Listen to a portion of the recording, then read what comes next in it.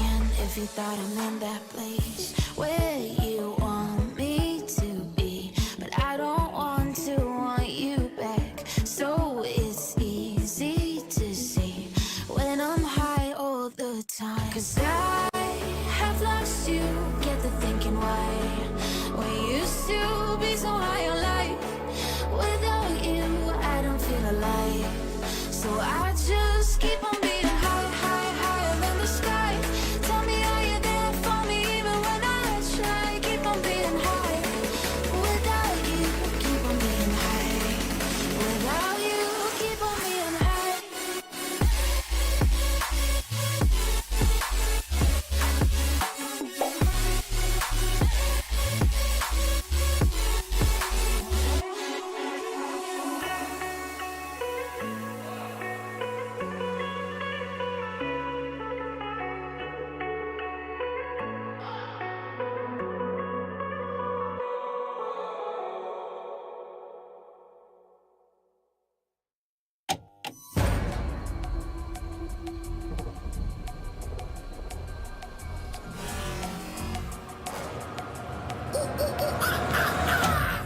There's a pyramid of power with eyes that can see it all. Cameras to capture your image at City Hall. Realize they listen whenever you make it in streets. But you want a revolution, I really give it to y'all. Bring this the army that bands against bands of dead presidents, determining life of mankind. Cancerous, how we breathe vapors. Green colors bleeding in streets for cheap paper. Assemble the masses, melt the plastic compound. Realign when the shit gets drastic. Lift the veil when the systems are masked. It's just another pyramid scheme, a government ranking. The power with the power with Charles Jurassic. Nation T-Rex with covert tactics. Rise from the ashes, take back the atlas. Bring the madness.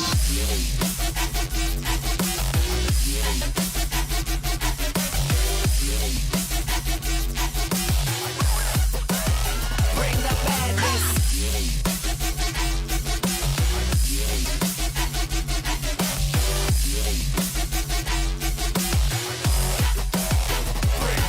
There's a pyramid of power with eyes that can see it all. And cameras to capture your image at City Hall. Realize they listen whenever you make a call. If you want a revolution, I really give it to you.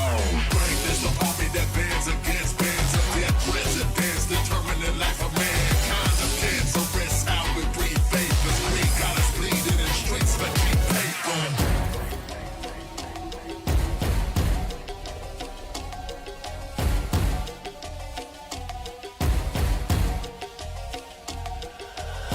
Assemble the masses, melt the plastic compound. Realign when the shit gets drastic. Lift the veil when the systems are masked. It's just another pyramid scheme, a government ranking. The power with Charles Jurassic. Nation T-Rex with covert tactics. Rise from the ashes, take back the atlas. Bring the madness.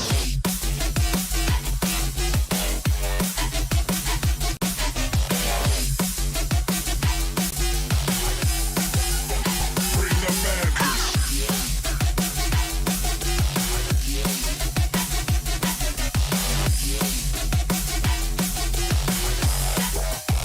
Bring the madness.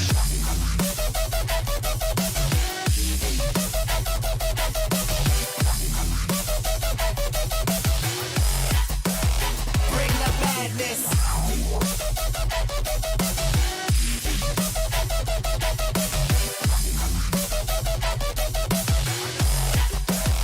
Bring the madness.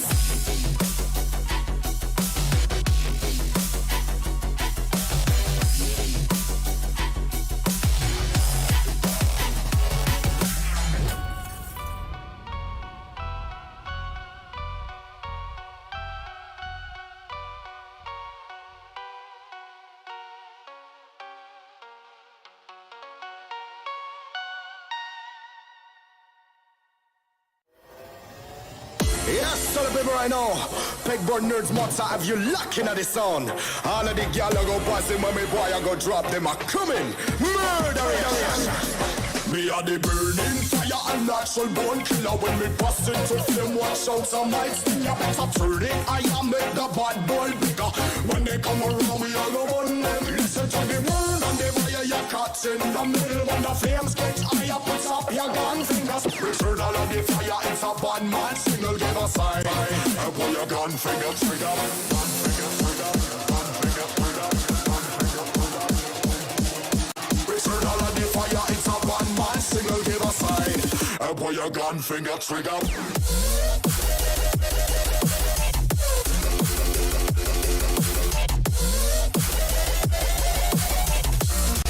Pull your gun finger trigger.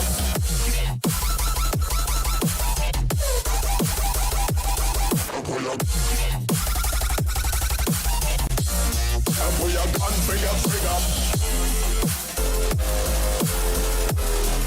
It's a bad man signal, give a sign.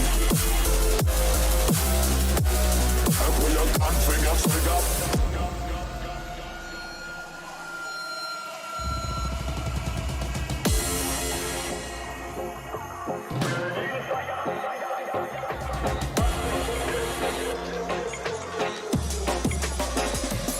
Me a the burning fire and natural born killer. When me bust into flame, watch out some might sting ya. So turn it, I am make the bad boy bigger. When they come around, we all go on them. Listen to the word and they buy your cuts in the middle. When the flames get higher, put up your gun fingers. Return all of the fire, it's a bad man signal, give a sign. And pull your gun finger trigger. Gun finger trigger. Gun finger trigger. Gun finger trigger. Return all of the fire, it's a bad man signal, give a sign. And pull your gun finger trigger.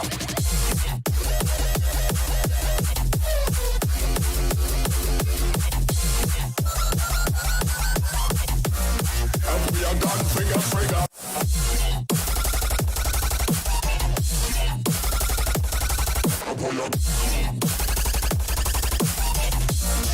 Pull your gun finger trigger. It's a bad man signal, give a sign. Pull your gun finger trigger.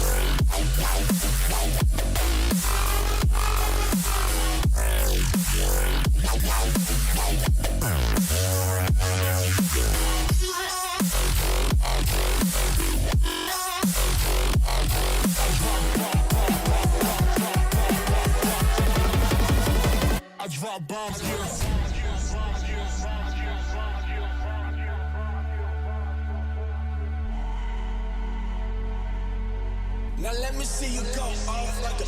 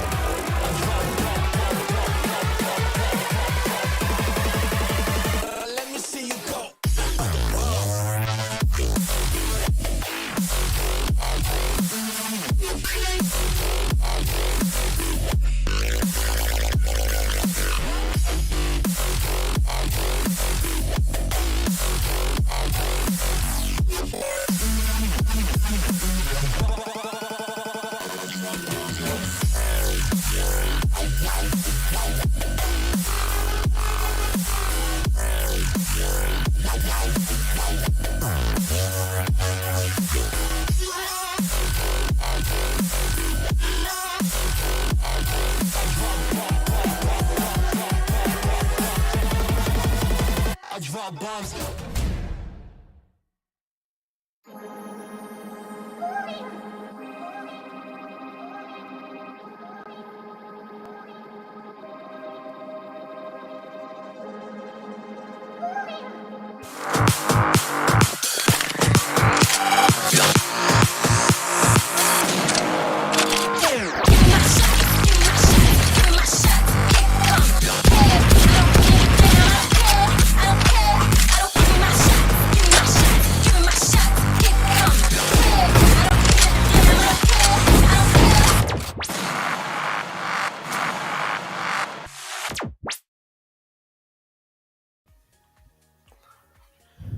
Welcome back, ladies and gentlemen, to NODWIN's Valorant Conquerors Championship. Today is the day for redemption for global esports, and are they going to be able to beat God Particles? This is what we're going to be finding out in today's stream, so welcome back, ladies and gentlemen. And with, of course, grooming partner as Gillette, we are pretty much going to be proceeding in forward for today's competition. The first matchup, as I mentioned, is going to be between global esports and God Particles. CA, how you doing, man? Oh, I'm doing great, and as you said, today it's going to be a phenomenal matchup, the revenge matchup for GE. But for both of these teams, a chance to really settle the score. You know, they're in terms of sets, they're 1-1. God Particles were able to get the win most recently, but in qualifier 1 in the quarterfinals, Global Esports picked up the win. So in this BO3, the third match to seal the deal, decide which team truly is the better one and get them the extra bragging rights with it. Oh, extra bragging rights for sure. That's what they're fighting for. Considering the fact that we know global esports are the defending champions, so this matchup's going to mean quite a lot, not just emotionally, also when it comes to the caliber that they want to prove themselves, to be like, okay, we are still one of the best teams out there in the region. Moving on forward, taking a look at the overview schedule. We're currently at 12th Feb in the wildcard playoffs, and then later on, of course, we're going to be having the grand final playoffs on 18th till 20 February. So, of course, this is going to be a really interesting affair, so yeah.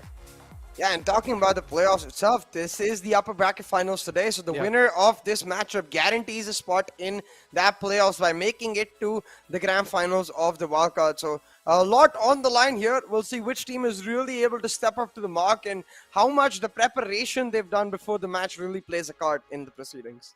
Oh, exactly. As you mentioned, this matchup's going to mean quite a lot. This means if you win over here, you're instantly going to be guaranteeing your spot in the grand final playoffs of the VCC. But taking a look at the tournament explanation, if there are some people who are joining in pretty much new, as we all know, 2 slots from India, then pretty much the rest of the regions are just going to be having 1 slot each. And then in Wildcard, which we are currently, it's going to be having 2 slots guaranteed in the grand final playoffs. And then moving forward, of course, 2 slots in the APAC Challenger playoffs as well.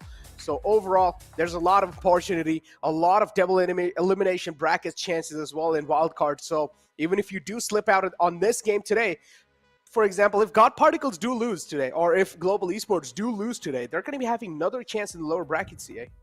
Yeah, exactly. And they're going to face the winner of our second matchup today, but we won't get there till we actually finish this because right now, as you said, upper bracket finals, both of these teams with that safety net, but I'm sure their eyes are peeled towards that grand finals of the wildcard and inherently a grand final playoff spot. So I really want to see what veto we do end up seeing last time around. We saw these teams play. We saw a heavy priority from God Particles on that map of Split. And I think even considering what they've done in the wildcard so far, it is their most comfortable map. So wouldn't be surprised if they go pick that up right away. Now for Global Esports, that's the biggest question. Where are they going to go? What have they planned? But before that, of course, the massive prize pool that motivates all our teams now. Exactly, not just motivate, it also puts on a little bit of more pressure, so comes with both edge. It's like a double-edged sword.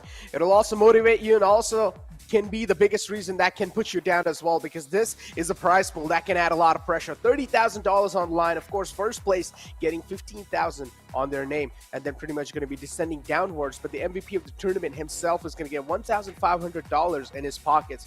Quite a lot of money, man. And there's a lot of players, especially those star players from each and every single team that are eyeing out for the MVP. And this time in VCC 2022, we're having pretty much a tougher competition for the MVP, CA.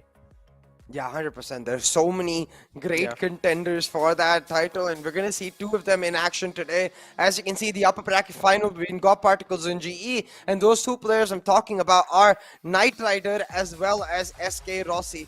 Both of the star players of their team looking to take away this map. But usually in this series, we tend to see players like Scargod, like the more of the players in the background really shine. And from GE, I have got my eyes on Lightning Fast today. He was on a lovely vein of form when we saw him against Maruti Peak, and I think he's going to look to continue that against God Particles today.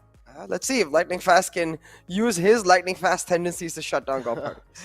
I mean, again, Lightning Fast is one of those players that is really good at the controller role that he plays. Most of the times, Viper is what he prefers to play on the map of Breeze. We saw yesterday him play Viper. So Lightning Fast overall is a player that can also be a backbone of the team and also do a really good job with supporting and overall also in the fragging power. We know Lightning Fast has some insane reflexes for sure, so he pretty much lives up to his name. But moving on for Global Esports, I feel like they just have a full all-star lineup.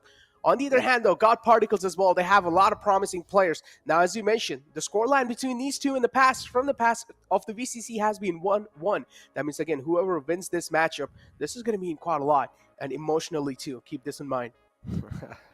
Yeah, there's bound to be a lot of emotional damage because the last time these teams faced off, it went into a long overtime series. So for both of them, it will be trying to prove that they can make the win happen without it. But hey, you know what? The viewers don't have to prove anything to get their hands on this exclusive merchandise. Every single day, we've got this available to you, so make sure you go participate. Look at that t-shirt, man. Breeze t-shirt looks so sick. All you guys need to do to pretty much participate in the giveaways, go ahead on your social medias and pretty much make a post saying hashtag VCC. Be a little creative with your post to pretty much get yourself a little bit of more better chance to try and get selected for the giveaway. And also tag at NODWIN Gaming in the post. That is the most important thing. You guys need to make sure you guys are tagging the official NODWIN Gaming account in your post, and then not only you will be eligible for the giveaway, and also make sure you guys subscribe to the YouTube channel just to add on little bit more luck and also add on a little bit of more odds on your favor. But moving it forward, let's take a look at the map veto, CA. It's time for us to end the suspense, and also viewers, it's time for us to put a little bit of smile on viewers' faces as well. Global Esports pretty much banning out Fracture. They know God Particles are really good on it, and then we have God Particles pretty much going for a comfort ban and a target ban at the same time. Yeah, the Icebox, it is a bit of a comfort ban. It's a standard ban for God Particles in every set. Now, what I'm interested about, though, is the bind picked up for GE. It's almost like they're like, hey, you know what? I don't think you guys should have won that last bind that we played, and we're going to prove it in the first map. We're going to take not just the map lead, but also take that psychological advantage at the same time by taking you down in the map that God Particles secured to find the win. So this is quite curious to me because, as we regularly say, this has its pros and cons. Yes, if GE win, it gives them a massive boost in confidence. They've almost instantly redeemed themselves for their loss against God Particles. But if GE lose, then suddenly you start getting the same doubts, the same hesitation, like, hey, wait, do we screw up again? We'll have to see.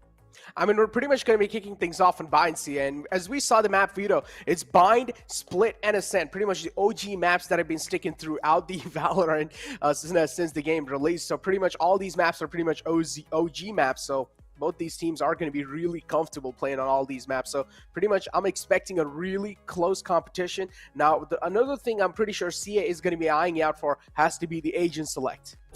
Oh yeah, I think it's just going to be the standard picks, no changes expected.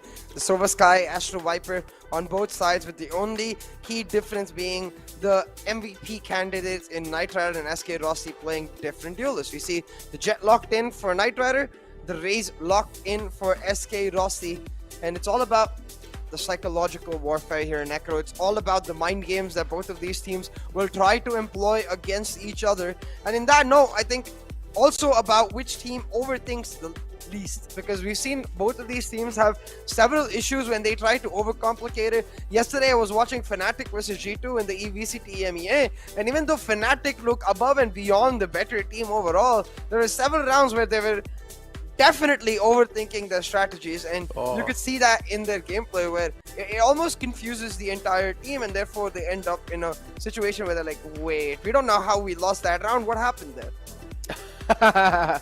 Yeah, sometimes the random factor do kick in, man, and it does get really hard for you to control that as well. It's just human tendencies, I guess.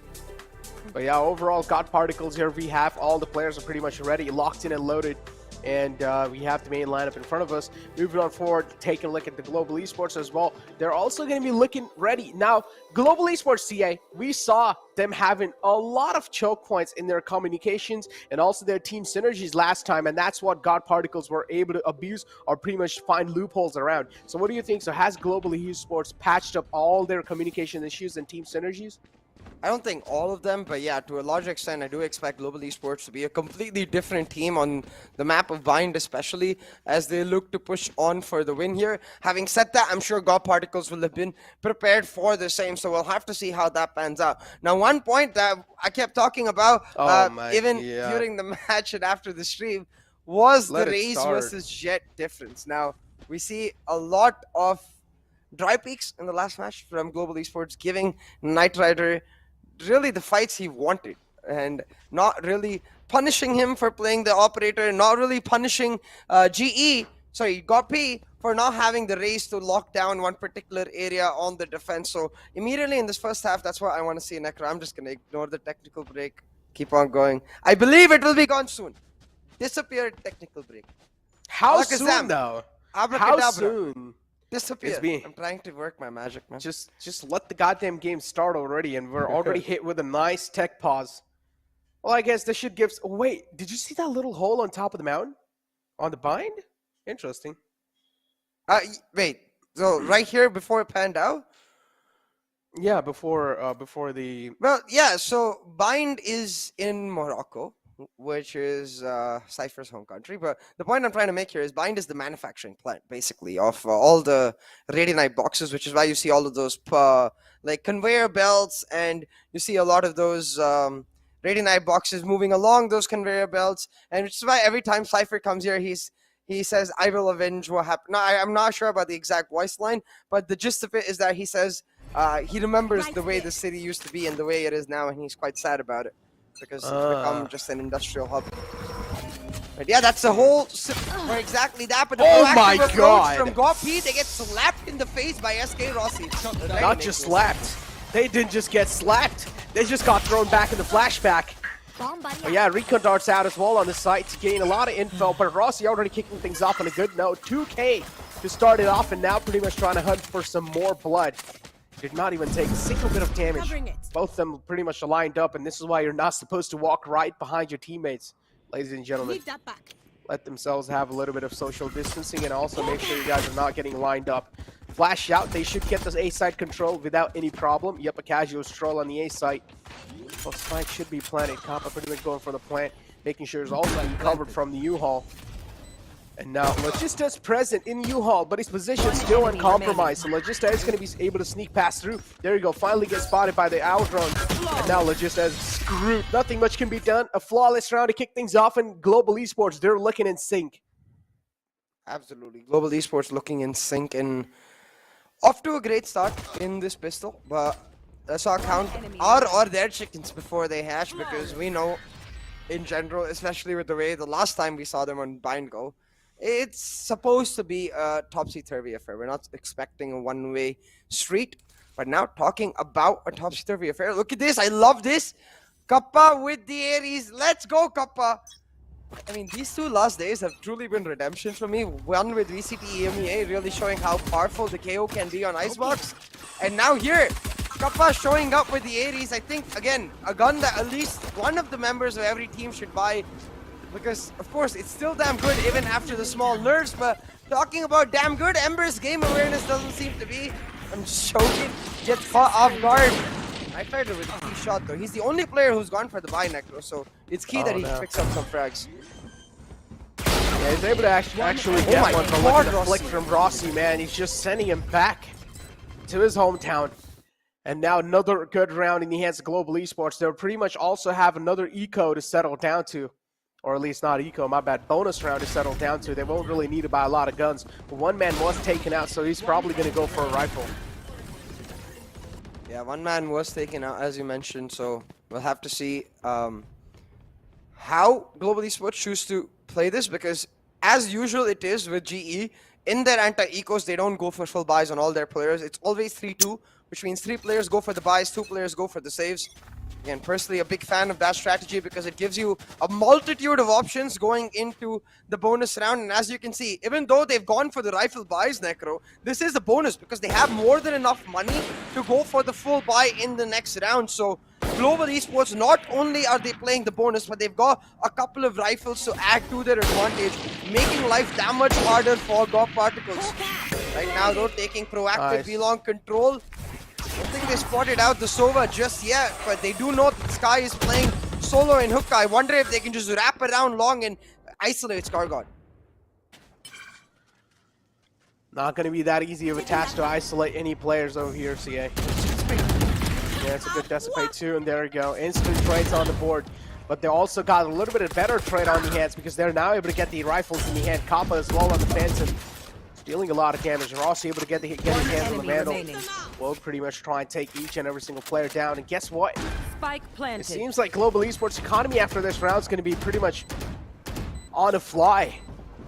And Logista is the only man left alive, so he's pretty much going to be having a lot of pressure on his shoulders too. And look at Rossi, not scared of approaching this battle, but still Logista down now to 30 HP. It's a 1-on-2 situation. It's highly unlikely for him to clutch this out. 30 HP into the hand. He's probably going to be walking out the smoke. There you go. The gun barrel sticks out and Kappa spams him out the game. Yeah. Able to shut him down and just like that, pick up the win. And as you said, the Ares coming in clutch once again. But we'll have to really see.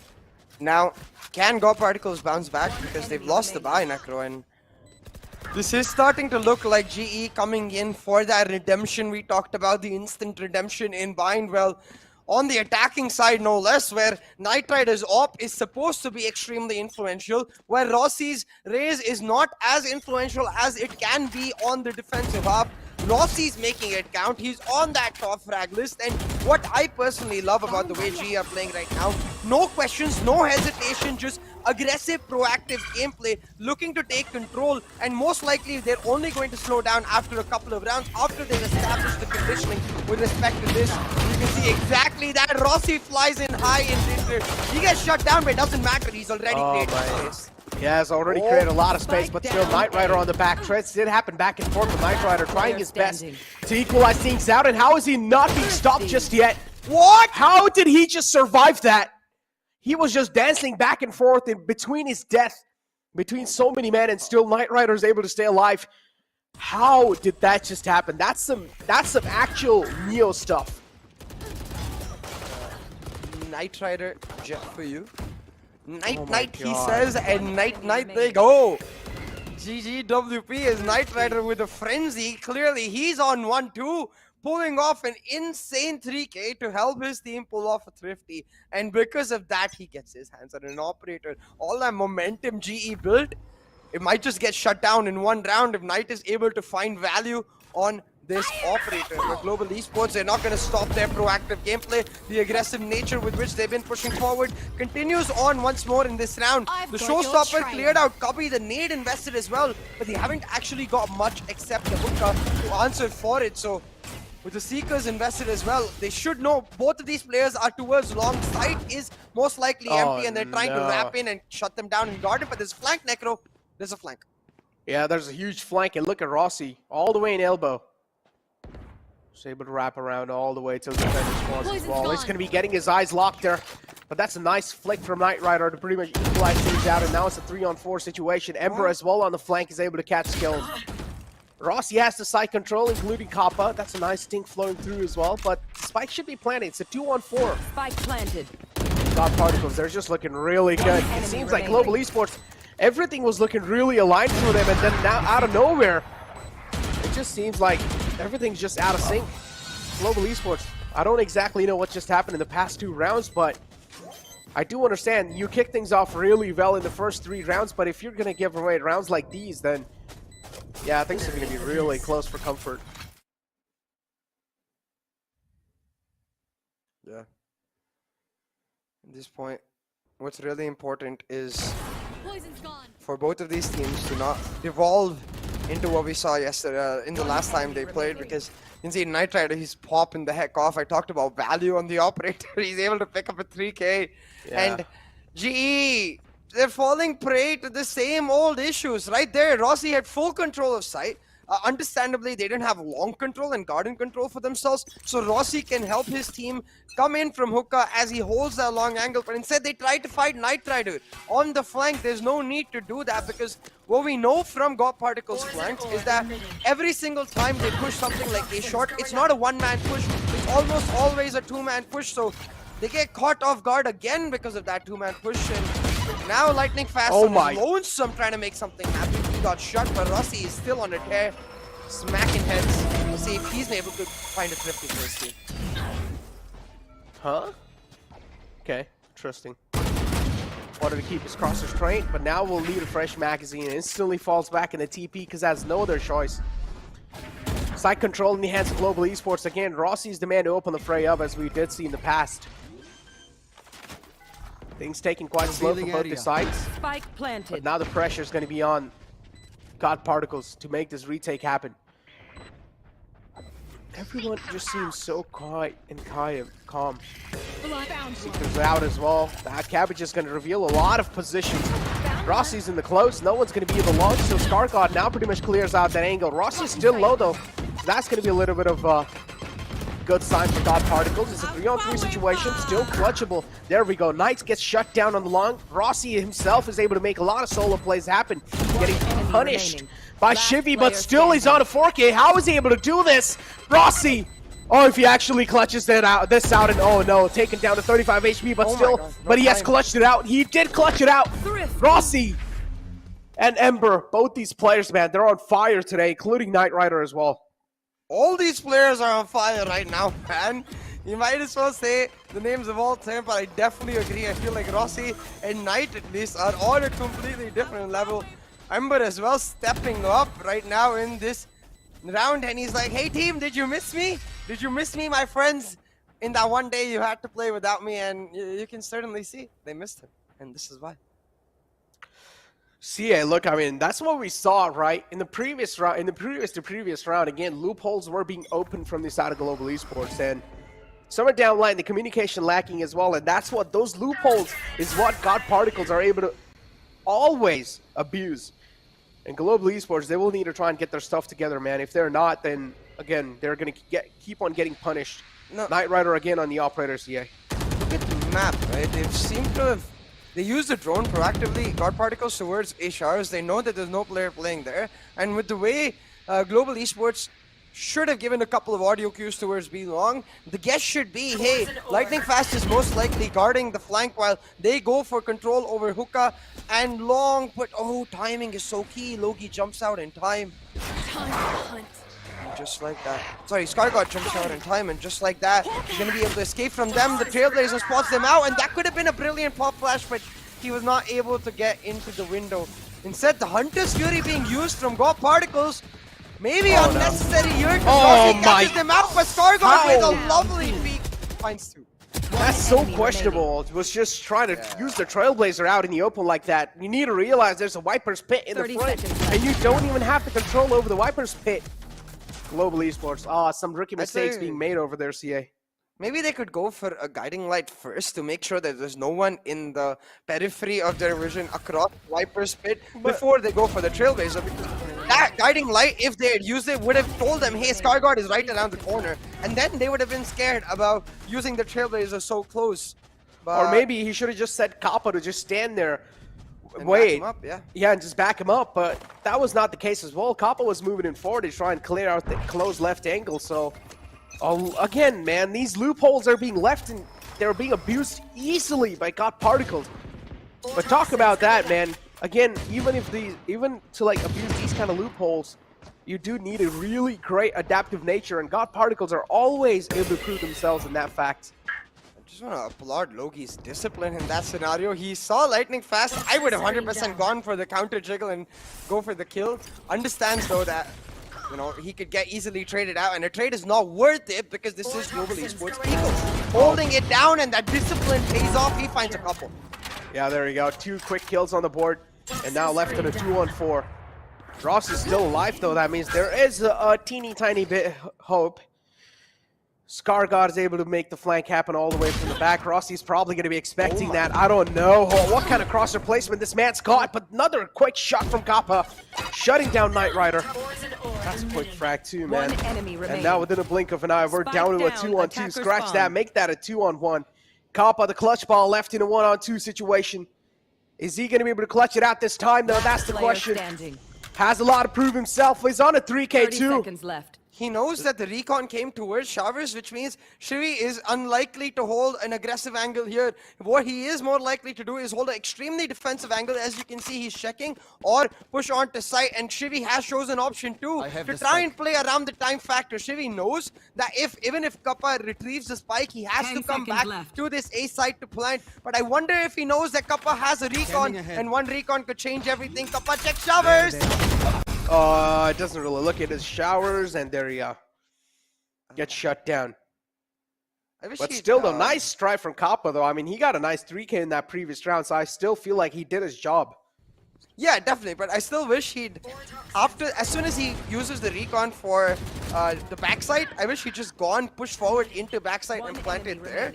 Because then it would be a matter of taking a guess that there's no one in backside, as compared to now having to cover both angles, where that recon would not have spotted someone sitting in the showers default plant box or in showers. So has to worry about 2 angles. But yeah, in the heat of the moment, you're not thinking that much. So fair enough. Kappa doing his best to try and pull it off, and so far so great, honestly, for both of these teams. It's a 4-4 even scoreline, but it is going to be slightly more valuable for Global Esports Necro, because Knight Rider's op, it becomes that much less influential on attack. Heavy presence on the short here, and I do like that they have the Astra watching the back as well. So Global Esports now trying to be really key to the flank watching. Do like how they're playing this out there. Oh, look at the flank. Oh, Skills, yep, he's going to spot the flank out, and this is quite huge. But I think so he's being expected. This is huge, though. Double peek comes out, and Skills, he expects both of them, but the third man is not expected. It's fine. Knight Rider still able to equalize things out, and this is quite insane. This is classic God Particles for you guys. And within a blink of an eye, we are now left in a 1-on-2 situation again. Hellranger, the IGL himself, the brilliant man to clutch it out. Spike available, so he should be able to get the plant down. That means as soon as he does get the plant down, the pressure will be shifted on God Particles, on the Knight Rider himself. Oh, I love this plan because he can play U-Haul or CT, but acknowledging that Knight Rider is... There's two positions Knight Rider can come from. He's either coming A short or he's coming CT, so... Instead, he's going to back up, play on the U-Haul post plant, and cover A short at the same time. Now, Knight Rider with the operator going to have a very difficult time clearing all angles. Yeah, he has a Blaze It Storm, does though. come down to whether he's going to look in the this is right it. time, There and we go. Hellranger turns away. Oh, no. Unfortunate He had a there. guiding light as well. Just needs to check. Like, use Honestly- it proactively. It's okay if he gives his position away. I honestly feel like he should have just played that U-Haul cubby right there.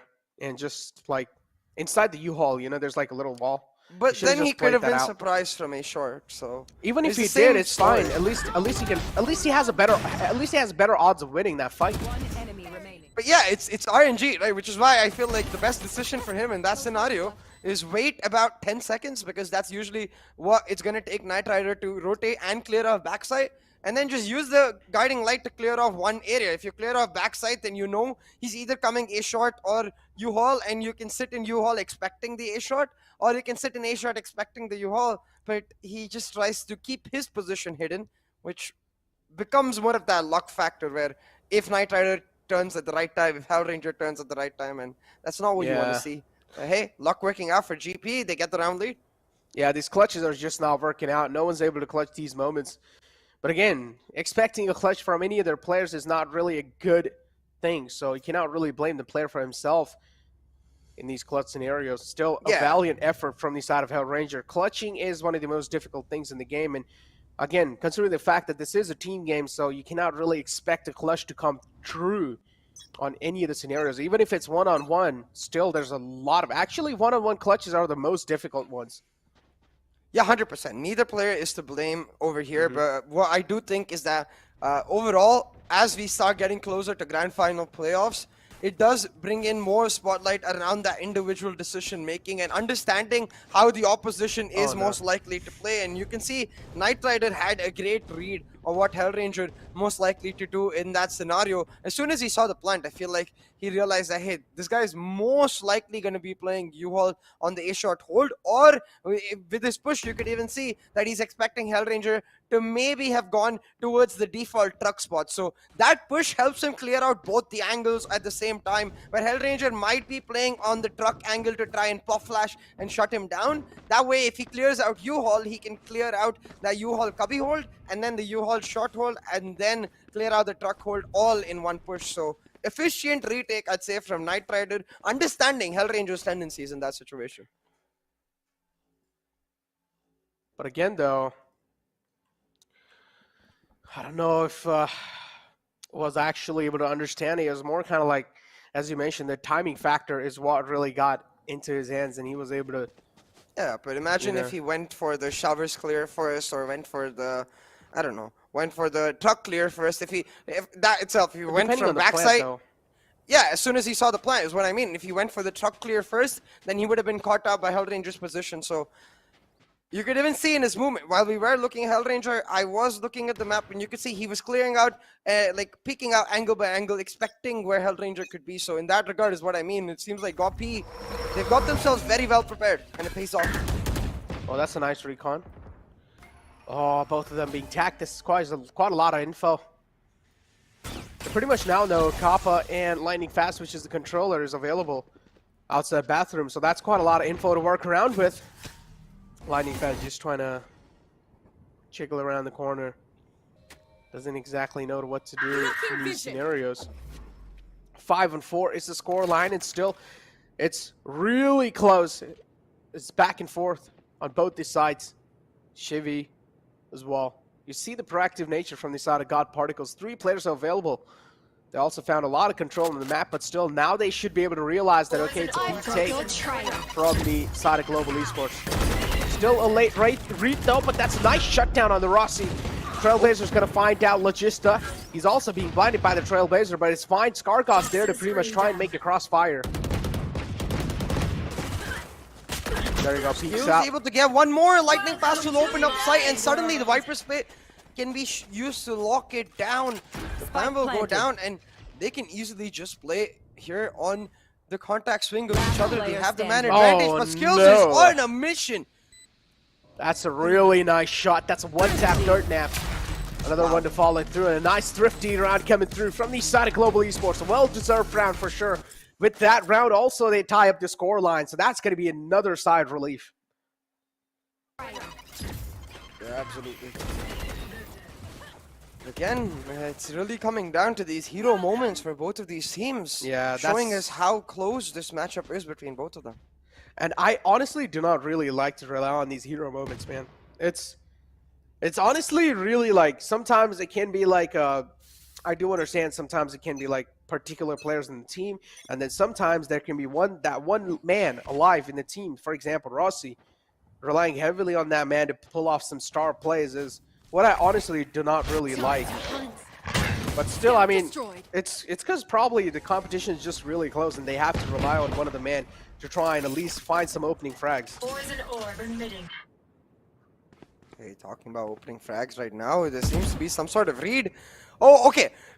This is quite interesting because you remember last round they spotted out the Sova and the Viper on the recon towards A Showers, and the push came in towards B. I think that's where they're getting this read from. They're like, hey, whenever we see that Viper being helped by the Sova to get an advanced lurking position, they're most likely going to come onto this B site, and the read is spectacular from Gob Particles, but Scarguard is going to get caught out. He's going to have to take the TP, and you have to remember, Gob Particles are on an eco.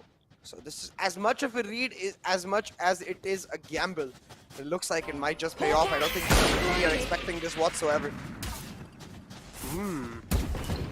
They've already found a lot of control over Oh, here. B site is what they're actually able to get inside really easily, CA, but still, they're not able to get the hold of the site, and that's what the problem is. They're able to flood in, but still the hold is what they're really looking for, crucially. And now Global Esports, they will of course get these kills on the board because it is an eco round for God Particles. Scargod's still alive, and a nice shot from Ember, actually, to shut him down, and now we're left with a 2-on-4 situation. Still, vision's looking quite blurry. Yeah, that recon was absolutely game-changing. Nice shot from Rossi, shutting down Scargod too, and now it's all down to Ember. Now, he can try and go for clutch. Keep this in mind. This was an eco round, so I'm not really going to blame Ember if he does go for it. There we go. He did give his best. That one recon from Kappa revealing both Shivi and Logi. They needed to assign someone to break that as soon as they came through, but a second, or not even a second, I feel like half a second too late on that meant that their positions were revealed and the call was given, let's rotate. Of course, they left one player back. I believe it was Hellranger being left back to delay as long as possible while the rest of them go for the rotate, and they were helped by the fact that they heard Scargod's. I think they heard Scargod's rotate coming through as well. I think a few of them heard it and a few of them didn't because of the Cosmic Divide. But either ways, very well done by GE to make sure that they check every angle. They use that recon before flooding into site, acknowledging and giving respect to God Particles for being able to read into their setups now. You can see the Viper Spit used in Showers, not an area we see regularly, but I really like this because of the way they're playing on the other side of the map, which is the aggressive push from Knight Rider here down B long, while they use the drone to clear off Showers and tell Logi, hey, you've not got to worry just yet, there's no one in front of you. Oh, the drone makes sure the Knight Rider doesn't get a free peek, and Rossi makes him pay. Oh yeah, he's gonna make him pay for that little spot that he just left out. And Skills as well to follow it through. Oh God, Particles, they're giving these early kills, and that's what not really is working out for them. Mighty fast now. Away. One enemy remaining. Coming out from the side of God Particles. They're just funneling in Global Esports crosshairs, and Global Esports are not going to let these frags go away.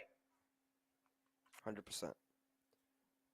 The lead established for Global Esports from this first half.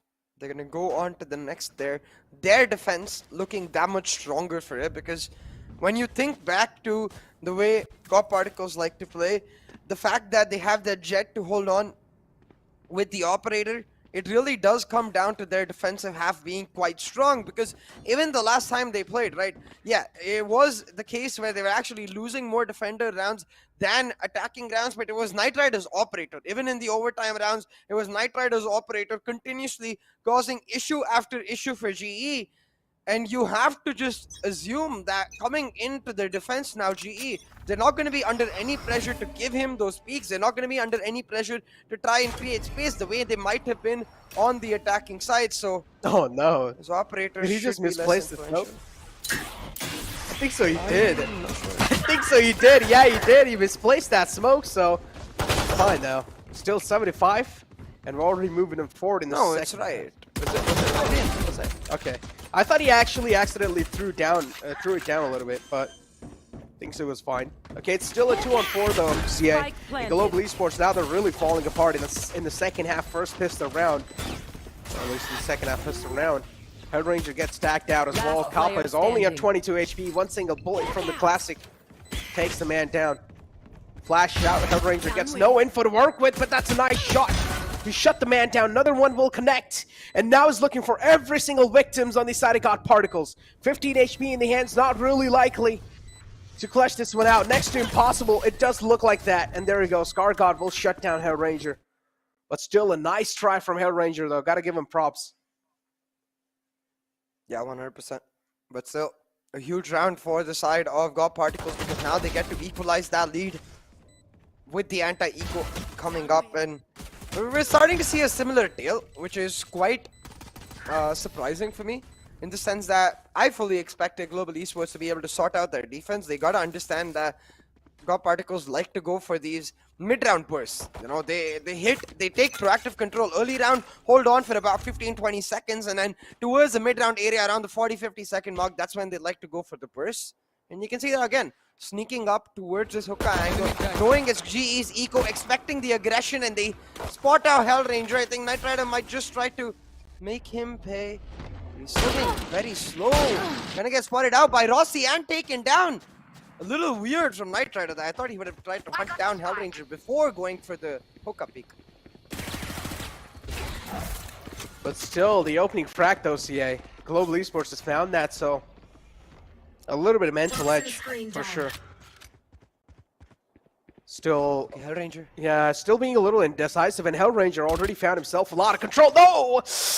Oh, accidentally shoots out with the reflex and also gives his position away. Had a key one too, CA, and it's not going to be highly paying off as well now in the future. Oh, gets caught. There you go, Hellranger. Oh, that's a little mistake being made, and now he will have to pay off for that.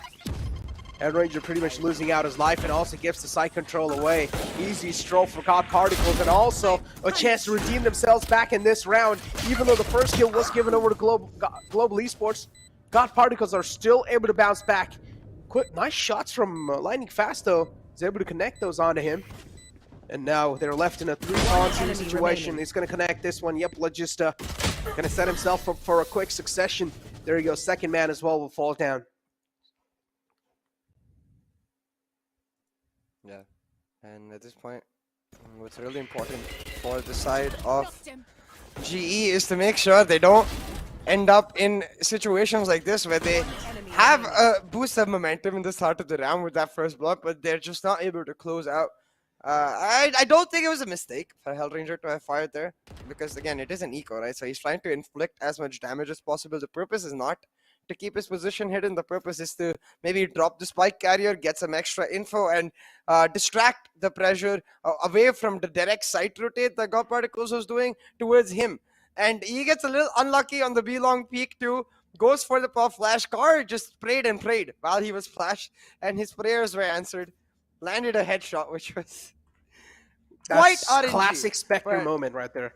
Exactly. Very, very I feel standard it, man. Spectre spray So that I have this kind of stuff has happened to me as well. So I was playing a normal competitive game yesterday and had some Odin spammers in the opponent, and all they were, I did try to pop flash out with the Reyna with the layer, but that man just kept on spamming. I just walked right in his bullets, and that was like one of the most like frustrating moments too, because we were losing really bad and we lost. So nothing much can be done. Yeah, Kind of it is what it is. feels So, bad, which is man. why Global Esports needs to focus on this next round coming up.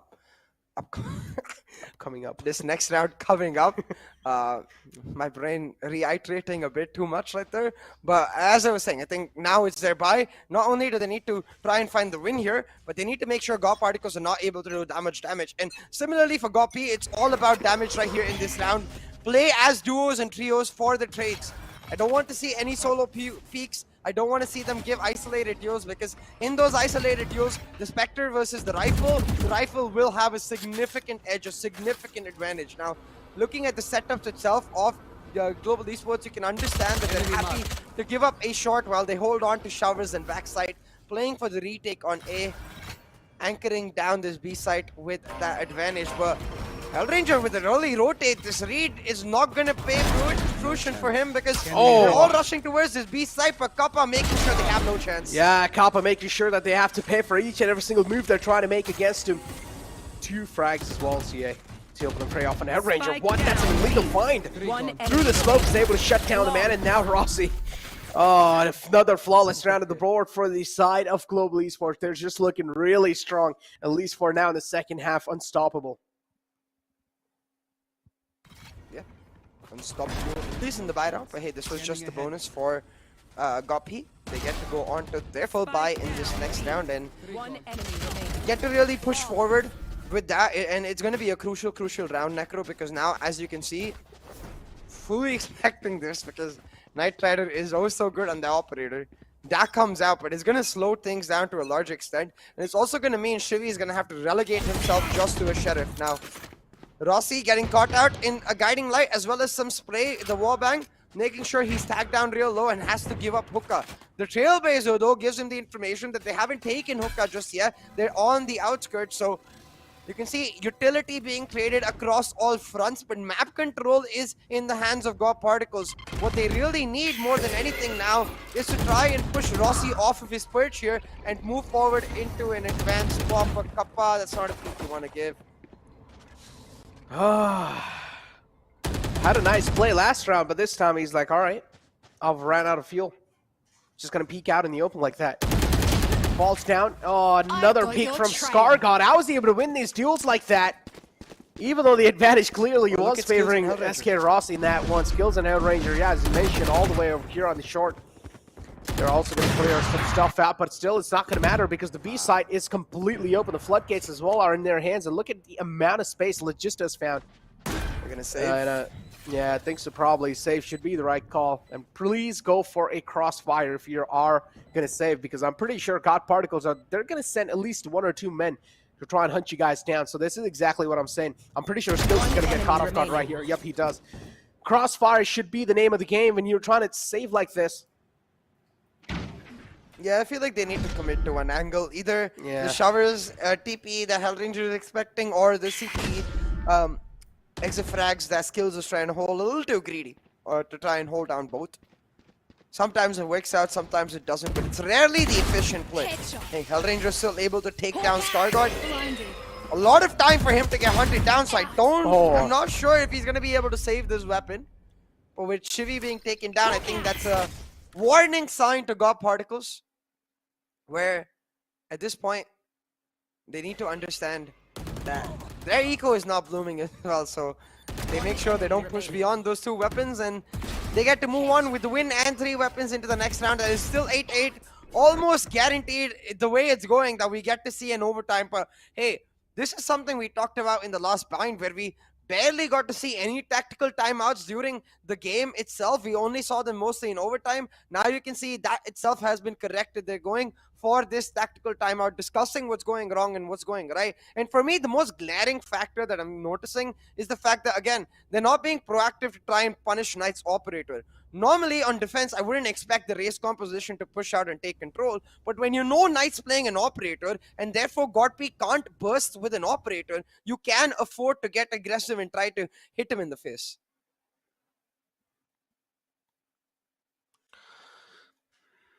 Again, now the operator is what you were really talking about. But Global Esports, after that previous round loss again, is just going really back and forth here. And this is what I feel like does eat quite a lot of Global Esports, like overall mental confidence. And it just keeps them building a lot in Global Esports. On the other hand, God Particles now coming inside the series, of course, were underdog, and now they are a pretty well-known team. So still, I mean, God Particles, they won't really have as much as pressure compared to Global Esports, especially already knowing that you're already all the way down here in Wildcard. That in itself has to be kind of like a pressuring factor, being the defending champions of the VCC. So Global Esports, man, they've got a lot to prove here.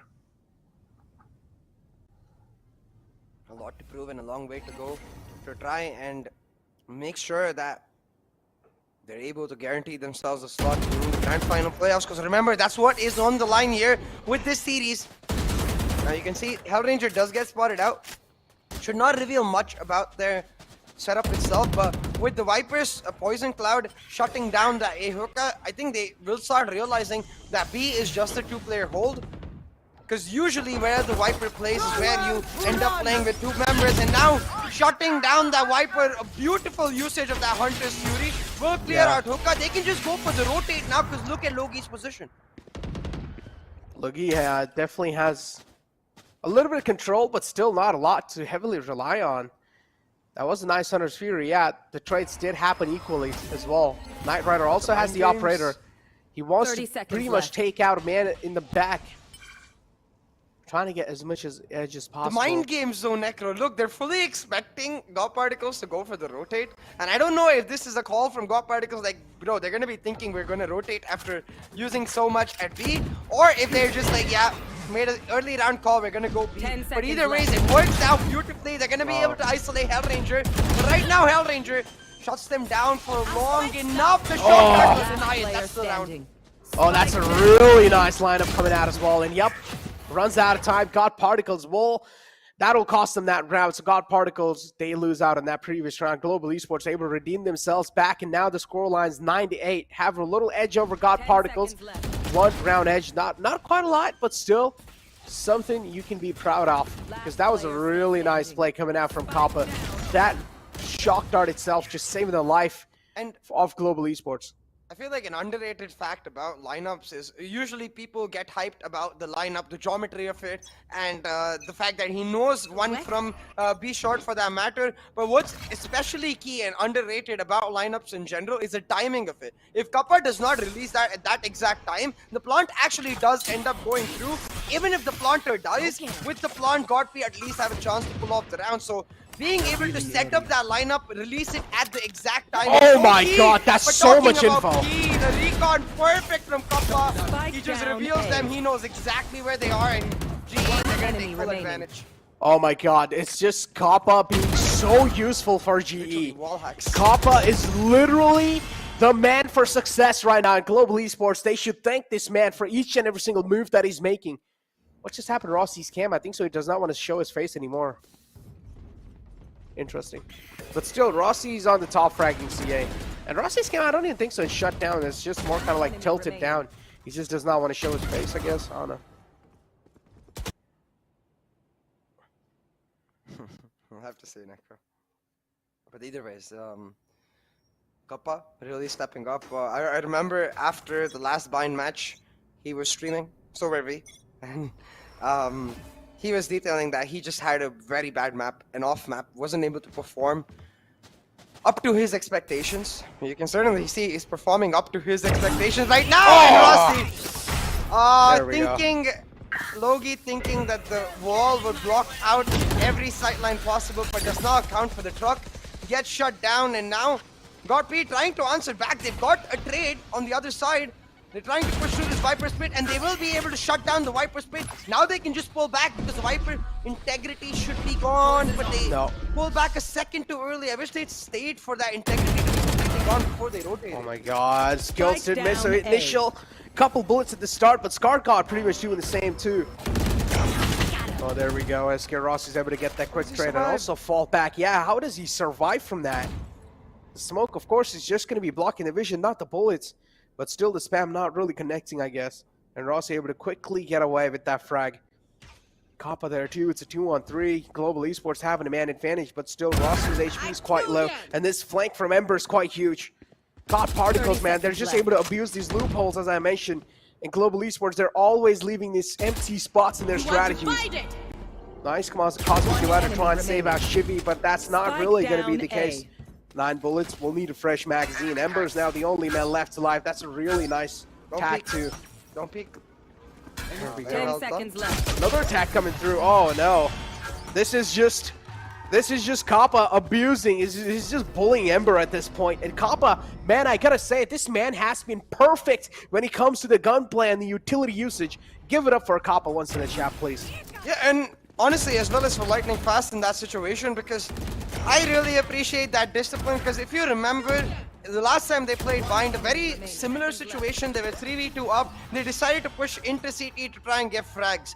This time they're not focused on the frags, they know they dropped the spike carrier, they know the time is on their side, and they hold for dear life. Even when Lightning Fast pushes, he pushes after he set up his wall, so there is no vision for the side of that God Particles member, and even waits for that extra tag coming in from Kappa.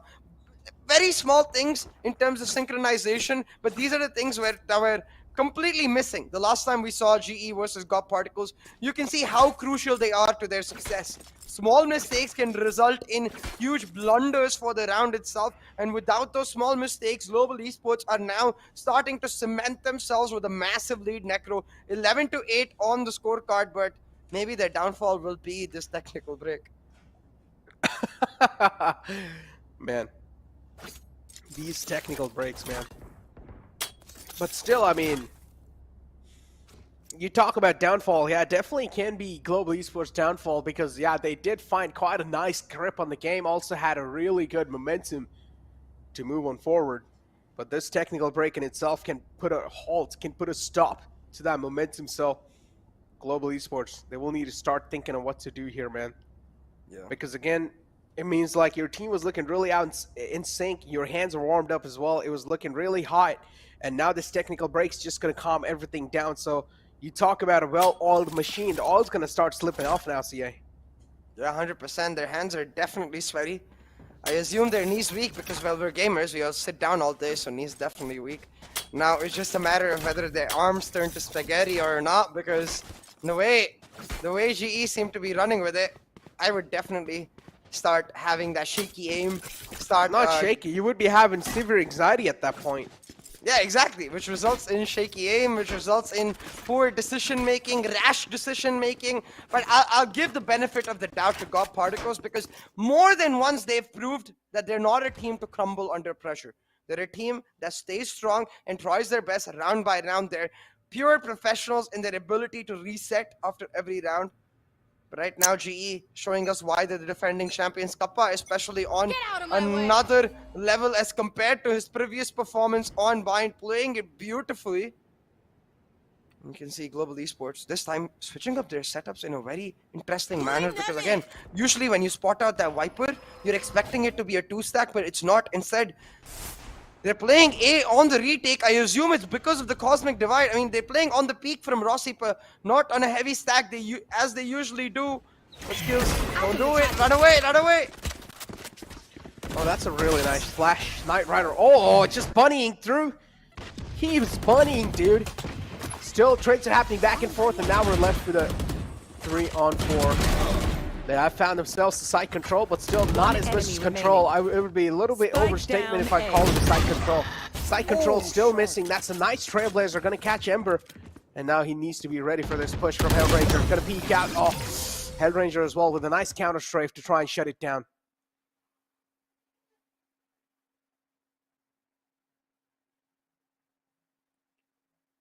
And very well done. Again, from GE. It's really that discipline and positions, right? Even though skills gets caught out, they realize that all they really need to do is expect a burst. They play on the backside, and especially since they've got the flank from Lightning Fast coming in, he's giving them the information, hey, there's no one here in hookah or long, and damn. Global Esports, they're showing us what we were really missing in the last time they played Bind, you know? It's not even the fact that players didn't perform or strats were wrong or calls were wrong, which is mostly discipline. That's the anti-flash push that Logi is. But they don't need no flashes when Rossi's got an operator. Shuts them down in Global Esports. They will pick up map 1, 13-8. Discipline is the name of the game, and it looks like the defending champions are back, baby. It's like Rossi single-handedly just controlled God Particles in that last round. And wow, what was that? Rossi just putting on an absolute show, and the rest of the players just following it as well. Just marching through behind Rossi and able to collect those leftover kills. But yeah, overall, Rossi was the game-changing man in that last round. And a nice, flawless performance, CA. I would like to say, Global Esports, it did seem like each and every single player today was performing up to the mark. Yeah, 100% Necro. And like just to add on to that, what I'd like to say is that for me as a player, as a person who's been seeing GE for the longest time, I feel like this team is at their best when they've got control of at least portions of the map in their hand. When you look back towards the last map of Bind, after this series, maybe the viewers can go back and watch as well. You see that Global Esports continuously in parts of the map were allowing God Particles to walk in, take map control for free without really committing any utility. But this time around on the attack, everywhere God Particles went, they could never walk in for free. They had to commit utility. Even when they knew one player was playing hookah, they had to commit the Hunter Suri, had to commit the Trailblazer. And that's the basic thing. If you're forcing God Particles to commit utility, suddenly when they're on site, your team has the utility advantage. You can re-aggress, take back control, and proactivity is what works for GE. I'm glad they're back in that sense. Yeah, exactly. I mean, Global Esports is one of those teams that really does thrive on a lot of proactive nature, and we have seen them be really aggressive. If you remember, last time in 2021 in the VCC, Global Esports was one of the most aggressive teams from India. So coming inside 2022, somewhere down the line, the aggressive nature was being hurt, but now over here in the map of Bind, we're seeing a little glimpse of the OG Global Esports coming back, but moving on forward, taking a look at God Particles as well. 18 frags, remember, pretty much topping the charts on their side, and then you have Global Esports, SK Rossi, of course, with 25 frags, 14 deaths, and 3 assists, just showing that he is unparalleled to any other player over here in the VCC. He's just on another level. Absolutely. And talking about another level, this matchup, boy oh boy, this matchup is really starting to pump me up, Necro. I'm feeling the adrenaline. It's almost like I've got a can of energy drinks without even drinking any energy drinks inside me, because these teams are so good. Even though it's a 13-8, every single round went down to the wire. You can see on their timeline as well that it was back and forth, back and forth, back and forth, till around 8-8, if you remember, Hell Ranger took a tactical timeout. Tactical timeout means the players get to calm down, the players get to get back on the same page, and ever since that tactical timeout, it was all guns blazing for GE. They pulled off round after round after round. And look at the MVP comparison too. Rossi just doing so good. Yeah, there were a couple of rounds where Rossi got taken out quite early, but still, talk about the consistency is still present. But Ember as well is one of those players that is really consistent, but you need to understand Ember is not a duelist player, so still able to live up and still able to pretty much try and compete against a player like Rossi. That's quite a huge thing in itself. So overall, as I mentioned, God Particles as well, they have some talented players, but again, in the end, it does really come down to how early in the game they're able to activate themselves, and this is what God Particles really does thrive on. For example, take a look at ScarGod in that previous game. Wasn't really able to pop off that well, but in the past, though, he has had a popping off record. So again, you never know. Coming inside the second map, maybe ScarGod will start popping off, and he will pretty much try and save off the second map for God Particles. Anything can happen. So many odds, man. But that's the thing, right? It really did feel like even in the last time around, viewers, make sure you get into this real quick, but I'm going to continue on with my point. Like even the last time around where ScarGod was able to pull off flank after flank after flank on their defensive half, it was because GE were leaving so much space on the map just freely available. I'm not saying that ScarGod can't do it again. I'm just saying that it seems like the way GE has corrected their mistakes, they are acknowledging, yo, we can't just give up control of a portion of the map for free. If, for example, it's not like they didn't do it this time. When they did leave a round be long and ScarGod tried to flank, they had already bursted into side. They were committed to one mentality instead of being in two minds, and that discipline, it's key. And I don't know, it feels like God Particles are running out of options. We'll have to see what they can pull off in Split, because on Split, that Breach Sky comes back and GE looks so strong. Yeah, exactly. I mean, we're literally seeing a huge change in the mentality of Global Esports as well. So overall, Global Esports are just looking really strong. And I don't exactly know what change they went through, man, since these past couple of days. But Global Esports, they're just looking another level. There seems like Global Esports, the OG form is back in Global Esports, and this is what I really wanted to see. Even if there are little loopholes left, it's fine. The indecisive nature isn't really kicking through. With that being said, the first map of the first best of 3 series out the gate now. Need to find out who is going to be sealing the deal on the second map. You guys will have to wait through a small break.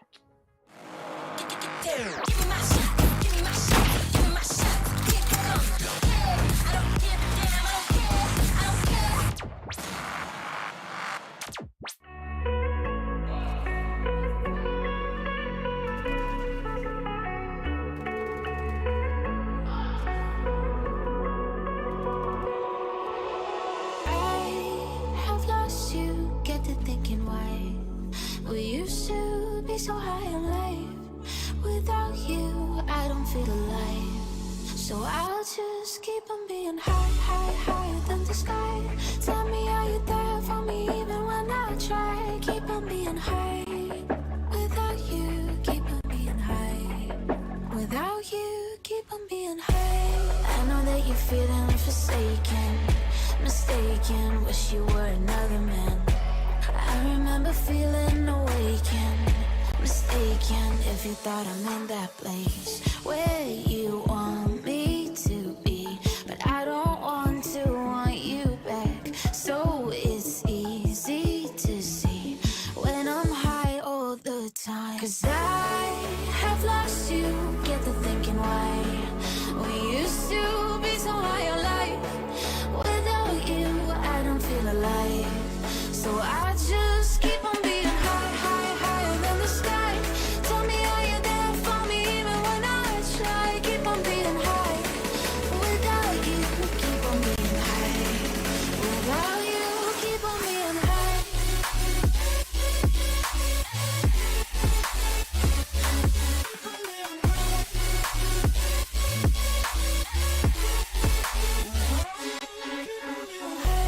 I know that you're feeling forsaken, mistaken, wish you were another man. I remember feeling awakened, mistaken if you thought I'm in that place where you want me to be. But I don't want you back. So it's easy to see when I'm high all the time. 'Cause I have lost you, get the thinking why. We used to be so high on life. Without you, I don't feel alive. So I just keep on being higher than the sky. Tell me, are you there for me even when I try? Keep on being high. Without you, keep on being high. Without you, keep on being high.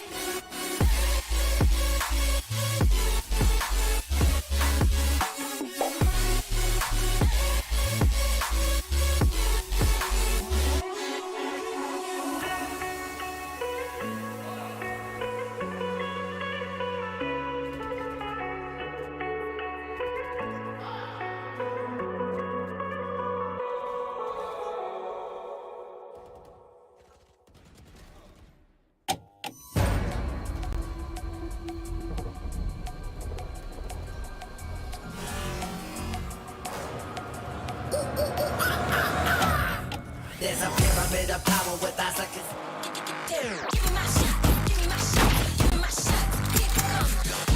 I don't give a damn, I don't care.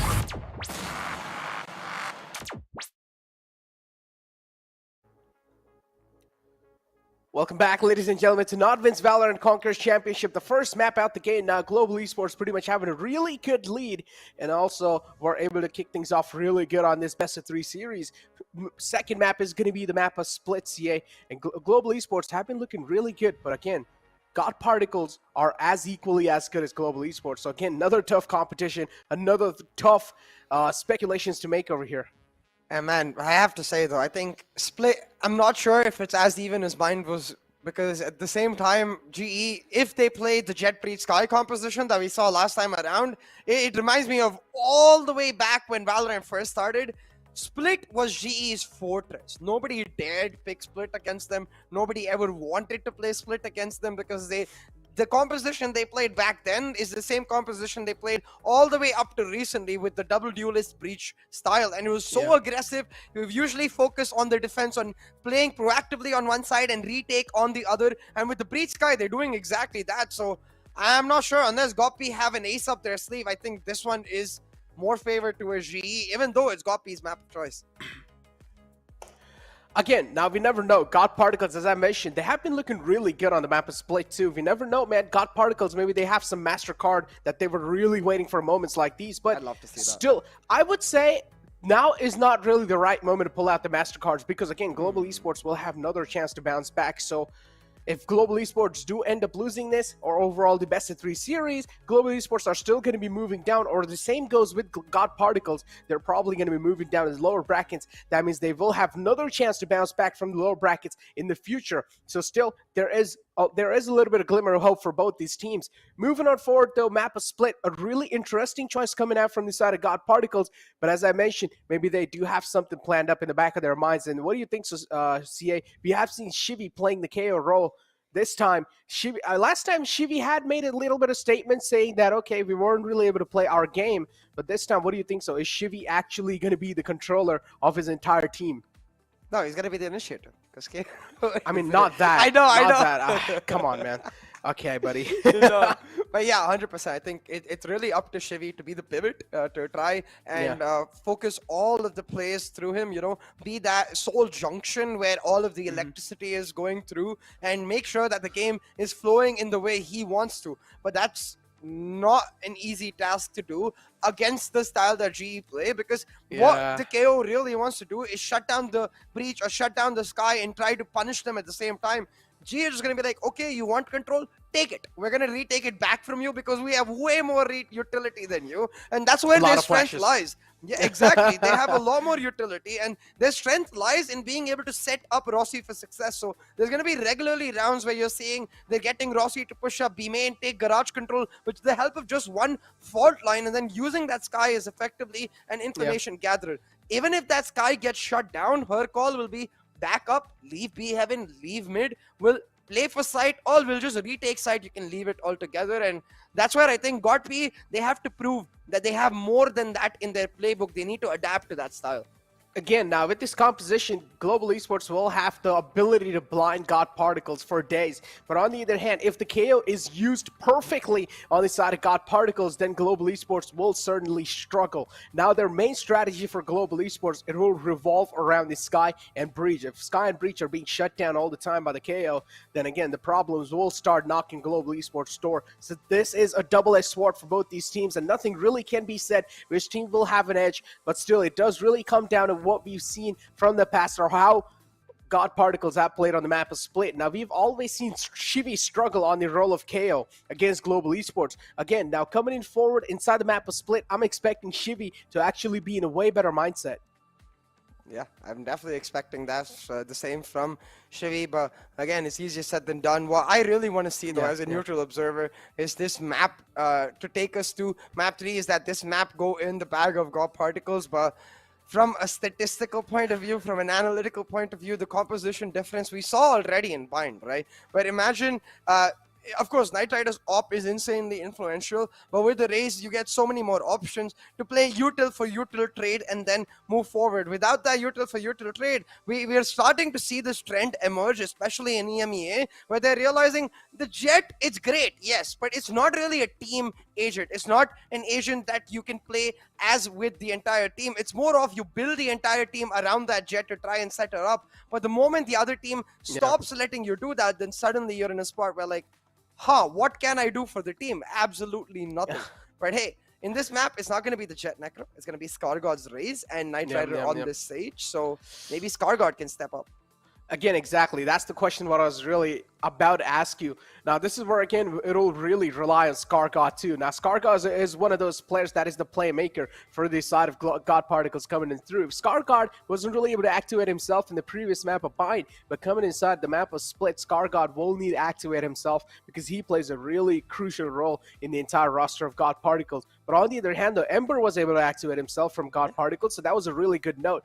But they also need to keep this thing in mind. On the side of Global Esports, each and every single player seems fired up. Lightning Fast just seemed a little bit dim today, but it's fine. I'm pretty sure moving it forward in the map of Split, he's probably going to get his mentality back together and get a nice grip on his game too. It's like you don't really need to step up when your teammates are doing just everything, and you can just sit back and relax and enjoy the game.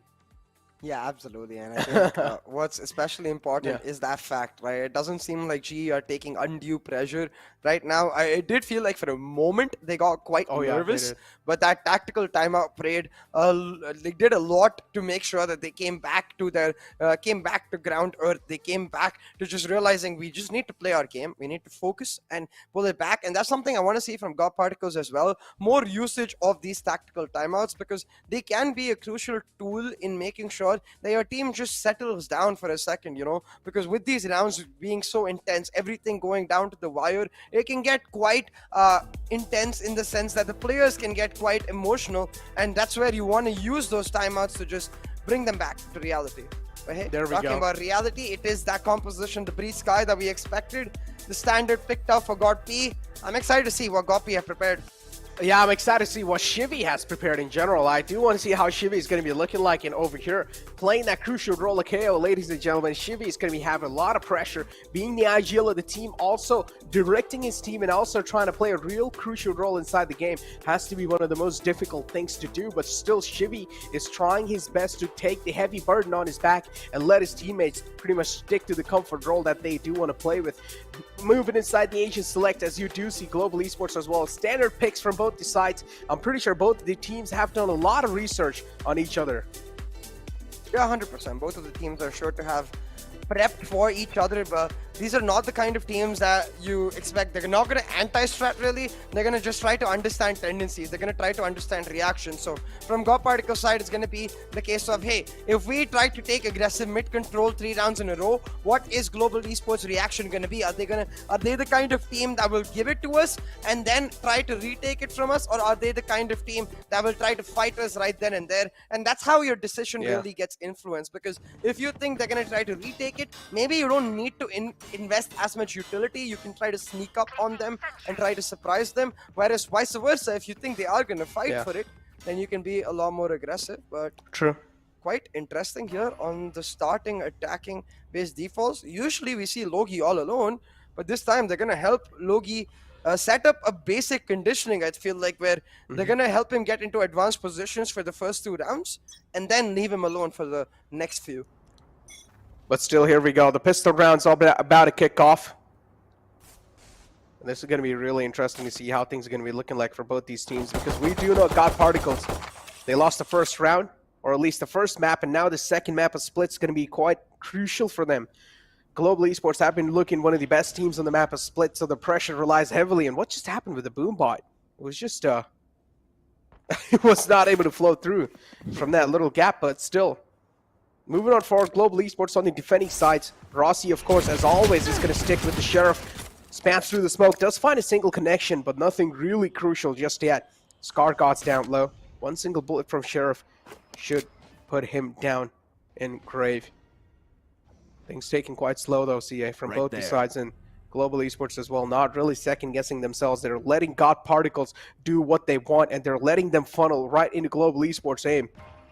Taking things quite slow. There we go. The funnel should be here. Nice stun from the breach. Another flash to fall it through. As I mentioned, Global Esports has the composition, or has the ability to blind God Particles for days. Kills are flowing in for God Particles, but there you go. Rossi played a really pivotal role inside this round. Kappa as well is able to follow it through, and now pretty much we're left with a 2-on-2 situation.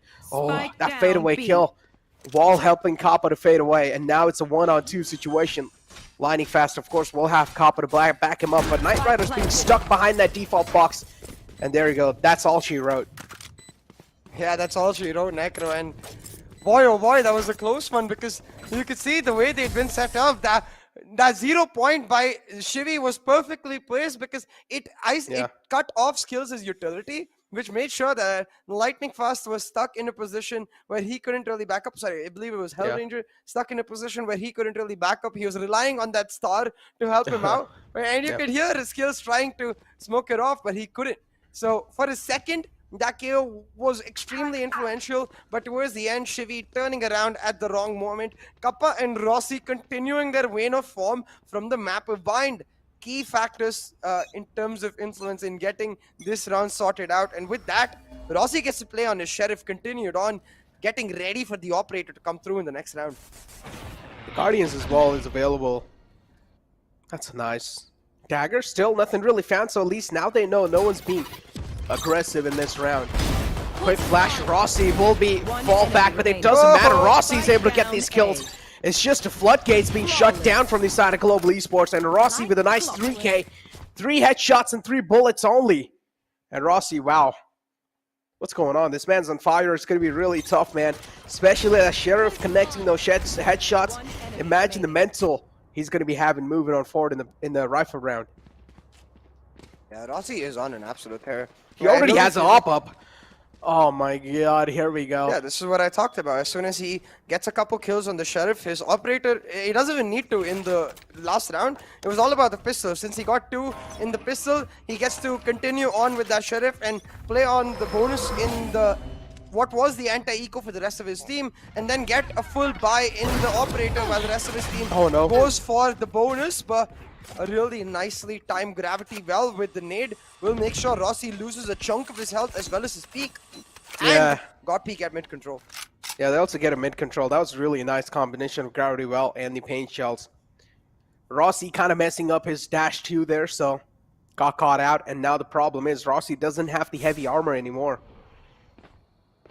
A nice flow through coming in. This is where lightning fast might just be caught off, and there you go. That's the opening frag on the A side. That's all they needed.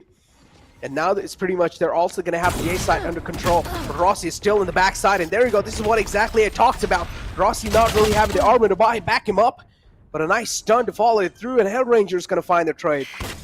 Global Esports now left with 3 men to work with. It's a 3-on-4 situation. Shivy barely gets away on a sliver of health. I don't know how is he alive in that spot. Finding some connections, a nice crossfire setup, and Logista still is able to steal these 2 kills away like a thief in the night. How did he just get those 2 kills?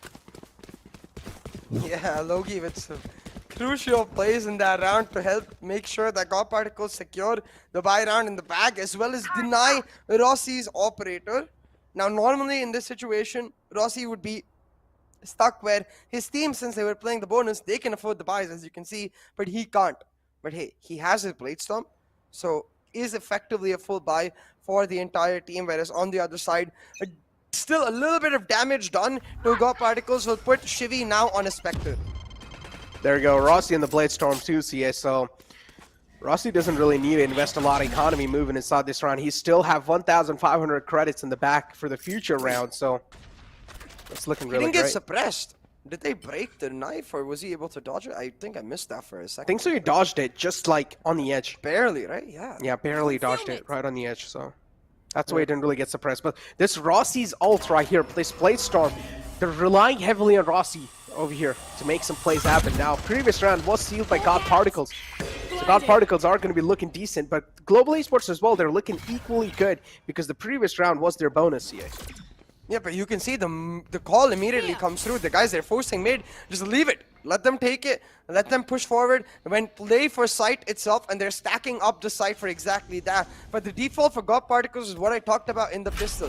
Early into the pistol, they were all working together to try and establish presence with Logi. But later into the buys is where they start leaving Logi alone, relying on him for the late wraps into site. And talking about wraps, look at this, that wall has isolated Rossi from Hellranger. He can't check both angles. He's gonna get dropped around, and Rossi can't trade till they peek him, but they give him the peek nonetheless, and he'll get it cleared. Shouldn't have peeked that. Yeah, there we go. The opening being down, and Rossi is not gonna punish them. There we go. Just slices 3 men like it's nothing. As if he's just playing Fruit Ninja on his phone. And now Shivy is the only man left alive on the site. And clearly, man, again, Shivy does have the dagger available to shut him down, but he's not able to use it to perfection, CA. And this is the exact problem we saw last time as well on the map. The split Shivy on the KO roll sometimes he does have a lot of burden. He's able to do decent, but still not as good as he is expected to play. One enemy remaining. Yeah, exactly. And at this point, what's really important is for God Particles to find a semblance of momentum, really, you know, because we saw this from GE in the first map also. They're starting to run away with it, but the key difference being that in that map, Right Rider's op was the crucial factor. It just one single round with the frenzy first and then the op following up back to back. It pulled back momentum with the hero play, and they can't really expect a hero play to come back to try and pull it back. Now Logi, he's trying to go for the jump peek, but Rossi is holding his discipline. He's gonna shut him down. You see the crosshair placement as well. Oh. Absolutely perfect, expecting Logi to jump can't peek use right that. then and there. Blocking vision. That was a really nice dink. Oh my god, Kappa 2, man. Now we're left on a 2. Spike down Okay, mid. make that a 1-on-5.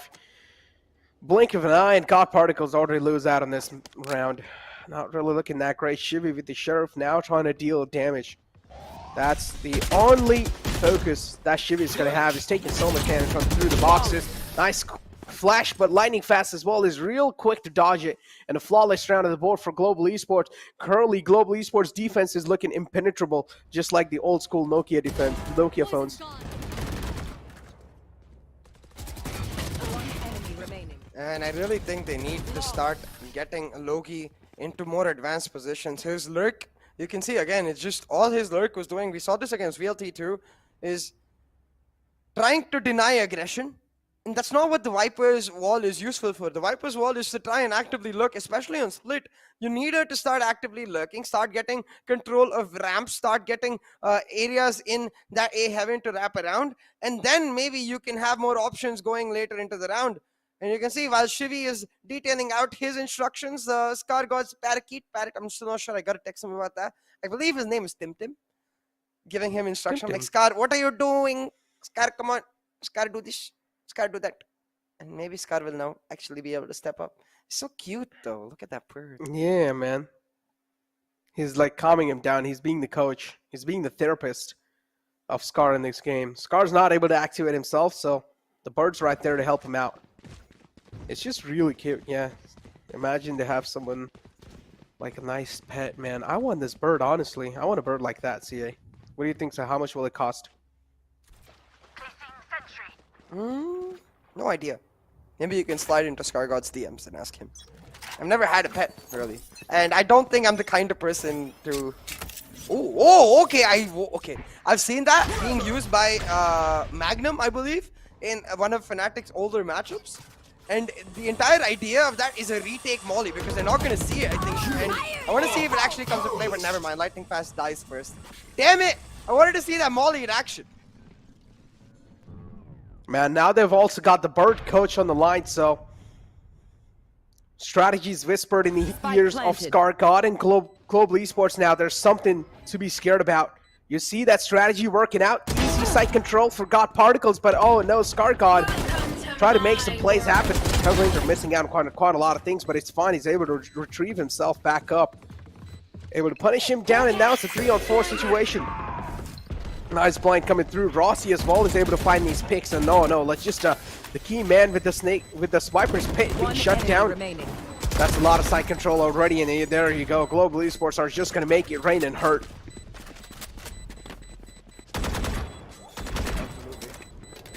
Global Esports, see, this is their strength, right? This is what I talked about. They're going to be able to, they're happy to give you the site because they can play on the retake. The key difference being, I'm not sure why Lightning Fast gets caught out here. Okay, never mind. I see why. The poor lad was trying to set up an alarm bot and he just gets caught out in the midst of that. So I don't blame him for that. It's a bit of a timing issue, and also potentially a case where, you know, he hasn't set up his utility on site early enough for him to get there in advance. But I'm sad now, Necro. Because now with that setup revealed, he's not going to go for that setup again. He's going to go back to the A side. I really wanted to see.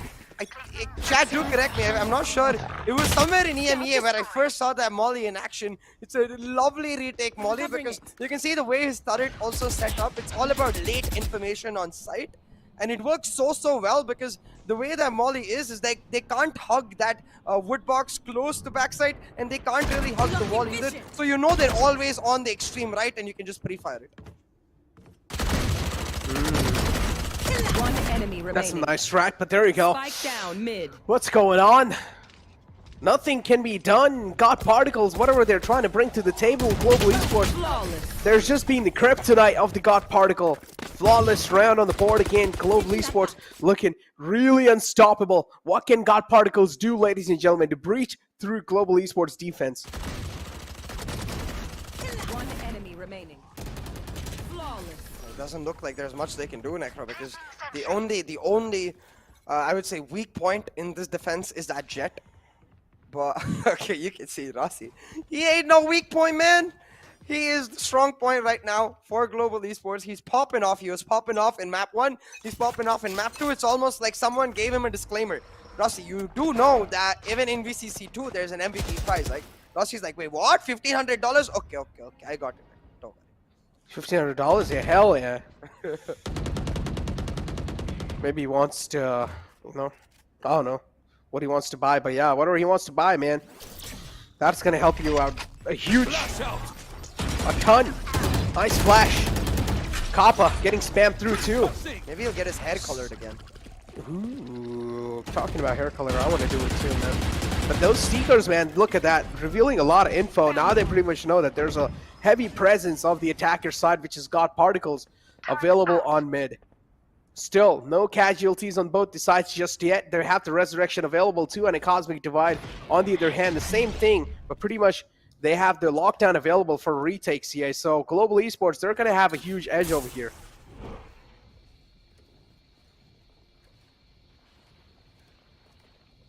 Judge indeed, but look at Skargot's position. Oh no, he's going to peek right out. now. He's dead.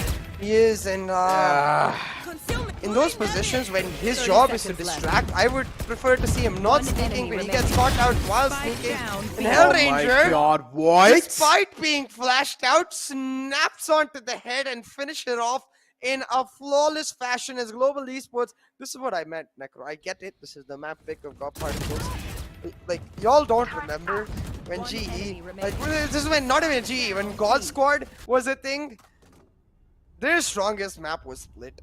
They played this aggressive style where they retaked a lot of areas, they took proactive control of a lot of areas, and nobody could ever beat them.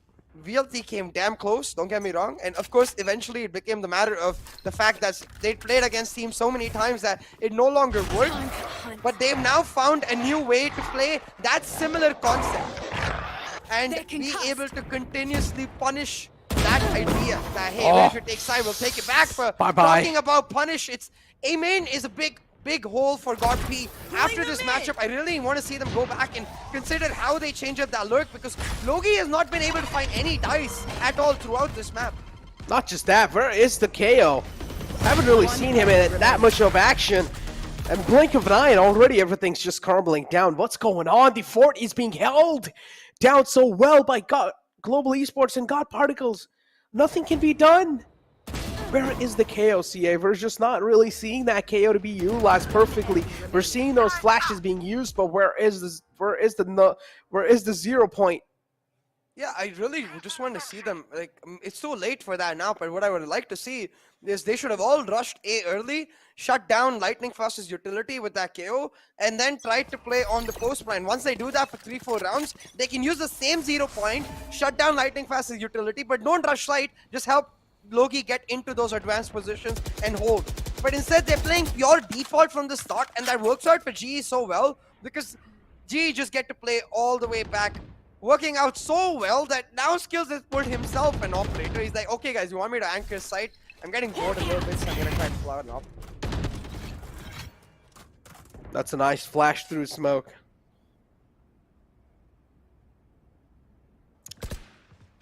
Nothing really much be happening over here. Of course, Rossi's Vandal is going to be glowing. Champion's Vandal. He's looking to glow some heads now. He's looking to tap on them. He's looking to feed on them. Hellranger knowing 2 players over here on vents. Do not peek out like that. Ember, oh no. That's a nice flash. Blinds both of them, but still, he doesn't know that there's 2 players ready to welcome him in vents. He will get shut down too. Oh, look at Lightning Fast being the sneaky man over here in the vents. And now the Cosmic Divide comes through as well. Ember does not really expect aggression from Lightning Fast. A sneaky man able to make some sneaky plays happen. Flashes out from Kappa. Knows exactly there is another man available on the heaven. He's going to be connecting those shots. Still resurrections available on the side of God Particles. They can go for a res. But the problem is the two players are on the side and there's no one really dead on the side from their side. And there you go. Easy 2 quick kills on the board for SK Rossi. And another round to flow it through for Global Esports. Fight it. This does seem like this is going to be a bit of a one-sided affair. Ember caught with his back turned. It seems like God Particles is just more of the same all across. They're getting caught off guard. They're being obliterated and demolished by Global Esports as they look to secure their spot in the grand final playoffs. The defending champions trying to make their way back into that main stage so they can defend that championship. Yeah. Be the conquerors once again. But hey, I will say, even if this map goes the way it seems like it's going and God Particles do end up losing the series, they still have one more shot, Necro, in the lower bracket. They do. They do. Technical break was there, but it's fine. It was instantly being taken care of. 9-1 there, CA. And there you go, Kappa. How is he able to open a fray up with just a shorty? The resurrection instantly being inbound. Scar got back on his feet. He was holding on to that resurrection for quite a long time and finally using it. Do like to see that. That's a nice quick kill and instantly going to fade away back the wall.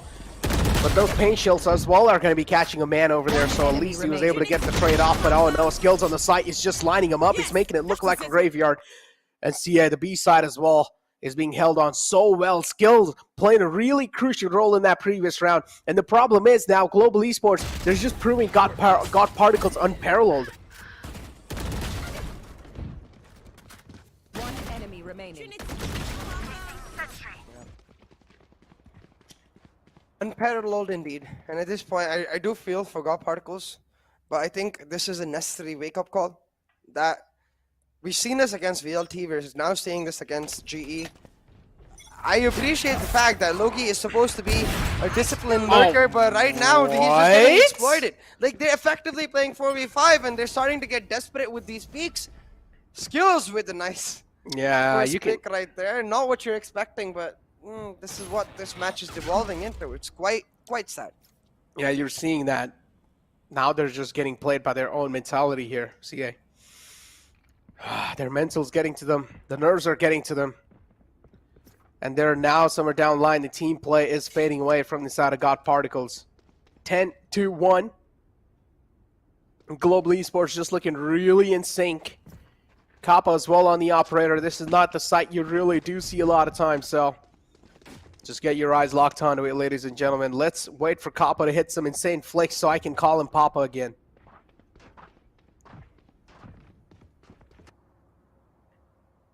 What's going on? Is it a technical break? Yeah, I think it's a tech break. Okay, why is he holding the angle like that then? He just baited me. No, they're in full game face, Necro. They're in full Game face? Okay. serious mode. They're like, bro, enough of this. Enough of this narrative. Enough of this script.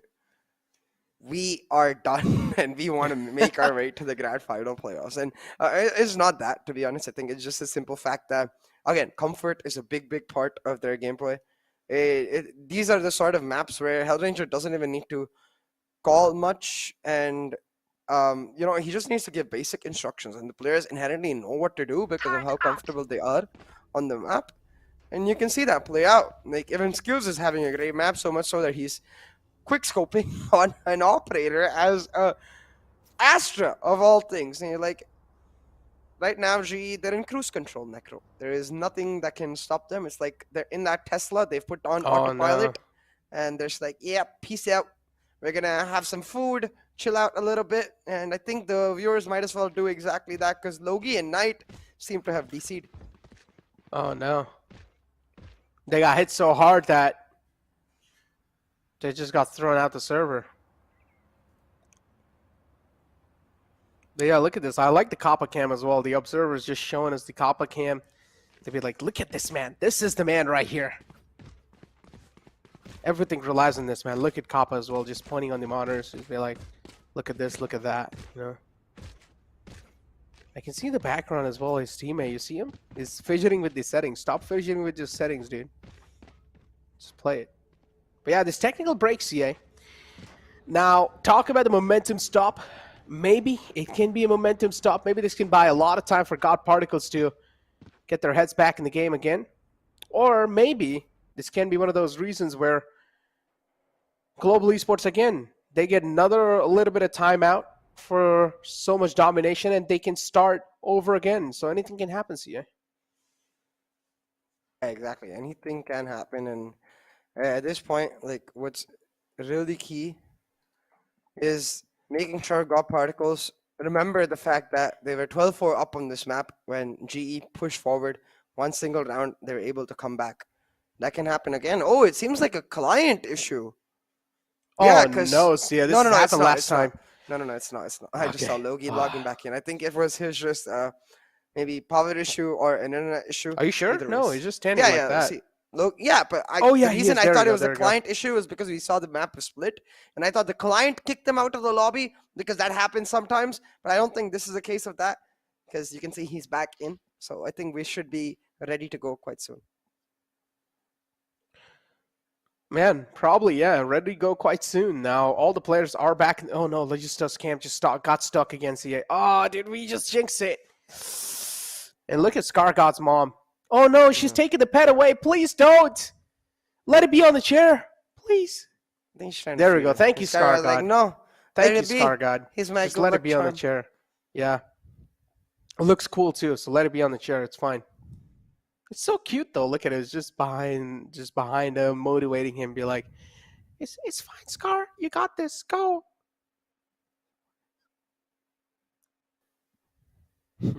That's my bird impression.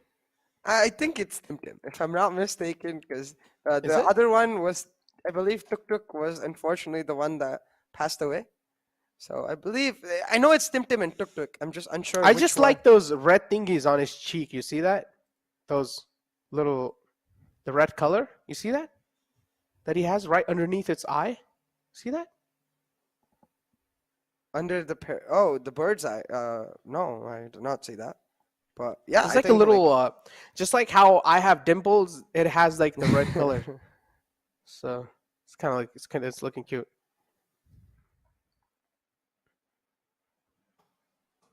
yeah, it is very cute. But talking about cute right now, Global Esports ain't got no time for no cute. They want to get this done. And who is that?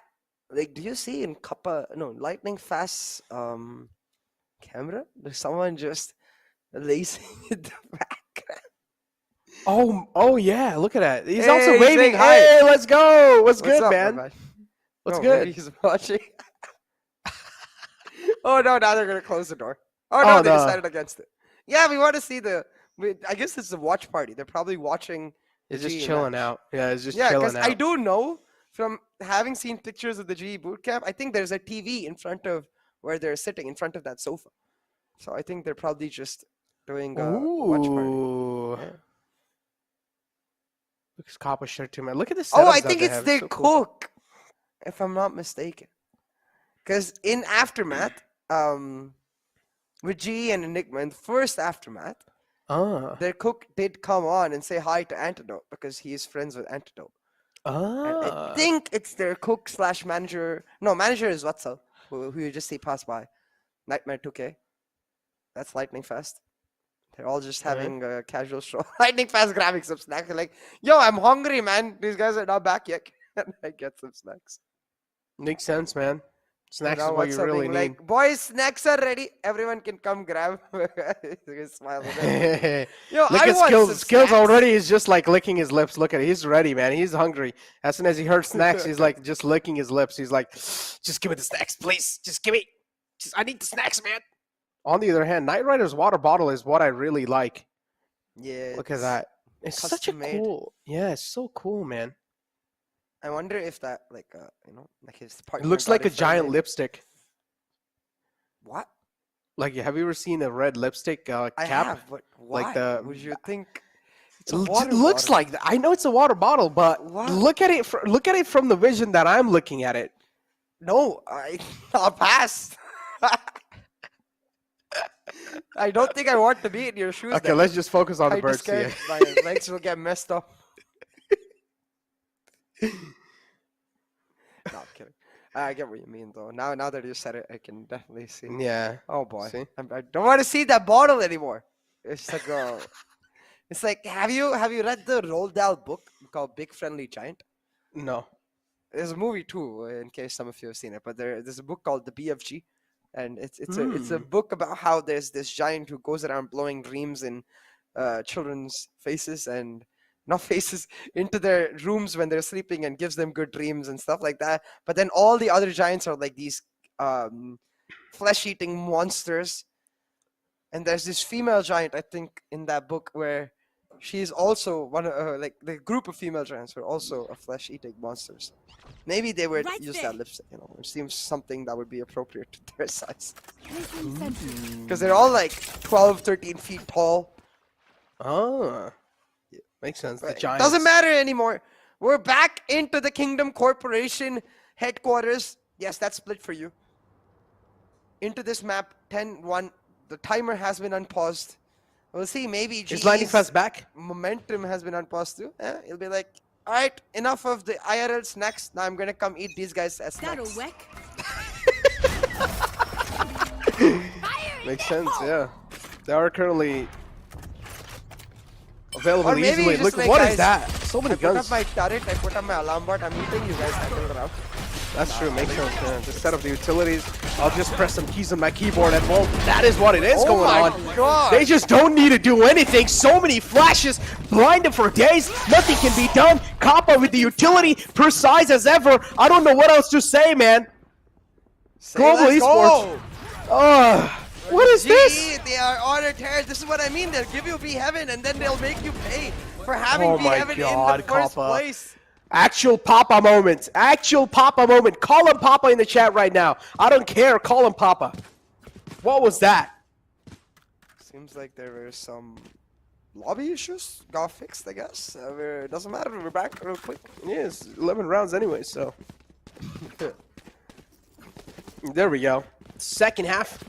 God Particles was one of those teams that actually took down Global Esports last time, and now Global Esports, the redemption arc, this is what you exactly call it. But again, if God Particles are able to bounce back from the lower brackets, there. CA, that means we might just see God Particles versus Global Esports again. Think Yeah. about it. But with this win, Global Esports will be able to guarantee themselves in that top 8 in the grand final playoffs. And I believe also a better option in terms of the veto for that last situation. Now, again, in the pistol, maybe if God Particles are able to pull it off, maybe they can come back. It's quite unlikely because his Breach Sky excels on the attacking half. You can see the Breach paired up with Rossi.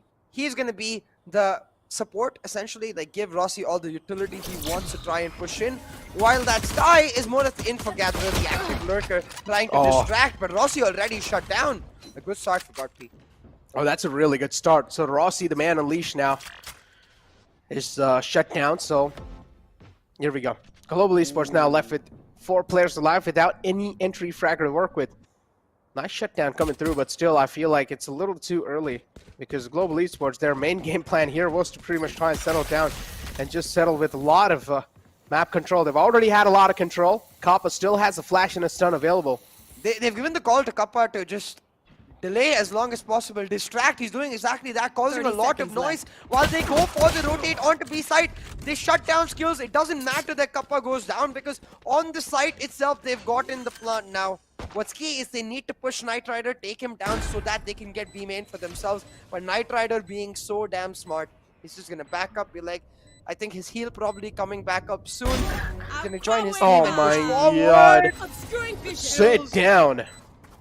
Skills pretty much sitting that man down on the heaven, and now it's a 3 on. Okay, you cannot solo peek like that. Let's just peek out in the smoke with the 2 of your players, but no, let's just Player standing. solo walks in, and now it's all down to the man, the myth, the legend, the IGL of the squad of Global Esports. This plants, the defuse being stuck, 70 HP in the hand. Knight Rider's quite low, but that's a nice shot. 3 Both HP of them is are not really going to low. matter. Yeah, both of them are really low. 1-1 bullet, and both of them would have sealed the deal, but hey, Knight Rider, he's got the crispy aim because he got the giant lipstick.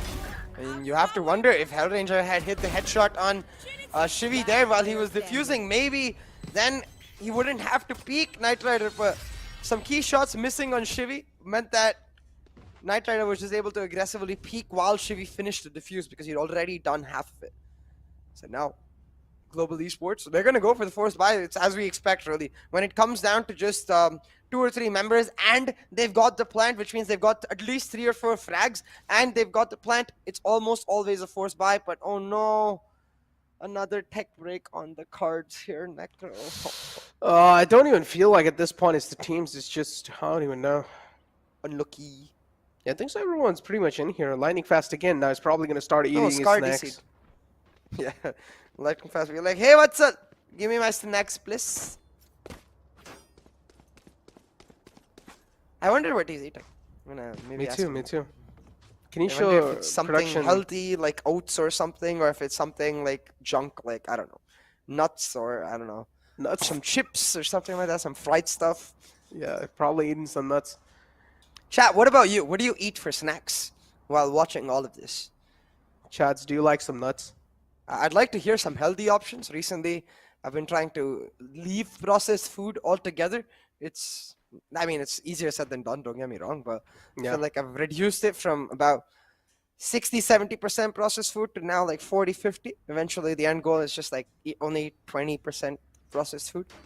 Makes a big difference, all those chemicals not going inside your body. We're talking about chemicals. Have you heard about the popped potato chips? Popped. They're not really fried. They're Are they in a bag? CA. They are chips. Yes, they're in a bag, my Then friend. they're processed food. Doesn't matter if they're healthy or not. They're processed food. Okay, then I'll buy stuff that's not in the bag. Yeah, you can make potato chips yourself. It's not that hard. How? Okay. You just need a mandolin. A mandolin is a is mandolin? a mandolin is actually 2 things. So a mandolin Okay. is an instrument, I believe. But besides that, a mandolin, if I'm not mistaken, is also a special kind of cutter. So like it's this like very vertical thing with it's some very fine blades on it, and then you keep a potato on it, and then you start slicing. It makes it very thin, and then you can fry those thin potato slices once. But it and then doesn't get freeze them. crispy. It does. You gotta fry them once. Okay. Like half fry them once, then get Okay. it just get it like semi-cooked. Then keep them in the freezer. Then bring them out again and fry them again, and they'll get real crispy. Ah.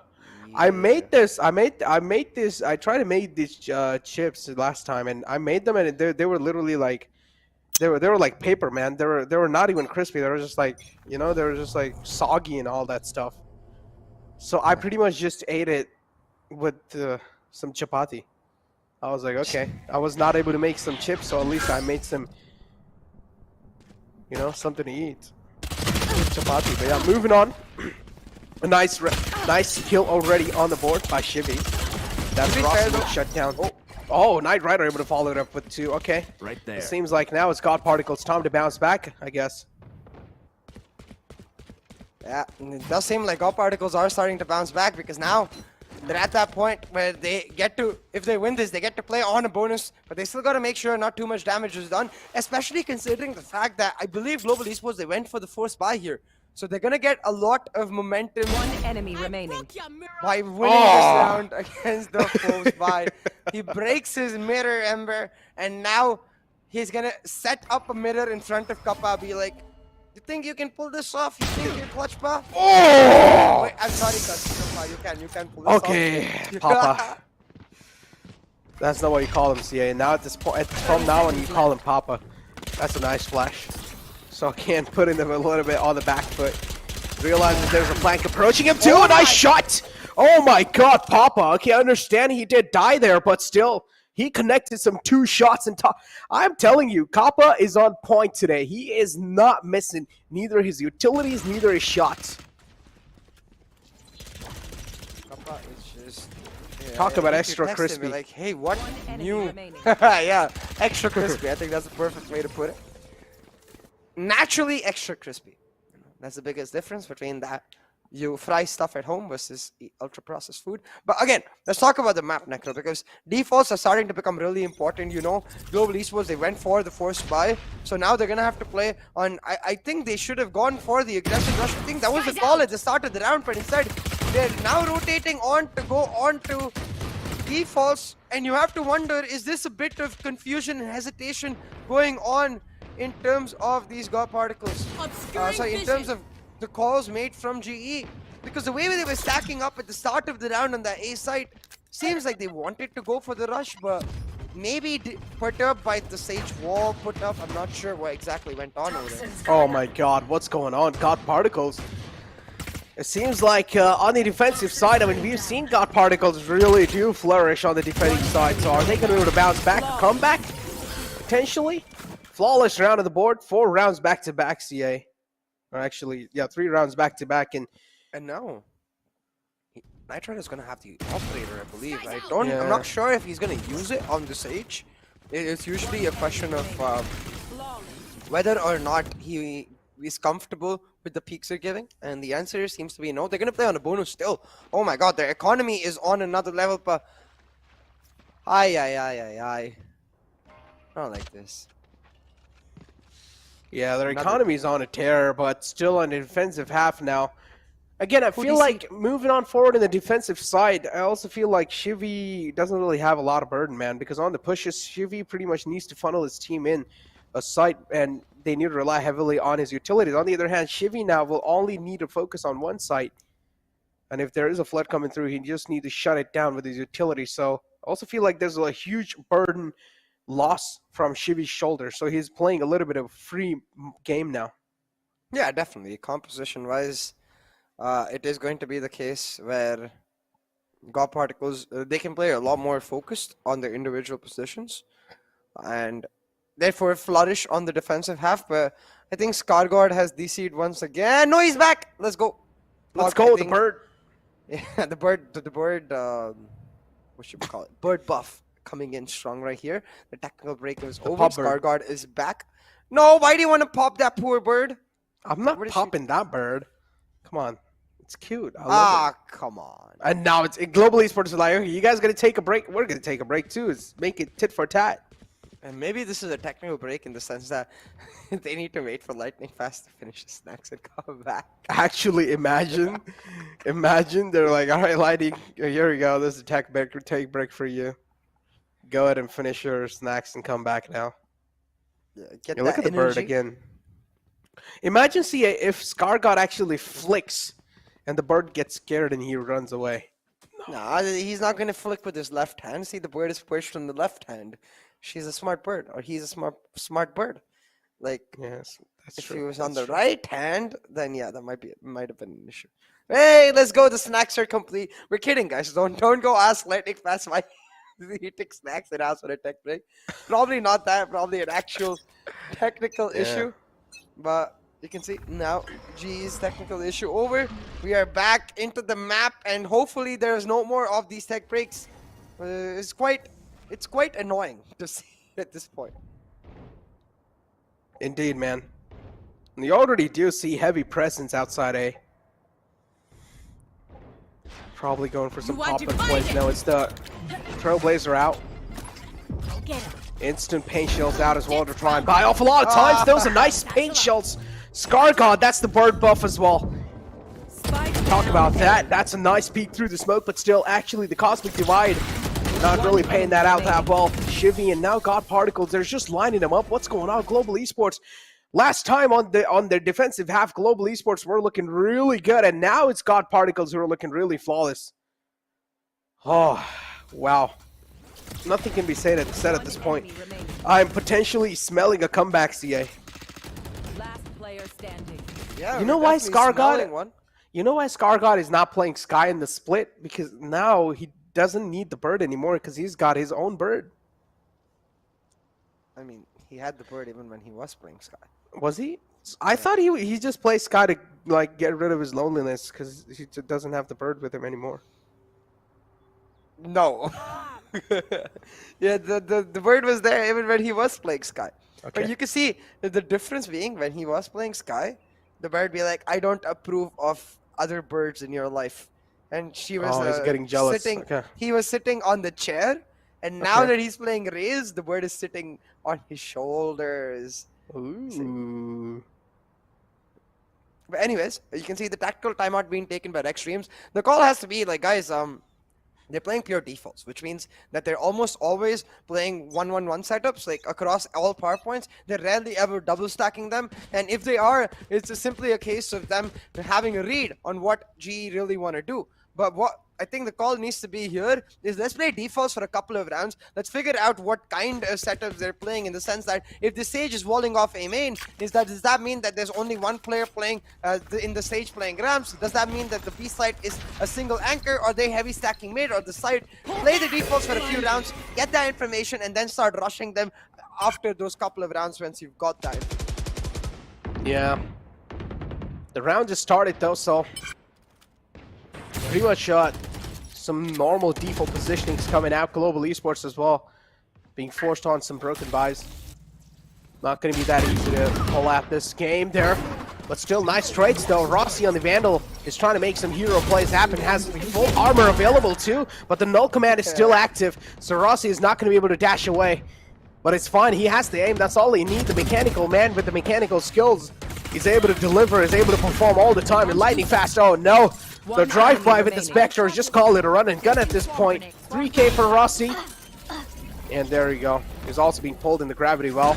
Knight Rider in such a tricky spot. It's pretty much next to impossible to pull the cluster off. Still a 1-on-3 though, now gets spotted by the alarm bot too. There you go. Yeah, Rossi being like, hey Shivy, you think you're making me powerless by taking off my abilities? Joke's on you. Aim is the name of my game. Shuts them down one by one. Playing it beautifully, and again, you can see those defaults really playing fruition. As soon as they realize that the B side is a single anchor hold in the Astra, they get Rossi to rush it down and pull it off. No more overthinking, just simple fundamental Valorant. And boy, I have to give props to Rex Streams and Hellranger. Together, they pull off another huge tactical timeout. We saw the effect of this tactical timeout even on Bind. On 8-8, they took that tactical timeout, they won the map. It seems like it's going to just be a repeat of that. Yeah. As GE try to make their way into the grand final playoffs, looking for the two-peat. Yeah, exactly. 11 rounds now for GE, if I'm not wrong. 12. So it's match point. actually, yeah, just cause the thing, yeah. They won 12 11 in rounds. the first half, Necro. It was 11-1. Man, that bird really is getting my attention. Yeah. But yeah, 12 rounds on the board. It's the match point for Global Esports. One more round needed, ladies and gentlemen, to seal the deal on this entire best-of-3 series and make it a 2-0 with a nice dominating lead. But again, God Particles is not going to let that happen on the other side, so it's going to be not that easy of a task to close it out. Still a huge, or at least I would say heavy lifting to do here. I just realized you're getting blinded by the bird. Oh, that's a nice way to put it out there. Hold on for a second, talking about a nice way to put it out. Again, you see those defaults? They realize that this time the wall is towards B Heaven. They get mid control for free, and now they're going to set up the Seekers to figure out exactly how many players on site. If the Seekers spot out all three, I think the rotate just comes out, but since there's only two on site itself, they go for the Rolling Thunder, go for the execute, and it pays dividends. It's done. It's over, Necro. And oh, he missed! SK Rossi with a bit of a whiff, but it doesn't matter. 4v2, they should be able to close it off.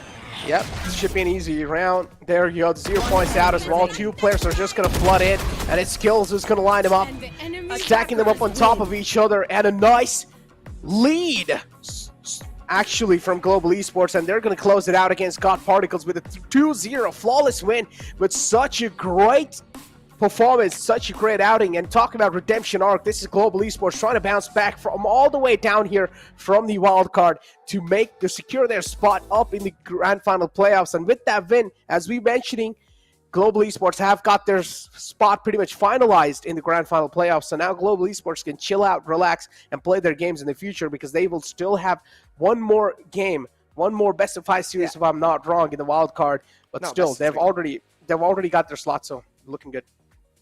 So the finals in Wildcard is actually a best of 3 series, because that finals only influences the seeding. Yeah, exactly. So the lower bracket final will happen, and God Particles are the ones that will have to play back-to-back best of 3 series, because they are in the lower bracket. So that is the advantage Global Esports carries, in the sense that they will be the fresher players on the map on that day. But for today, God Particles, they will just watch the next set, hope that they can get a lot of information between the matchup between Salt and Missile and Friends, because that's the opponent, the winner of that matchup they're going to be facing.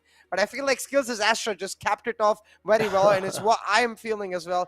Better luck next time, indeed, God Particles. I mean, the last time we saw these two teams fight, it was Missile and Friends Assault. It was really close affair. I do want to see what's going to be happening. But for now, Global Esports and God Particles, the affair was really close. But still, I mean, not as close, but still, Global Esports on the second map, just proving God Particles unparalleled and able to just steamroll it through on the map of Split. Of course, SK Rossi is again going to be leading the charts with 25 kills and 8 deaths and 6 assists. On the other hand, ScarGod this time with 10 kills, 16 deaths and 3 assists. Still talk about that. ScarGod not really actually able to activate himself. I do want to see though ScarGod, man, able to, you know, just pull off some insane plays like how he did previously. I really want to see the entirety of that God Particles roster stepping up to the mark, you know, and really proving that what happened was not a one-time thing. They brought it extremely close against GE the first ever time they faced them. The second time, they brought it extremely close again, and they actually got the win. Third time around, it does seem like GE have adapted better than God Particles themselves, and that's usually the case. It's usually the losers who are able to adapt better in the next matchup because they understand what mistakes they made. So now God Particles, the onus is on them.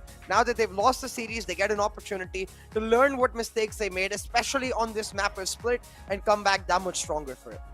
Oh man, talk about making a comeback stronger. Look at this. In this best of 3 series, Rossi gets himself 50 kills. Damn, that's like half century right there.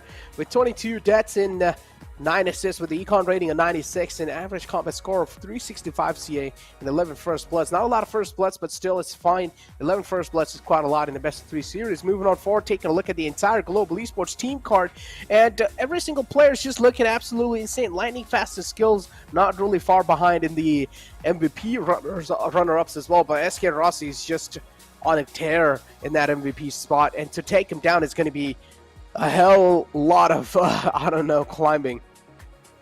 Yeah, and we'll have to see if any other team is able to do that climbing, because it does seem like Rossi has been activated. We did see, like, over the last couple of weeks, he was facing, I think, a couple of health issues, a couple of mental issues even, but all of that seems to be sorted out. They've taken their time, they've worked on it, and they've now seemed to at least come back that much stronger. Now, I do believe with this win, now that they're qualified for playoffs, GE can start focusing on what different things they want to do in playoffs, because since they've had to play so many matches, they had to participate in Q1, Q2, in Wildcard, all the other teams, teams like Enigma, who've been just watching all of this time, they're going to have their strats in the back. So, GE, they're going to have to prepare something new for the next week. Yeah, but yeah, the upcoming matchup now is going to be another best of 3 between Missile and Friends and Salt. We did talk about this, and then whoever wins in there, I feel like every single one in the chat should not miss out this matchup between Missile and Friends and Salt, because this has to be the closest one, or at least this has to be, these two teams are equally as good as to each other, so this has to go full 3 maps for sure. But still, Missile and Friends and Salt, they fought against each other just in the wildcard last time too, and it went all 3 maps. All 3 maps were close as heck, so I'm pretty sure none of you guys would want to miss it out. So again, both these teams are really good, so God Particles are going to have a really tough competition moving forward. So I'm pretty sure every single one in the chat, they do want to watch out how God Particles are able to bounce back and try and take down the defending champions themselves again with the second chance to pretty much prove themselves. But still, Missile and Friends and Salt, one of these teams have to be a huge stone in the way. But talk about things, we have a nice interview lined up for you guys with the players of Global Esports. Let's find out what they have to say. मुलाकात होते हुए Hell Ranger but coming into this matchup right काफ़ी ज़्यादा story line यही चल रहा था God Particles versus Global Esports जो आखिरी बार हार का सामना करना पड़ा था उसके बाद आपने आज क्या बदलाव लाए थे गेम के अंदर लास्ट टाइम जो हुआ we could not close out a lot of rounds and I think we did not play our game well enough. तो ये बार हम लोग का यही फोकस था कि हम लोग सिर्फ अपना गेम खेलेंगे regardless of what they want to do, and we just played like जैसा हम लोग को खेलना था. And personally I've not been making great calls as an IGL, so this time the team actually really stepped in and helped me in those departments. I just need to clear my head and make better calls, but yeah, I think I'm very glad that the team was able to step it up and take decisions on their own and lead us to victory. यही काफी ज्यादा important चीज हो जाती है जब पूरी की पूरी टीम साथ में चलती है। हेल्थ रेंजर मैं एक पर्टिकुलर मैप के ऊपर एक क्वेश्चन पूछना चाहूंगा। पिछले 2 बार से हम लोग देख रहे हैं स्प्लिट के ऊपर आप डबल इनिशिएटर खेल रहे हैं, Breach and Skye. Is there any special reason और गॉड पार्टिकल्स के अगेंस्ट ही आपने ये दोनों सेटअप खेला है कॉम्पोजिशन? सो मतलब हम लोग ने वाइपर ट्राई किया था बीच में एंड मैं खेल रहा था Viper but like when I played Viper, I used to get tunnel vision into the situation क्योंकि मैं अपने lurk रोल खेल लेता था तो मुझे डिफिकल्टी हो रही थी कॉल करने में, तो that is something we decided that और हम लोग को ब्रीच और स्काई दोनों एजेंट्स खेलना बहुत पसंद है, तो we are like let's just try it. तो हम लोग ने गॉड पार्टिकल्स के गेम के पहले बस 5 मिनट बात की थी कैसे खेलने वाले and when they tried it last time I mean and it worked out for us, so we just continued with the same and yeah, it worked out well. Again आज आपने जीत हासिल कर लिया, प्लेऑफ्स में भी आप क्वालिफाई कर चुके, फाइनल्स के अंदर है, सीडिंग मैच रहने वाला है, काफी इंपॉर्टेंट रहेगा, बट आपके फैंस के बीच में वो तनाव सी बन चुकी है कि इस बार ग्लोबल स्पोर्ट्स को क्या हो गया, तो उनके लिए एक मैसेज दे दीजिए that what are we gonna expect out of you in the playoffs? Maybe something you guys always expect us to do is play well. See, the result is something I cannot control. हार जीत तो चलती रहती है, it's a sport, but thank you guys for still supporting us, and now that we have made it to the playoffs, it's not the road which mattered till now, it's what we do now will matter, right? So even if we qualify from wildcard as the second team and if we go on to win the event, that still works out for us, so that is what our focus is going to be, to win the entire event. That is the best thing, right? जाने से पहले एक question मैं आपसे पूछना चाहूंगा जो कि इंग्लिश डेस्क से सीए का आता हुआ, जब बाइंड पे 8-8 का स्कोर लाइन हुई थी तो टाइम आउट के वक्त ऐसा क्या कॉल आउट हुई कि विक्ट्री ले ली आपने 13-8? So like we decided to switch it up and play the Viper at B. तो क्या हो रहा था, when they were like they had a good style of play but they had certain tells, so we just thought कि playing one initiator at A along with the raise we have a lot of stopping power, and अगर Viper B पे है, since they don't have a raise to take control of hook up properly, we can kind of play a judge and Viper can use a smoke and spit and get away with it, and I always have my flashes to fight if they come into sight, so that is just something we made as an adjustment and it worked out for us. Yeah, perfectly, and thanks a lot for joining with us, Health Ranger, and congratulations for qualifying for the playoffs, and best of luck because playoffs के लिए भी अभी एक match रहेगा इस wild card के grand finals के लिए. Yeah, cheers, thank you, thanks a lot. Hey. Oh man, the adjustments made on the fly pretty much resulting in Global Esports winning. Talk about the adaptive nature. Global Esports stepping their game up in that factor. Yeah, and even in those adjustments, you could see that they were accounting for possible scenarios where Hellranger might get rushed. There was a couple rounds where Kappa was playing all the way back in defender side spawn, ready to give a recon in case Hellranger did get rushed. So I love the fact that one timeout can change so many things. They understand those tells that he was mentioning, that Gopi was making. Of course, we can see them because we see everything. But as players who can only see from their perspective, it's so beautiful to witness not only the fact that they're able to notice it, but also use it. Yeah, exactly, man. Just this is what I said. The adaptive nature on the fly is something that all the teams really need to develop, and this is what something really separates a well-known, a nice, pretty much well-organized teams, a well-oiled machine compared to new and upcoming teams, compared to underdogs. But moving on forward, man. Pretty much this best of 3 series has won by Global Esports. Now the upcoming matchup is going to be between Missile and Friends to find out what's going to be the outcome between Missile and Friends, because that's going to be a really important outcome too. As I mentioned, whoever wins that best of 3 is going to be moving on forward and facing God Particles. So do not go anywhere. Stick together. We'll be right back after this short break.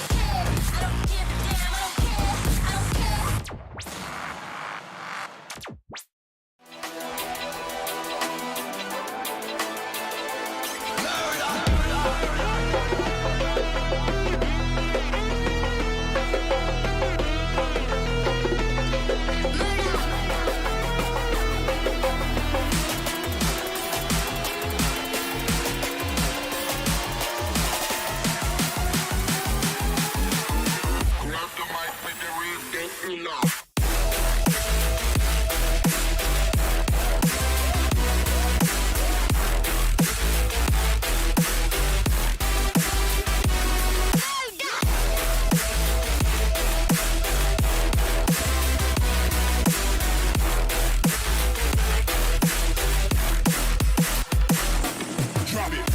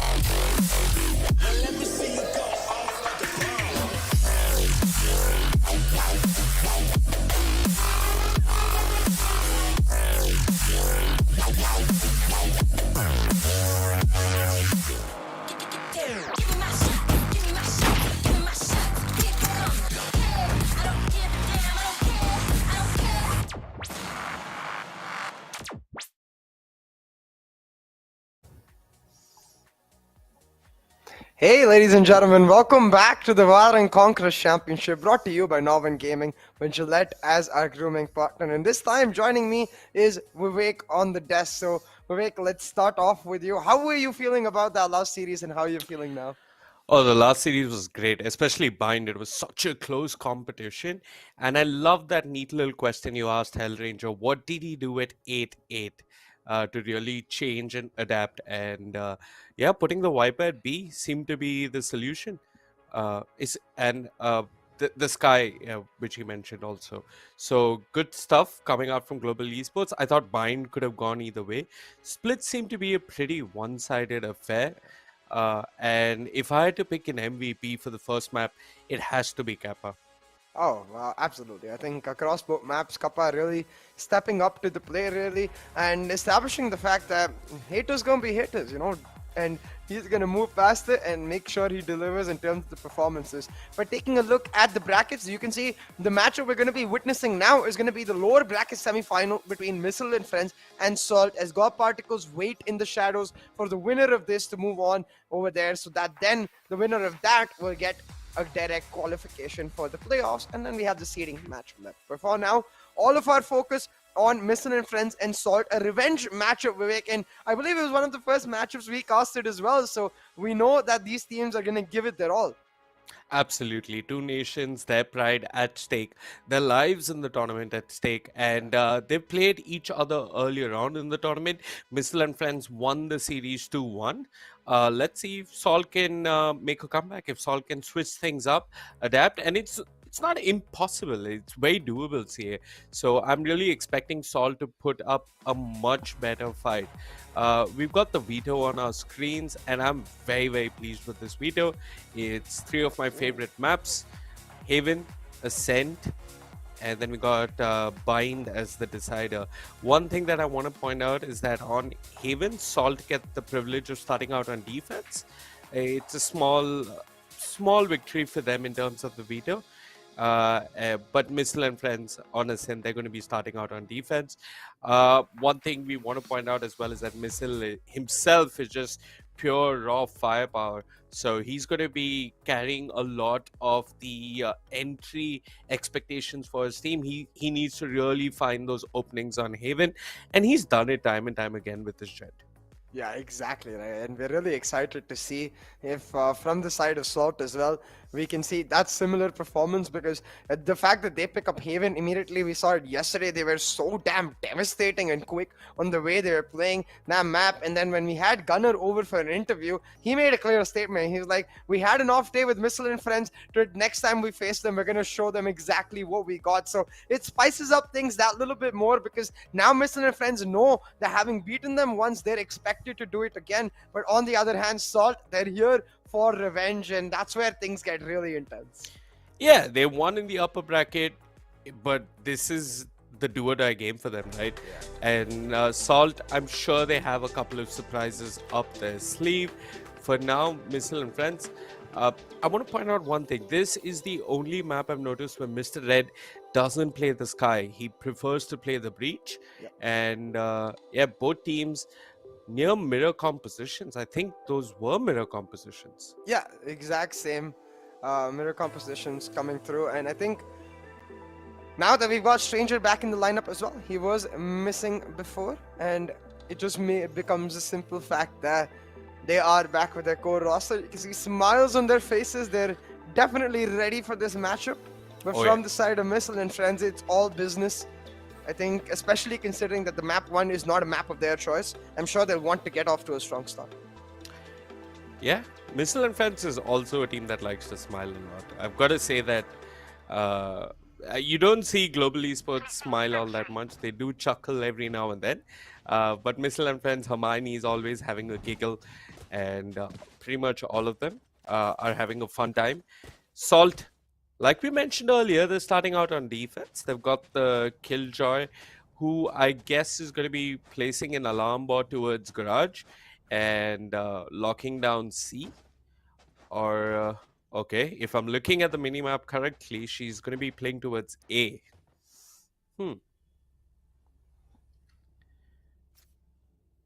Yeah, Bit of a technical break though, that is quite unfortunate. But yeah, we see the standard effectively 1-3-1 setup where we've got the anchors on both sides towards A and C. The Astra and Killjoy playing on opposite sides, and then the flex agents in the Jet and Breach who will be moving around. Now, with Missile and Friends starting on attack, one key problem that I've noticed is the fact that very simple thing that they seem to get wrong across their thing is they're quite reactive. They're brilliant at adapting, don't get me wrong. They're very good at understanding what issues are being exploited by their opponents and then covering them up while showing up with new holes in their opponent's playstyle. But in the early rounds where they are that reactive, it gives their opponents a bit of a freeway where they can go just play their style and pick up rounds for free, and that's something I want to see change. Yeah, there's another problem I have with Missile and Friends. It's a minor problem in their gameplay. They played yesterday, and the one thing I want to point out is that they do not get too many objective wins. So what they're winning their rounds based on is just pure fragging power coming out from Missile and his friends. And I'm hoping that they can be a little bit more tactical because sure, firepower can win you games, and it's great that you win your aim duels. But what's also really important on a map like Haven, especially, is that you can abuse the map, you can force rotations, play post plants with discipline, all of that.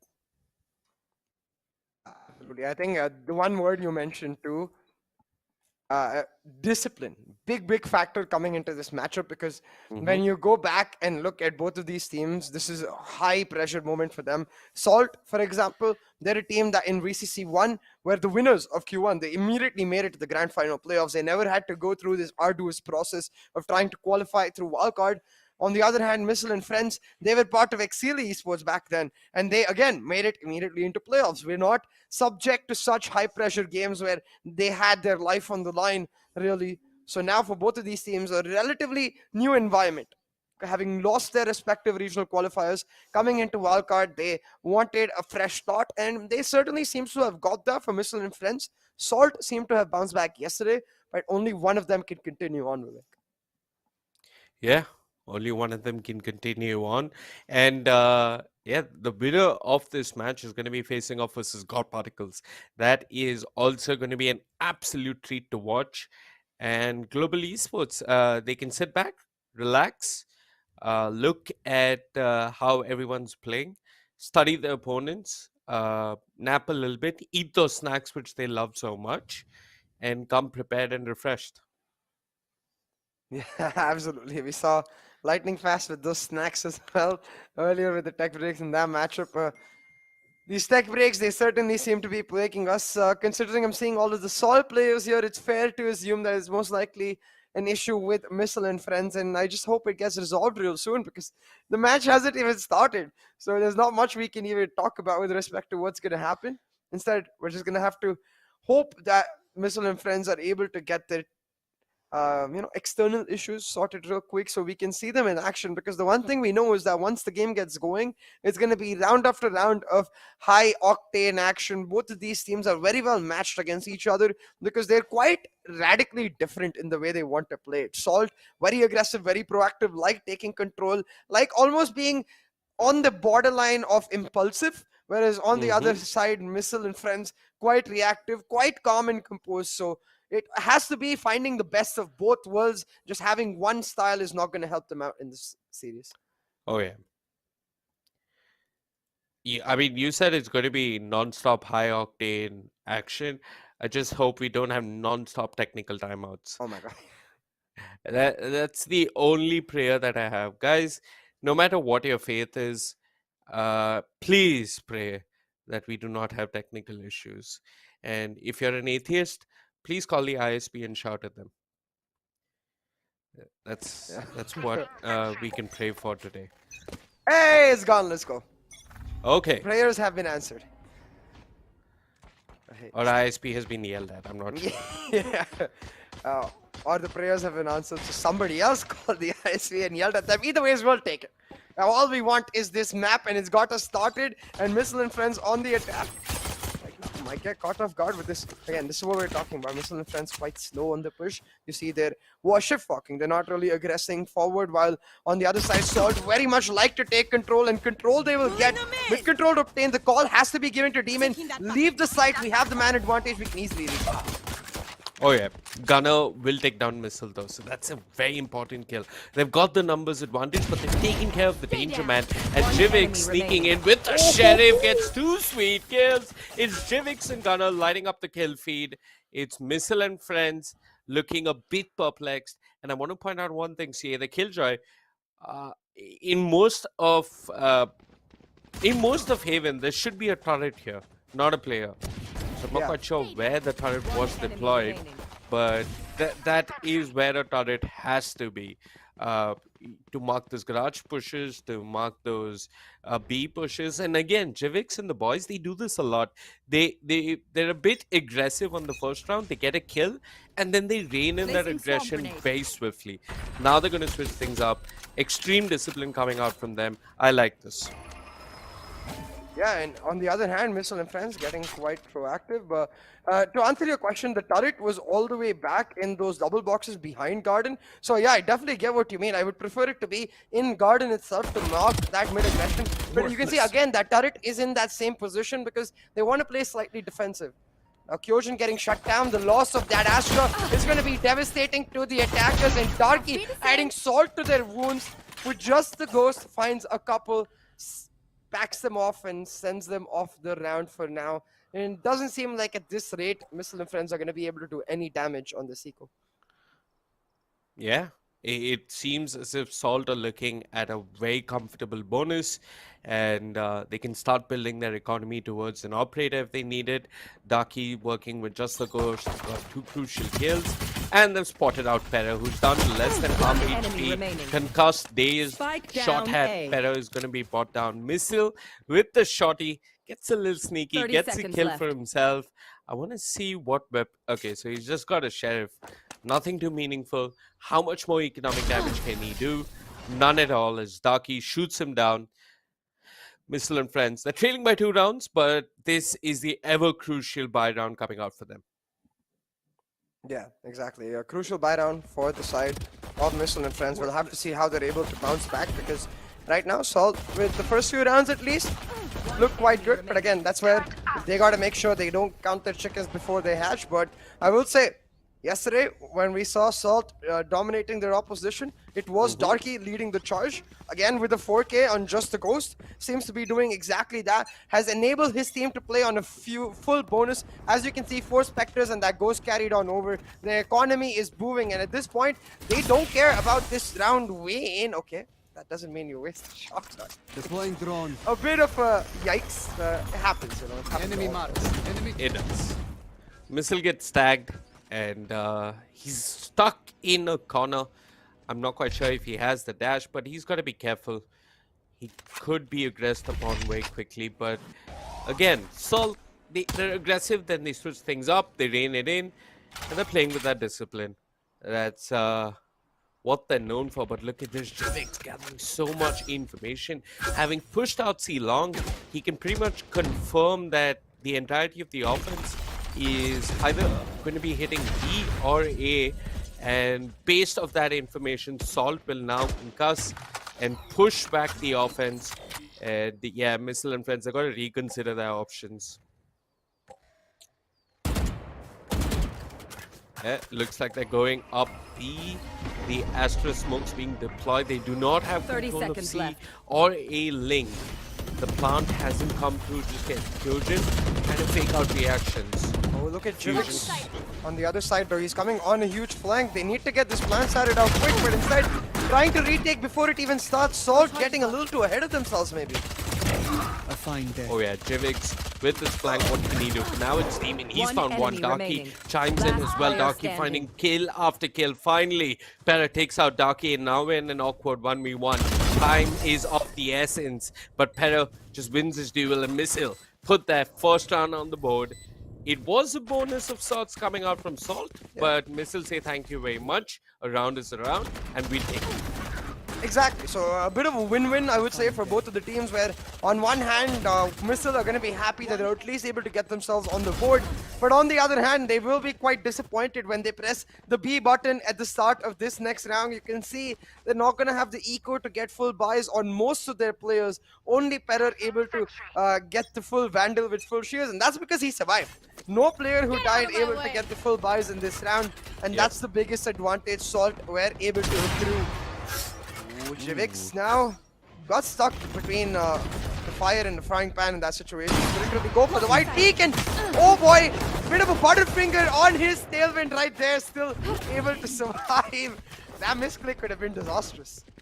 Yeah, that was definitely not intentional. And even Missile and friends were probably wondering, what the heck? Why is he running straight at us? But he gets away with murder. The cloudbursts help him a little bit. He's very fortunate that he didn't get spammed down. But look at the offense now. See, they've grouped up outside Garage, outside C-Long. The breach with the spike, which I'm not a fan of, because that man needs to initiate, like be at a distance, toss out the flashes so that his team can clear the site. But for now, he seems to be holding on to the spike. The operator still in play, though. See, Jivix got lucky, and will his luck pay off? 30 seconds left. Stranger up close towards a shot, playing in the Scanning smoke. ahead. His recon can do damage. Red with the flash, doesn't find anyone. Jivix with the operator finds one. Spike down Stranger, A. the criminal in the smoke, is found a very crucial kill.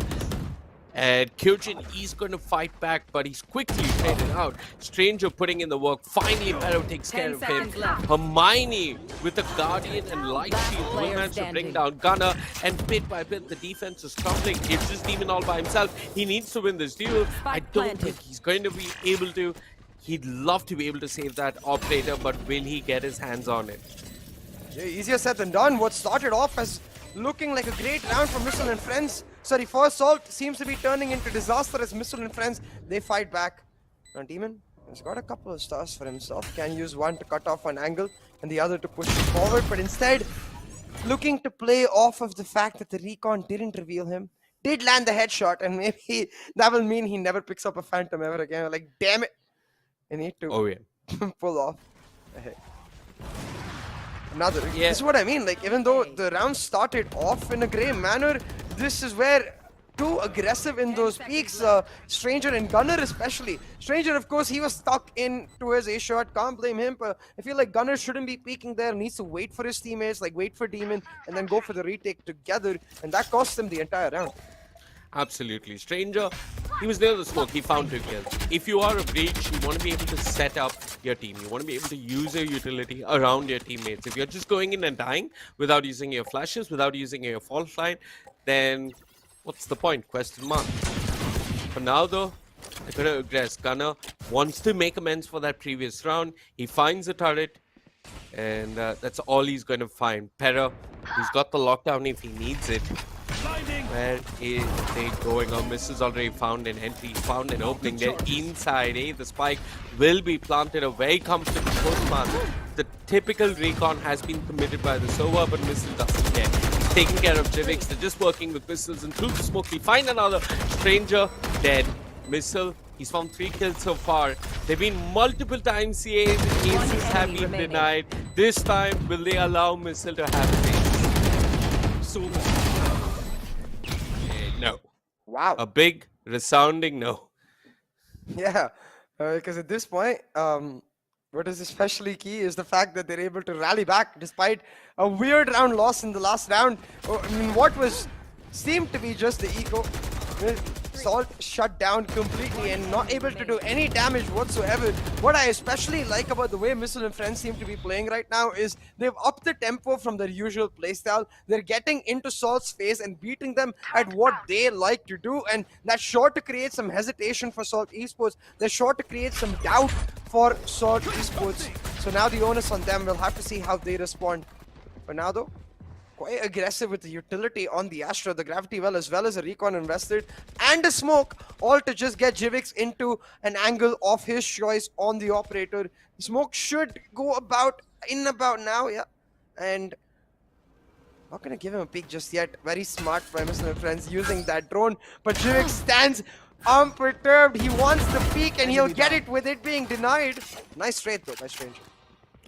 That is nuts coming out from Missile. Pure nuttiness. That level of mechanical skill to just peek pre-fire before the operator can even react. Sure, things a factor, but you can't discount that man's mechanical skill altogether. Still, the numbers have been equalized. Hermione did get a kill. Missile is still in play. Jivix unfortunately has to watch from the sidelines. Cosmic Divide committed and a quick rolling thunder. Missile will manage to dash away. That rolling thunder not resulting in too much. They've held on to the A side, but Missile and Friends, they shouldn't be too bothered. They've got 30 seconds left. They can rotate, and they are rotating. It looks as if they're going all the way towards C, but they hesitate. They pause. They take a moment as the breach is looking for opportunities towards A, and they've got this lurk towards B, a very sneaky lurk. Two members in BCA. This could go either way. 10 seconds left. This could most definitely go either way, because right now, with the Hunter's Fury coming out, the plant trying to get denied, Stranger will get taken down before the plant is down. And even though the man advantage is there for the side of Salt, Missile and Friends, at the last moment, it wasn't the man advantage that clutched out the round. It was simply that key ultimate Stranger coming huge for Salt Esports, denying the plant. And again, Missile and Friends at peril because of the way they like to play early round, in my opinion, because they leave so much time early round expecting the other team to almost give them something, that they almost always go near that 30 or the 20-second mark, where even if a single mistake is made or a single outplay is made, the entire round hinges around that one push. It's quite RNG this, again, I think, where could go slightly earlier, go around the 40-45 seconds mark, where then, even though it's a 1v2, at least that player can try to get the plant and pull it out. But then here you see, because it's so late, he doesn't even get the opportunity.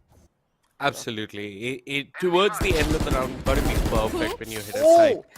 And Jivix, that is near perfection with the Bulldog. Takes care of Pero. They haven't got a Sentinel. They can't mark their flanks very effectively. And Jivix, more importantly, has relayed a lot of valuable information over to his team. No one towards C-Long. And look at this. This might be a tad bit of an overreaction. They're all stacking up towards A, but Green says no.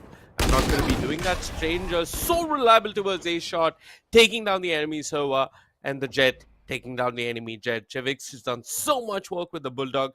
2 members alive. 42 seconds for Missile and Friends. I mean, I'm trying to think of what the best case scenario is over here.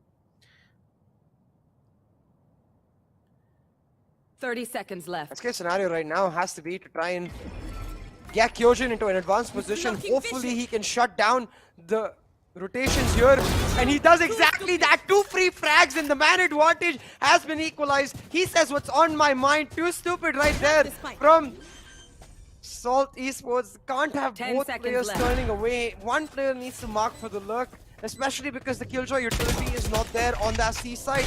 But hey, still a 2v2. And enemy remaining. You can see the lockdown is ready, but Mr. Red on an absolute tear now. Darky stuck on his lonesome, and Kyojin will be the hero that pulls back this round for Missile and Friends. But man, again, like, especially when the Astra is trying to set up stars in that astral plane, I think it's really up to Gunner to make sure that there's no flank coming in from C side, because you can see the Killjoy utility, it's marking garage, it's marking B. There's no need for you to be marking garage window, you need to be marking C.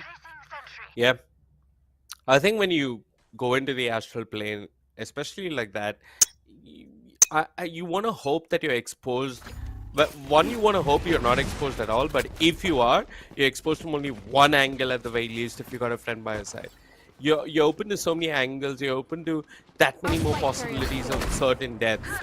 What is Jivix on? What does this man eat for his snacks? Because he just goes A-long, try peeks with the Sheriff and finds a nutty headshot. This is just sheer individual brilliance coming out from Jivix. And Missile and Friends, taken by surprise, are once again caught looking a little silly. They've got a minute on the clock though, so they can take their time. Oh, I double stead. and certainly take their time, but especially with this, the one frag being found, I think what Mr. and friends are trying to do is force this A side so they can play on the post, but they're not expecting this restack, and already the shock dart's doing a decent chunk of damage, but it's still Mr. and friends who come out with the first. And Chivix with the Sheriff finds one, gonna set up the Cloudburst so he can retrieve that Phantom, relying on Demon's Lurk to make sure that they have to 30 commit seconds onto left. this A side. Stranger's got to stay alive, but with him going down, they get the side for free, and now they can go for the rotate itself. They don't even need to commit to A.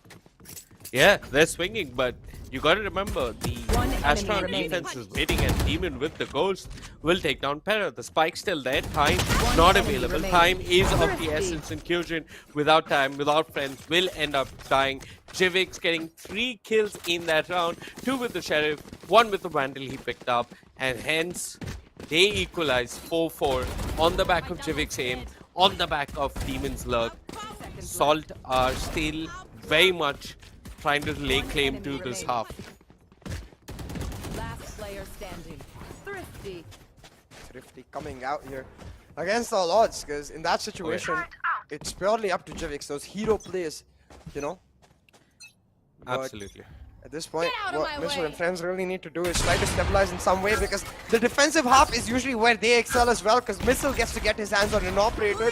Aggressive execute. It's exactly what Salt do, giving Salt a taste of their own medicine. But look at this, Demon getting caught off. He didn't really have a choice. He was stunned, flashed, and then stunned again. But the shock dart lineups are there. Still, despite that, Salt Spike get a little down, too C. aggressive. Drop a couple members before they're able to deny the plant, but still, Jivix coming up huge. It's changed from an operator now to a Vandal, and the spike still hasn't been planted, so they're waiting for that Q. Last player Think standing. Kyojin, but not able to finish him off. That's gotta hurt. That has definitely got to hurt. And Stranger, he's getting pushed from all directions. He's had so much impact towards a shot. Unfortunately, this time there's not much he can do. Missile and friends with a very thought out execute towards the seaside, get the plant. It looked a bit scrappy here because they were being pushed, but Hermione, watching his friends back, gets the trade. Kyojin, he did drop low, did get dinked, but he was quick enough to recover, and winning those clutch duels, finding those trades, really making the difference for Missile and friends. This time around, they've got the Hunter's Fury, they've got the Cosmic Divide. Darky's got his lockdown though, so you probably want to hold on to that Hunter's Fury for the lockdown, and they want to be patient. They want to try and force it out of the defensive Killjoy. But look at this Gunner once again pushing his crosshair dot, his crosshair placement even more perfect as he takes care of Pero, and Hermione is like, what the heck, where did my friend go? Well, he's gone to the afterlife. 4v5, Hermione tags here. It's a bit problematic. You can see the way the spike is set up as well. They want to go into this A side, but problematic is exactly the right word, because right now they don't have a wealth of options. Having said that, Missile does seem to have got himself at least a portion of that mid control, so can try to go for the garage look. But they need to make a decision in the next 10 seconds. If they leave it to the last moment again, you can see Salt Esports, they're very happy to play around that because they've got Demon in a very advanced position down C long. They know a C push isn't happening unless it's through garage. And that's where they need to make sure they don't get caught out, because it's happened once before. Oh, but they find that opening, they find that win. The entry 30 coming out from seconds Red, but Gunner still with that Sheriff finds another kill on a Kyojin. 3 members alive, make Last that player 2. standing. Missile and friends, it's all Spike falling down apart. A. Hermione dies, the classic coming in huge, and it's just one man on a lurk. How much can he do? 16 seconds to work with. This is too much to ask, even of Mr. Missile. He 10 says, I'll seconds just left. save and probably look towards the next round. 5-5. Damn, both these teams are fighting tooth and nails here. This is so close. Thrifty. Unbelievably close, but another Thrifty. So many Thrifties pulled off for Salt Esports. And again, like, it's a simple fact that Missile and friends, they leave it to that last moment that Salt Esports get to rely on these pushes. Because right here, you see, as soon as they get that pick, I want to see a faster rotation, either onto that A site or use Missile's position, who's on the lurk, push through garage to find the push into B. But I feel like they hesitate for a second too much, and Salt, they make them pay. Having said that, 5-5 on the board, a close scoreline is exactly what we expected from both of these teams. So well matched against each other. We'll have to see which team is able to find that edge, find that advantage and the adaptability. Because so far, it usually has been Missile and Friends who are better in that aspect. Maybe Salt with something new? Never mind. Never mind, indeed. Jivix trying to push a bit too much, ends up dying. Stranger doesn't have too much health, so this is concerning as well. And he knows that they're coming up. A shot tosses out a shock dart. He did a little bit of damage, but nothing of meaningful consequence as the Jivix. Well, they've got two members on the lurk for the side of Sol. Look at Demon and look at his killjoy. They've got so much information that it's not C yet again. If Stranger gets 2 kills here, it could be huge. He's good for 1 and then he's done. Gunner, he's got the Rolling Thunder. This could cause one too many problems for Missile and Friends. Mr. Red, he wasn't dazed, but he doesn't win the duel. Hermione will find Dark, but Gunner quick for the trade. It's now a 2v1. Salt are very happy with how this round has turned out. All things considered, because especially they lost Jivix early on in the round. Missile, he's retrieved the spike. He can swing to another side. Gunner peeks, Gunner dies. Oh, he's gonna expect him to rotate. Turns around, gets Demon. The dash causing problems. Demon unsure as to where he needed to be at that exact moment. Salt, it really looked like they had that round. Yeah, because in that situation, they can't peek 1 by 1. I mean, I get why Demon is caught off guard after the tailwind. He's fully expecting the player to end up rotating. But Gunner dry peeking in a 1v2, that's not what you want to see. If you want to dry peek, at least go for the double peek together so that Demon can trade him out. But some sort of calm disconnect right there. I'm not sure if Gunner didn't call it or if Demon didn't follow it. Either ways, that's not something Salt can afford right now, as a huge clutch by Missile. And Jivix in the same position once again. Hermione's like, well, you've done it like 2-3 times to us. Like, we're expecting it at this point, man. Come on. Take flight. Yeah. It's also one of those unfortunate angles where the barrel of your gun is visible. So there are a couple of angles like that, especially for operators. Hermione, though, well, so what if you have an operator? I've got my bow and arrow. I've got the Hunter's Fury. Finds a kill all by himself. And Mr. Red is falling back. And this time though, you got to remember, say that Salt do not have all that information that they've been gathering towards C-Long. There's no push coming up from C-Long, so they don't know where the offense is, but they have a vague idea as the breach has rotated over to the C side. The Astra, her stars have been committed, so the defense should know what's up. The Killjoy focused on any sort of alert coming up from B. Breach with the flash. Demon in that corner. Well, his shoulder shows and his shoulder is good enough for Missile. Gunner gets one Dark. He's so sharp with the trade. Finding Missile, but Pero will punch back. It's now a 3v1. They should know where Darky is. Darky sees the Killjoy's beanie. Instead, you go for Hermione, but that's about it for Darky. 7-5 is what we're looking at. Yeah, 7-5 is the scoreline.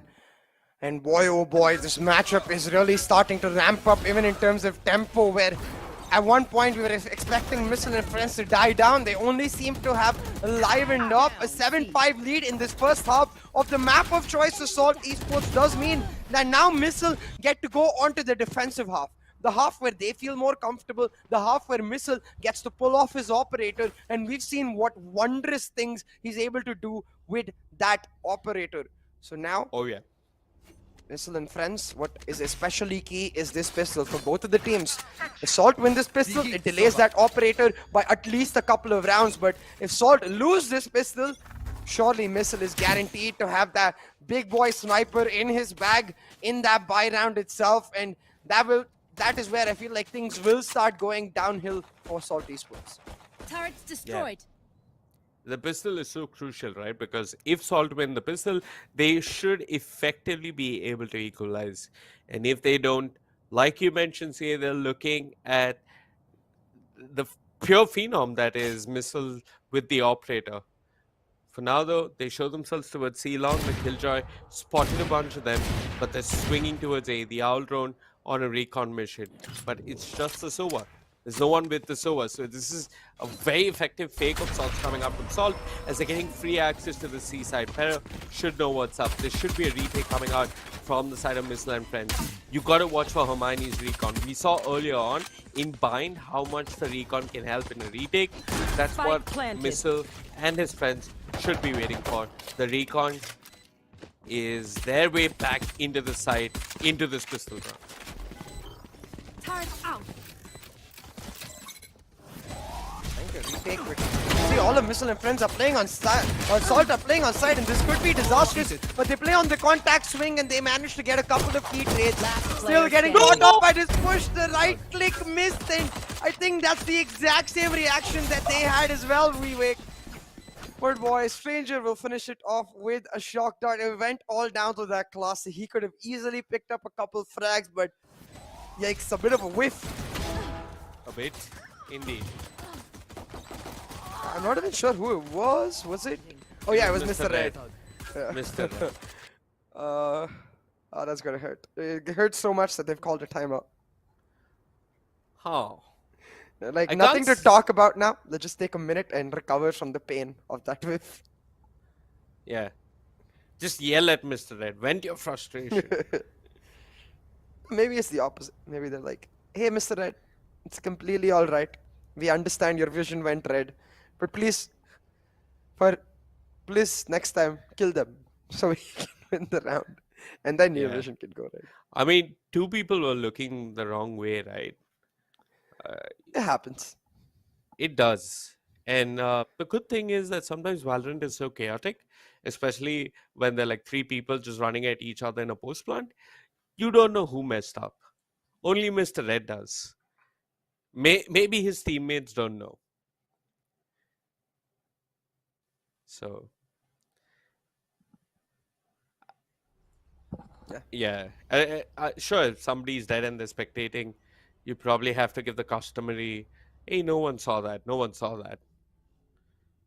Yeah, exactly. And Mr. Red is like, all right, guys, it doesn't matter. We still got the lead. Let's focus on the upcoming rounds. But this will mean that Salt now get an anti-eco. Missile and friends getting quite aggressive, but they get shut down. But hey, I will say I appreciate the initiative. Oh, yeah. It nearly worked out for them, actually. Wow. What enemy better with the classic? That is a reasonable amount of economic damage. And Hermione, if he can match the sneak in a Spectre, he could get himself a couple of kills. Salt are grouped up and they're just outside B. They might not expect Hermione to be peek. Oh, they're waiting. They're waiting. Okay. They tried. I just wanted to point out one thing. This round, when you lose the pistol and you don't have a buy, sure, you can call a timeout and try something extreme to try and win that round, but it's really not worth calling a timeout. You can just call that strat. You could just say rush B and C together. Calling a timeout specifically for that round, it might seem excessive, but nonetheless, Missile and the boys, they have a bye now. This is the round they want to win. Stealing area. Exactly. I think There they are. what is key though is they have got 3 timeouts. I believe, so making Yeah. sure that a team is on a strong note can help them a lot. But this, I believe, is going to be the semi-bonus because a couple of players did go for the full buys for Salt Esports. So already Jivix with just a Spectre finding that first pick, but Mishtal, his reaction speed is nuts. Not only does he find one, but is able to shut down Jivix immediately after. And just like that, he's equalized that man advantage that Jivix Spike planted. created at the start of the round. Now 3v3 on the retake. You have to remember once again that this is a full buy for Mr. and friends. They can't afford so much damage. They need this retake to be flawless if they are to find an operator later. Yeah, Missile, he's done his bit. He found 2 kills. They want to win this round so that they can have a bye moving into the next and pick up that operator like you mentioned. Even if they do not get the operator, the bye is a lot more important. And Parent Kyrgyz will ensure that the retake comes together. Should be able to get the defuse. And yeah, Missile really sharp towards A shot. He played off sound. He knew that there was one player walking up, pushed the smoke at the right time, found the kill, and found another. Jivix finds the opening somehow, but unfortunately, it doesn't result in much. The Killjoy, of all people, ends up dying early on towards a shot. Missile and friends can breathe a small sigh of relief, but Jivix and the boys over at Salt, they've got a proper buy themselves. Yeah. Not so much of that proper buy. Jivix Blaystorm does make sure that Salt is able to scrape together some sort of buy, a couple of bulldogs here and there. But Missile and friends, with that win, they are able to push forward with this full buy now. Talking about this full buy itself, you notice again in terms of setups, they're playing the Killjoy on that B and garage area, effectively just leaving B on the idea that we're going to delay their entry and their plant to a large extent with the help of the breach and then retake, because on Haven, that is the easiest side to retake altogether. Oh yeah. But you can see from Salt Esports, very reminiscent of how they always play. They're not a team that necessarily relies on defaults. They're a team that in the early stages uses parts of the utility to take parts of the map and then just goes for these aggressive bursts. This time they seem to have decided that A is what they want to go for today. I think the call, because of the simple fact that yesterday when they played this map, they kept going for C. So it's almost like they flip a coin at the start of the map, like, okay, today A, today C, today A, today C. I'm pretty sure there's more to it than that scene. Nah, I know, I'm kidding. Anyway, Hermione is not messing around. He's not kidding. He's hitting his shots. He's getting the kill with the shotgun. Unfortunately, they didn't clear on the heavy. Jivix has done more than his bit, finding 2 crucial kills, having impact towards the beginning of the round, despite Hermione's best efforts. But one thing I want to point out, on that round, Missile was working with just a classic. So I'm assuming he's going to be having an operator in this round. And this is going to be a very weird round for the side of Missile and friends, because if we do get an opportunity to look at the scoreboard, yep, they've got a shit buy. This is not the kind of buy you want. There's not much you can do.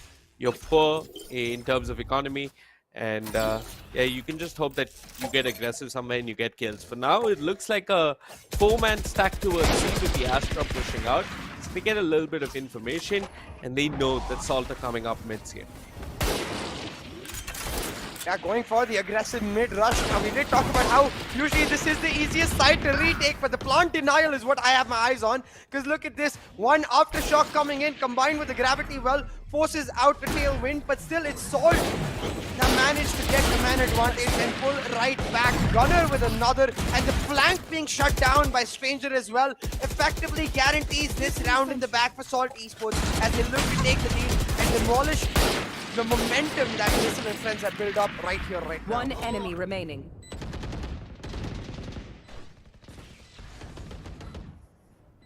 I have no idea what Hermione can really do here that contributes in any meaningful manner. Probably get a kill, upgrade. Team Ace. Doesn't get that even.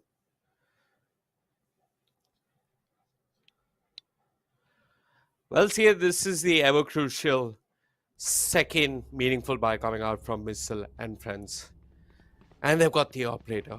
So much weight on Missile's back. And where's Missile going? Okay, so he's going in. Expected. It's quite interesting that they're leaving C-side entirely. You can see even in terms of the stars, they're almost trying to fake out. I wouldn't be surprised if the early smoke came out towards the C-side. But no, as the Astra is going to go there. No, actually, yeah, just going to play C-side full retake, Missile and friends. I assume on the basis of that lockdown. But that can be quite risky if if Gunner saves his aftershock. But right now, it's not going to matter because Salt Esports seem to have set their sights on this B side. They said it worked out last time, we'll make it work this time as well. And they've got the ultimates to make sure they do that. Yeah. You mentioned one thing, taking control of A or C link. When you do this, they haven't taken control of A or C link. They're just going to be able to get the plant. They've got a Killjoy to work with. Darky has got the lockdown if he needs it. And you've got to remember, the Hunter's Fury has been committed. This could be really, really costly for Missile and friends. Maybe, just maybe, the best call is to save about now. It's going to be a hard retake for the side of Missile and Fence. Kyojin, if he gets a half defuse here, it could be huge. This man is just taking it. His gumption, his commitment is unreal. He's done his bit. Early on, they've stuck it a fair amount, and maybe, just maybe, they might just be able to sneak in a defuse. Missile missing his shots, very untactical. He allows him on the spike. The Rolling Thunder committed. Darky, Demon lining up the kill feed. Para Missile dead. A shock dart to follow. Kyojin will join them. Red trying to defuse, but Red will not be able to get away with it. 10-8. Jivix and the boys have once again broken the economy of Missile and Friends. And B, I have not seen B being held this effectively in a really long time. Yeah, I mean, it's really all of the utility they have, right? The shock darts and the way they chain it. That thing I have to appreciate. They chain their utility perfectly. First, they use the aftershock and the gravity well. That denies the full diffuse. Then the shock darts come in, which delays them for a little bit. And finally, the rolling thunder combined with their push to finish off the round. So, Salt Esports, even though they use 2 key ultimates to finish off the round, that is most definitely worthwhile because that was the full buy. And now continuing on their momentum, they've gone back to what is comfortable, pushing C long, and it's just like A, B, C right now for Salt Esports. Simple fundamental Valorant, and it's also the way they play. Okay, Kyojin. Kyojin got something to say. Yeah, great stuff coming out from Kyojin. They should have not fallen prey to that. They had the owl drone, they knew he was there. Strike down, and C. Jivix and the boys at Salt, come on, this is not a round you should be losing. You've reset your opponents, but more importantly, you got to lead. This is when you want to build upon your lead, not throw away and squander away 4 rounds, especially when you have the economy and your opponents don't. And I want to say one thing, see, this is very reminiscent of the Indian scene and other tactical shooters. Indian teams know how to work when they don't have resources. It's something about being an upcoming nation. We know how to work with less. When you spoil us with luxury, we get a bit complacent.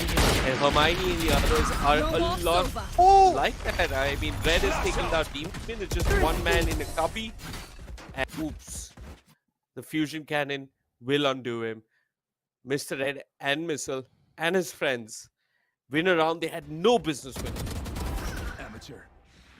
Exactly, they definitely did not have any business winning, and you can see the telling tales of Salt's push, really. You know, they're not the kind of team like Missile and Friends, for example. As soon as they get a pick there, their immediate reaction is going to be either we hard commit this site or we just slow down for a little bit. Wait for say 15-20 seconds, see how the opponents react and then go. But no, Salt is a team, oh, we got a pick, we got a force. Get out of my way. Usually it works out for them because it overwhelms the opponents, but once in a while you can see because of some nutty shots, the way Kyojin was able to pull it off, it just slows them down, and when they get slowed down, that's where they look at their weakest. Look at how much Missile has pushed out. He dashed and YOLO'd it out of A's shot, and he's gotten complete control of A. He should be... Yeah, he didn't dash. He didn't dash. My bad. But he should be able to get a kill. At the very least. Oh, the shoulder. Every opper's worst nightmare. The shoulder. Not the head. That's the shampoo. But... yeah. I mean, even if you see the hips, you're usually able to land the shot, but it's that shoulder and jumping that really messes you up. And hey, that's the telling tale of that experienced grindy operator. If you're able to time that shot perfectly to even catch that shoulder peak. But talking about timing, the recon not being broken on time will force Missile to leave. Now this is what I talked about. Even though the lockdown was set up in a great position, a simple aftershock denies them that push, and Missile and friends take full advantage. You can't place the lockdown there playing against the page. That's not okay. oh yeah. In case chat is wondering what Say is on about, the lockdown can be broken by the aftershock. And it's a nifty thing that you can do, and it's so much cheaper than committing the hunters to do. Another thing that I'd like to actually ask and clarify here, when this patch came out where they introduced the change to aftershock, it was also mentioned that the aftershock can break the Sage wall. But it never works like that. I've tried this in so many pubs, it just doesn't happen. So it needs to be done exactly when the Sage Wall is put up because it's vulnerable, because otherwise when it's fortified it's kind of useless. It only hurts it, it doesn't break it entirely. But when it's vulnerable, you can make it happen. But yeah, it can break any projectile, I don't think that's the right word. Any object, essentially, so it can break a turret, it can break an Lombard, it could break, if An the Owl Drone? new Yoru. Yeah, an Owl Drone, but that's kind of small, so it needs to hit it smack bang, right? But if the new Yoru rework comes through and that clone of his starts pushing in, you could technically break the clone as well with that aftershock. But right now, trying to break their losing streak, Salt pushing on forward, taking a shot along control. Again, we'll try to go for this execute, but it's a little scary with Missile's operator already set up. And the simple option that Missile and friends have with the Rolling Thunder ready to just go for the retake here instead of committing, but they're actually committing this angle from Hermione. I'm not a fan of. Yeah, oh yeah, and I understand why. Enemy Hermione ends up like Right that missile down line A. up. This is completely surreal, unreal. remaining. Shouldn't be happening. Missile gets 2 crucial kills, but does it even matter? See, Spike because planted. it's just better all by himself. He's got the lockdown. But I don't think he has any business winning this round. He's trying to sneak in through the smoke. Maybe he can retrieve the op. He knows he needs to check his right. But there's so many angles he needs to check bit by bit. He'll try and clear them out. Stranger whiffing a little bit, but Demon sharp with the trade. Salt, they break their losing streak and they put one on the scoreboard. Missile, I want to say he got this sweet double kill, but One enemy remaining. where was the Rolling Thunder? Where was the coordinated retake with the lockdown? We didn't see any of that. Exactly, yeah, a bit of a weird situation, right? Like, again, this is where we see trouble between these teams, especially when it comes down to the wire in these final few rounds, where it feels like they start focusing more on their individual plays rather than what their teammates have available. And I don't blame any particular player for that. I think it's an equal team responsibility. For example, it's as much as the breacher responsibility to tell Hermione, bro, you can't be playing those aggressive angles. Just back off. I understand if Missile is playing those aggressive angles because he has a dash to get on out of there, the Sova cannot. But it's also the Sova's responsibility in Hermione to realize that the breach has this, and he can tell him, hey, we can play on the retake, I'm going to back off. So the team needs to be talking about it together and trying to come ahead on the basis of that. I think that's why Salt have a slight advantage, because their biggest strength lies in their ability to pull off these insanely quick executes. And to do those, you have to talk. You can't just be like, okay, we execute C and we go. You have to go into customs, practice who's holding what angle, who's clearing what angle, because otherwise you're always going to be caught like, no, I thought you were going to do that. No, I thought you were going to do that. And that's never a good way to go about it. I agree with you completely. They needed to communicate. Hermione didn't need to be that aggro. I want to tell you one thing about good Sova players. Sure, they might know lineups. Sure, they might know all those shock darts. But it's not just the lineup. It's not just the shock dart. It's the timing of the reveal. Sometimes it's completely okay to just hold on to your reveal. You know that they're hitting the site. You've got the information through someone. Fall back. Let them come to the site, then reveal, tag 4 players, and then really make that retake come together. Because this is what I noticed Kappa do. It's not that he was making flashy plays. It was more about timing. It was more about experience. And that made real difference for the side of global esports. Hopefully, we can see that discipline and that wisdom come through for Hermione. For now, though, it's Stranger. A neat little double kill for him. Gunner takes care of Hermione. Missile, good for one with the Blade Storm, but that's about it. Demon shuts down Missile, and Pera, all by himself, doesn't get detained. A 1v4 for Pera. I mean, the trades have been so sharp for the side of Salt, and the trade's not even necessary because Shevix takes care of Pera, and they are inching closer and closer to taking this map here. Yeah, and at this point, I think Eco as well, not in the greatest situations. I'm not sure if Missile, yeah, he can't get his hands on an operator. It's just going to be a couple of rifles, a Guardian, a couple of Spectres, and not even all of them with full shields. So Salt in a brilliant position to pull back what looked like they were going to lose the map entirely with the momentum Missile and friends had. Now Salt are able to pull back. They're on map point and they can start this revenge series off with some revenge on Haven itself as they look to secure this map in the bag. Now, I will say, Missile and friends, they have that Rolling Thunder as well as they have 3 key ultimates, actually. Yep. The Rolling Thunder, Lockdown, and the Cosmic Divide. So if they can just play a little safe, maybe they can play on the retake. But Missile's not about that safe life. You can see he's got the Champion's Karambit. It's glowing up and tight because he is the top fragger and he wants to keep that rolling. Yeah, good push. They switch things up. They throw a curveball, they aggress for information, they get a kill. It's a big win for Missile and friends, and they need that to stay in the game. They've got the Rolling Thunder. If they get information as to where the attackers are grouped up, I'd love to see an aggressive Rolling Thunder. He spot out one man just to bunny hop away from that situation. Jivix just crouching beneath the window. Crouching Jet, hidden Sova. What do Jivix and the boys at Salt want to do? If Jivix wins this duel, life is going to be so much simpler. The flash, time to perfection, the communication solid on the side of Salt. They'll take control of the site, but they've got to be wary.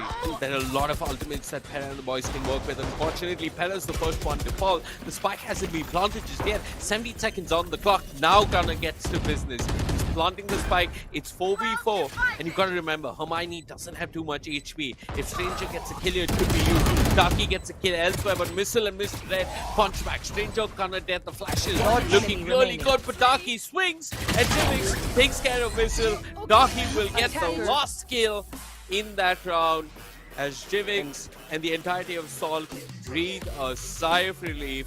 They've taken Haven. They've taken Haven, they've got one map in the bag as they take that 1-0 lead, and Darky once again at the forefront of his team's success, motivated, driven, and providing the results for them to go through. The flash dodge as well on the breach flashpoint. It's so hard to do because unlike a Sky Guiding Light, you don't hear it coming. It's not like you get a bit of time to dodge it. No, it's instantaneous. You just got to get your reaction done immediately, but he does it. He makes it happen, pulls out a 4K to pull off that final round for Salt Esports. And with this 1-0 lead, they're going to have all the momentum in the world going into map 2. But boy, oh boy, what a close matchup between these two teams, Vivek. What a close matchup, what a game. And you know, even if Salt end up losing this, I really have to commend the way they play. Their coordination is so solid. You could see they communicate with each other, they flash for each other, they help each other. Missile and friends, I mean, what really cost them the round was that one costly error where they didn't use the Rolling Thunder for the retake. And other than that, the operator is just not clicking for Missile today. Somehow, today is not his day with the operator, but maybe it's just Haven. Maybe on Ascent, he can work some of his magic. Darky, the MVP for Salt, and Missile, rightly so. I mean, he's always been the MVP for Missile. Yeah. I don't think, maybe. I mean, that's why the name is Missile and Friends. You can see he's clearly the star player. You know? Yeah.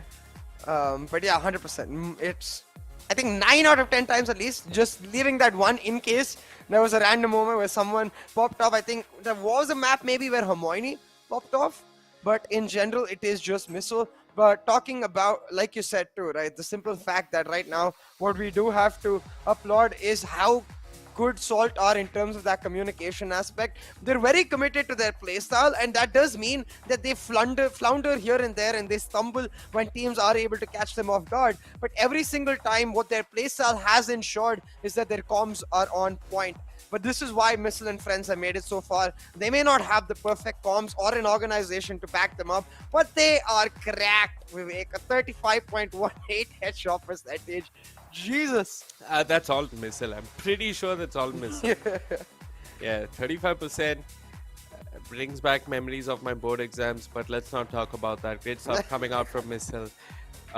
One objective, I think the objective in statistic is a bit skewed because I remember multiple plants at B, but I could be mistaken. It's mostly because most of the rounds did end up with players fighting against each other. Like, no team was playing like the EMEA style, you know, where they're like purely playing on time and post plants and stuff like that. Oh, yeah. Usually came down to the duels, which means you're going to see more frag wins than objective wins. Yeah, even So even if you plant and then you win by duels, it's considered a Yes. frag win, right? Okay. As long as everyone dies before the spike explodes, Yes. it's a frag win. That's a nice graph we can look at. Quick quiz for the day. What is mean median mode? If anybody can tell me, I don't want to hear it. I mean, I'm a math major, so I'm not going to Wow. answer that because I feel like that's going to be cheating. Wow, you're a math major. Yes. Hence the endless, it carries over. But like you said, I think at this point, what is especially important to take away from that graph is that overall, I think both of those players were very well matched. Their means or their average performance throughout the map was very well Way matched. median. But Way median. yeah, but what's important right now is for the viewers to understand that you've got this giveaway every single day. That exclusive merchandise, I've heard that we might get access to it real soon to show it off to you guys on stream.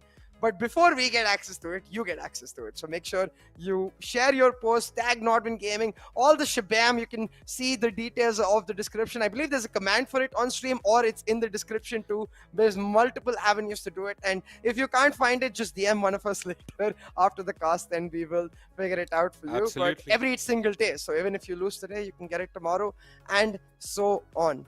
But talking about every single day, what we have is still some action left for today. This was just map 1, Vivek. So we'll be coming back real quick after a short break with map 2 between Missile and Friends and Salt Esports.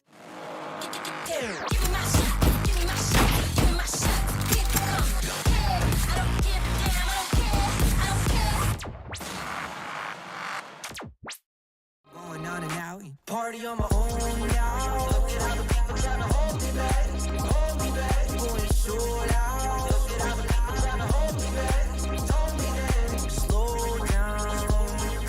Fuck going out, getting high on the weekend. Zone out, slow down. Oh, party on my own.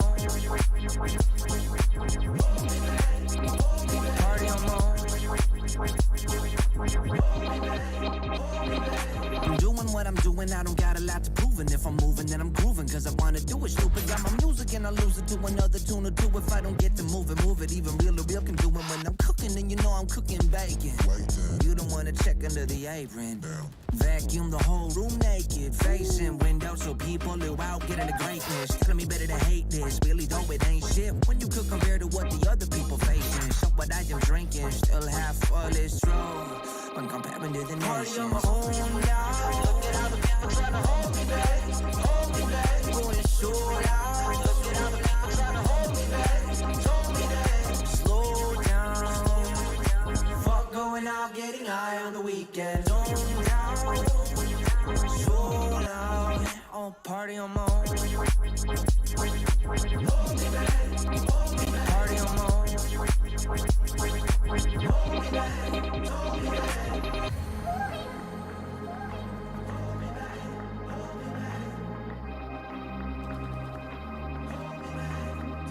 Party on my own now. Look at how the people trying to hold me back, hold me back. Going short out. Look at how the people trying to hold me back, hold me back. Party on my own now. Look at how the people trying to hold me back, hold me back. Going short out. Look at how the people trying to hold me back, hold me back. Slow down.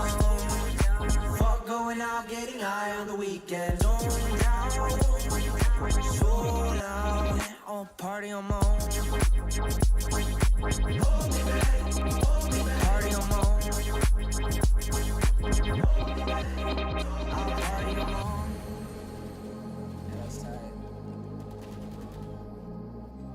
Max Watson. Tony Romero. Party on my own.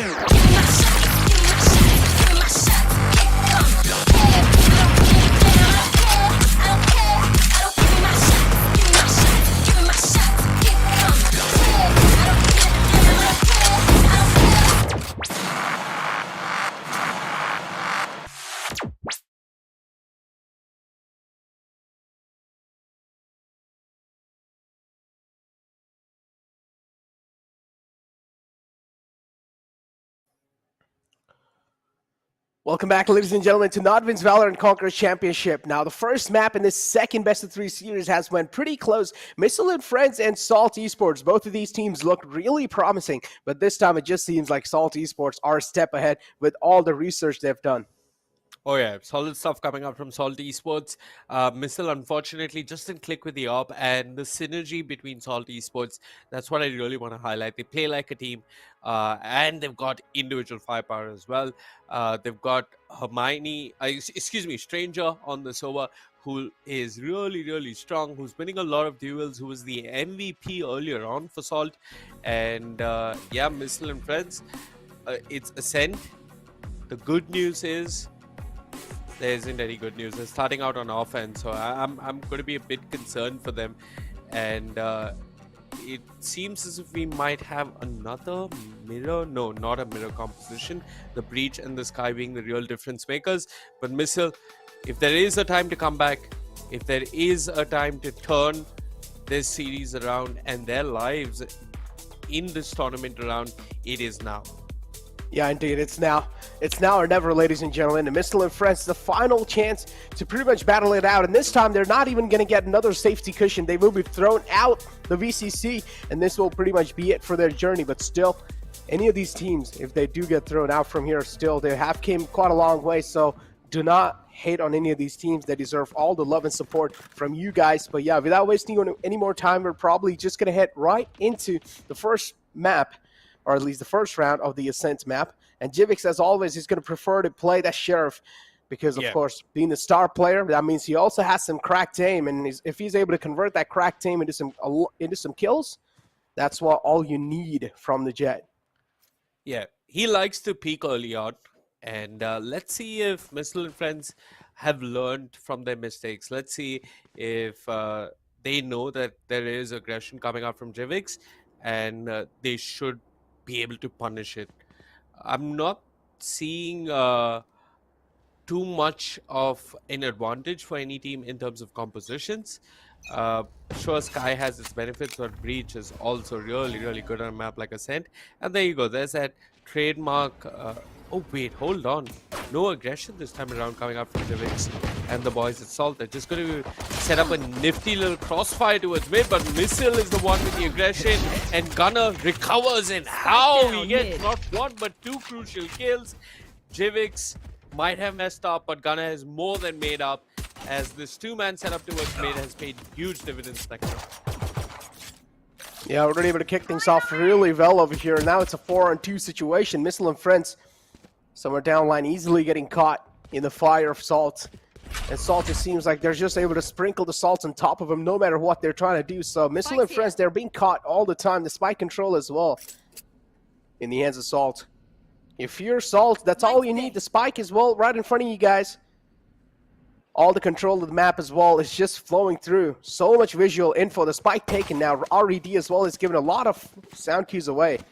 Darky's going to fall back instantly. He's going to let them have the site control, instead opting out to play a little bit more safer routes. The turret as well is going to be probably the sixth man to try and make some difference happen. But the shock darts will force them back. They don't have any other choice, but guess who's ready over here? It's Gunner, but a nice slap from Per. He turns around and slaps him right in the face, but the right click over here of Demon pretty much might just be able to activate the Demon time. Time's running away. 10 seconds Pretty left. much 10 seconds left in the clock. They're going for the plant. And a nice shot to pretty much shut down Demon 2. Now it's a 2-on-2 situation left here. Good flash. Man's flashed out. Per himself is just making some star plays happen. And Per, the MVP of that previous round, he clutched it out for them. They had no business winning that round, but Pero with the Ghost finding so much. The kill on Gunner, the death on Gunner, okay. But the push after that from Salt, really unnecessary. I don't think Demon needed to push all by himself. They could have coordinated and put together a 3v2 retake, but Demon, he probably assumed that he could deny the plant and win the round on the basis of time. So I can see where he's coming from, but unfortunately he doesn't win the duel, and Pero looking really crisp with the Ghost sets up Missile and Friends for success. Jivix and Salt are going to be a little displeased. They thought, or they assumed that they had that round, and then it just slipped away from them. Now they're on an eco, and this should be a pretty straightforward round for Missile and Friends. Hopefully it is. But the technical break, though, that's the problem. Might be a straightforward round, but they pretty much pulled it back from Salt's mouth. So, yeah, this technical break, Salt, it seems like they've got a lot of emotional damage from that round. So this technical break will help them recover from that. Overall, Salt, they did look pretty good. Were able to take down a lot of players. But after such kind of slapping already in the first round, that's going to help Missile and Friend just to gain a little bit of mental edge over Salt in this map. Yeah, that's good for your confidence, right? When you're hitting those neat little headshots with the Ghost. You know your aim is on point. You know your crosshair placement is on point. One thing I do want to point out about all these technical issues is that in general, Salt, their ping's looking a lot better today. And they should be both teams near even in terms of ping. Missile and Friends had a couple of technical issues early on, but they seem to be resolved, and we should see a very close match between both these teams. Haven was definitely close. Missile and Friends for now on ascent. They've won the pistol, all the back of some individual heroics. This should be a very straightforward anti-eco for them. There we go. Nice flood on the site. Missile's able to find one. Trades happening back and forth, but still, Missile and Friends, of course, having a little advantage because they have the better guns. Spikes being planted, an ample amount of time, a lot of time available. They can do whatever the hell they want at this point. Eris is available in the hands of Hermione. Shouldn't really be that big of a deal to shut him down. 3 players available. This recon dart's going to be revealing a lot of stuff. There you go. Both of them being revealed now.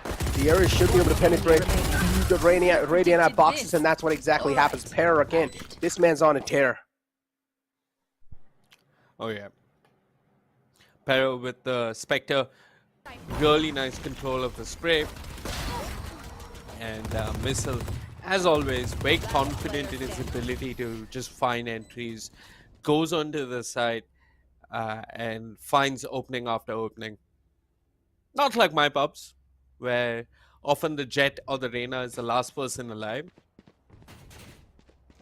And is just walking about, shift walking with no purpose, with no ambition.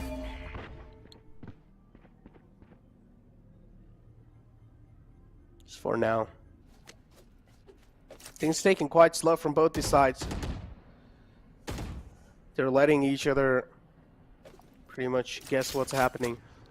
Even the defensive side, they're not really over-peaking their angles, utilizing the utilities perfectly. But Jivix this time is getting a little too over-eager. He wants to peek out. He does. Shuts down the turret, so now the Killjoy turret's not really on the board anymore. That's something to not really care about. But still, Salt Esports, they need to kick things off still inside this game, and they should be able to. The Breach is ready with the stun. As soon as they do hear the floodgates open, that's a really nice stun. Para being caught, and that's going to put a little bit of stop and also a lot of info given away to Salt already. Yeah, Salt, they heard the footsteps, so they know that they were outside B. Stranger's going to come in huge, so he spotted the rotation. He's given valuable information to his team. He can't really find kills, but a lot of it is going to come down to Taki on his how much can he hold. Bomb grenade, effective. The Phantom, even better. Demon chimes in with one. Petter dead. It's now just 3 members on the side. Make that team with Taki, just steamrolling them. 3 crucial kills and a flawless round coming out from Salt. They made it look so simple, Necro. Yeah, Salt not really breaking his sweat. This is, again, another problem, right? Even if you do get the first 2 rounds on the board, and if you're just not able to do that great in the rifle rounds, that means there's a little bit of problem going on.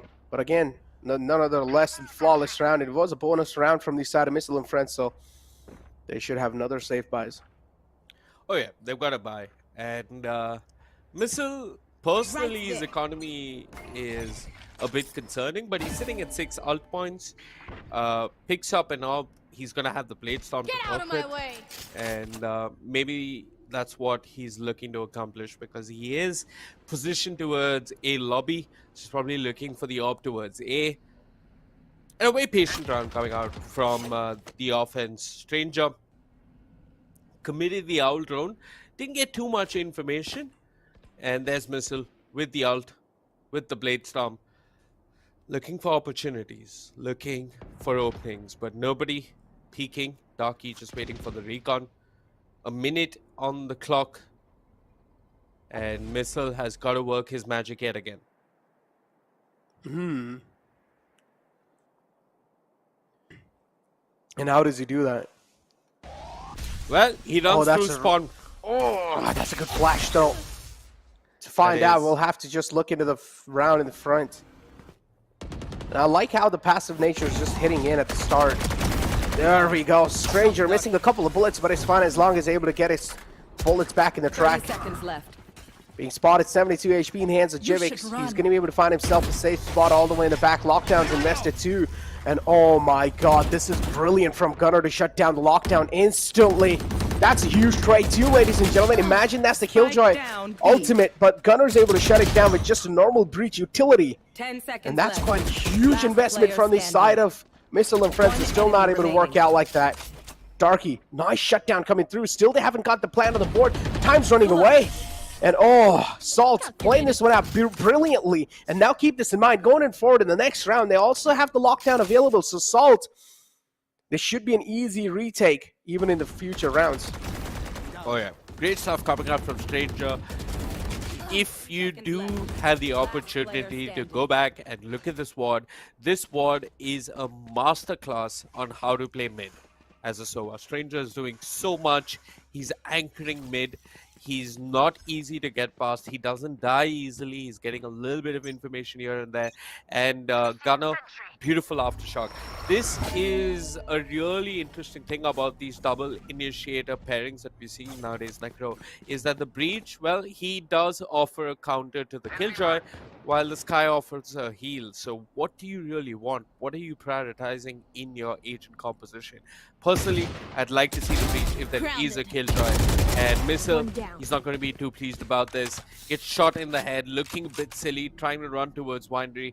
And the Astra is dead. No controller, no smokes, and no duelist to work with. This is a difficult round for Missile and Friends. Breach and Sky, they both are really good in their own individual fields, but still, Sky is more kind of like the info gatherer as well. So, again, both of them can have their own plays, their own ways to play. I don't really feel like you One can enemy remaining. compare that. Well, if you just compare the flashes, then yeah, it's quite understandable. But a nice round. And Jivix pretty much getting a nice 4K too as well. So a flawless round from the side of Salt. And Salt's looking really unbreachable right now. So that's going to be a little bit of sign of worry for the side of Missile and Friends. And how are they going to be able to bounce back? Another question that I am eyeing out for. But still, over here, quick shutdowns from the side of Jivix. Nice flawless round. Salt looking really good. They're looking in sync. Missile and Friends need to break down this sync. And how are they going to do so? Only time would tell. Yeah, I think contesting mid is what's missing. Oh my What god, the this is hell? huge. All of them. Oh right? my It's god. like- Oh, Jivix with a nice 3K. The breach flash and dash combination. Pretty much the old ways to shut down things. And how are they still able to win this? A flawless round two, and what? Salt. Of course they're going to have smiles on their faces after a win like that. What was that? That's a one-sided domination right there. And it's not even like it was an eco round for them. No, they just took off the rifles as if it meant nothing. That flash and dash combination just catching every single player of Missile and Friends off guard. And now this is what you call an actual research being done on a team. Just genius coming out from them, and this is what I was talking about, the synergy in this team, the comms in this team, especially between their breach and their jet is just so solid. And Missile and Friends, they are looking a bit defeated. They don't have a buy, and they're running a very scrappy buy. They're up against Gunnar with the Rolling Thunder, so it's not going to be an easy round for them. Let's see what they can manage to do. If they get a couple of kills, it would be nice. If they can get a little economic damage done to Salt, it would really help their cause, because Salt, they're just rolling in the money. They've got heap loads of it. They can invest in secondary pistols if they want to. They could keep running the Odin for another round or two. And Oh, no. A whiff and a half nearly, but Demon does manage to recover. Missile there, quick with the trade. They're moving on to the A side. Jivix and Mines, though, could be a problem. And like I said, they've got the rolling thunder. Gunner just needs to stay alive. Jivix is taking care of Missile. remaining. The bird, the flash, the sheriff. Well, he'll get them a kill, but that's about it. As Jivix shuts them down. And look at his smile. This guy, well, he would make our grooming partner Gillette very, very proud with that face of his. A really nice round, though. Again, Salter's just looking really unstoppable. I do understand he was still an eco, but the previous round, just being completely shattered. And Salt, I don't know what they've had today, man, but it seems like they're just sprinkling a lot of salt on top of Missile and Friends. Now, Missile and Friends, something needs to be done here. And how are they going to be able to crack the defense? Jivix again with the operator out mid, peeks out again. Does have the Blade Storm available in the hand, so that should help him out as well. Oh, that's a nice quick shot. This time the shoulder exposing a little bit too much, and Jivix catches a little glimpse, and he's going to kill him instantly. But they still do have the Seekers and the Hunter's Fury available. They can always go for a side execute, but again, the problem is they just don't have the controller up. And now talk about the side control. They're not going to be finding it anymore because Missile, the man himself, is not in the game anymore. So it's going to be a little bit of a problem to find those opening frags, and Odom as well, just doing a little bit of damage over here on the B main. He's just ready. The crosses are trying, the kills are turned as well, giving a lot of info away. Now the recon dodge going to spot him out. And oh no, Mr. Raid. So much pressure on Missile and Friends. In this round, it's looking next to impossible to pull it off. Well, then start the Owl Drone. They've got to try. They've got to buy. No more. And Oh, let's no, see the what gravity they can do well. with it. Stranger with my pair of the controls on the money there. Well, he's going to be brought down rather quickly. done. And Hermione gets one kill. Just one kill is all the entirety of Missile and Friends will find in that round. The MVP of that round for me is Jivix Necro. The first pick towards Cat, and then repositioning, being that dynamic opper that Antidote is so well known to be. And well, those two crucial kills with the operator means that, well, you go to one side, there's an operator. You go to B, there's an Odin. And it's hard. It's really hard to call this game as an in-game leader. The only thing I can say with certainty in terms of strategy is that they need to take a timeout and reassess their options. Jivix though again, trying to peek out some aggressive angles from mid. He just wants to give the early man advantage over to his team, so understandable. But a heavy presence outside A main. You are divided. That's going to be knocking a lot of troubles, and there you go. But the problem is the Rolling Thunder is available. So the breach is going to be causing a lot of problems, but Demon is on Demon time right now. 2 quick kills on the side to try and shut down the floodgates. And there you go, one to follow it up as well. And Kyojin, okay, there we go. Finally, the saving grace of Missile and Friends, and this is what exactly they needed. Take flight. Drones out too, giving a lot of info. The man on the site revealed too. Odin's trained, and we'll shut down Killjoy. Now it's all down to the final man, and it's Kyojin, the controller. There is a lockdown though, and that is a huge issue for Kyojin. He wants to get out of there, but then just not going to let him. This round, it looked really, really good for Missile and Friends. I mean, they lost 2 members early on, despite being blinded. I believe it was Demon who managed to find the secondary kill. That to a headshot. Somehow, though, Missile and Kyojin managed to pull things back. But great stuff coming out from the side of Salt. They have the lockdown, they committed. There's no way in hell that Kyojin manages to clutch that. And Missile and Friends, again, have been reset in terms of money. This is really concerning. Salt can buy for days. They've got plenty of money in the bank. They're nearly touching 9,000 credits. And there are not that many rounds to go. So their money is never going to be reset. Get out of my way. It is, and look at this. Again, early peeks out. That's a quick frag. Jivix not even catching a single bullet. Ah, this is a problem. The operator's causing a lot of menace. Another shot. Jivix is the man unstoppable. He's man unleashed. Stranger taking a lot of damage, but his finally can probably fall back. 22 HP in the hands, and now he can just try to go for some pocket damage plays. Just try to chip out a lot of damage as he can. Has 2 shock darts available too, and look at this. Spam comes through. Oh, nice shock dart. Barely able to slip past.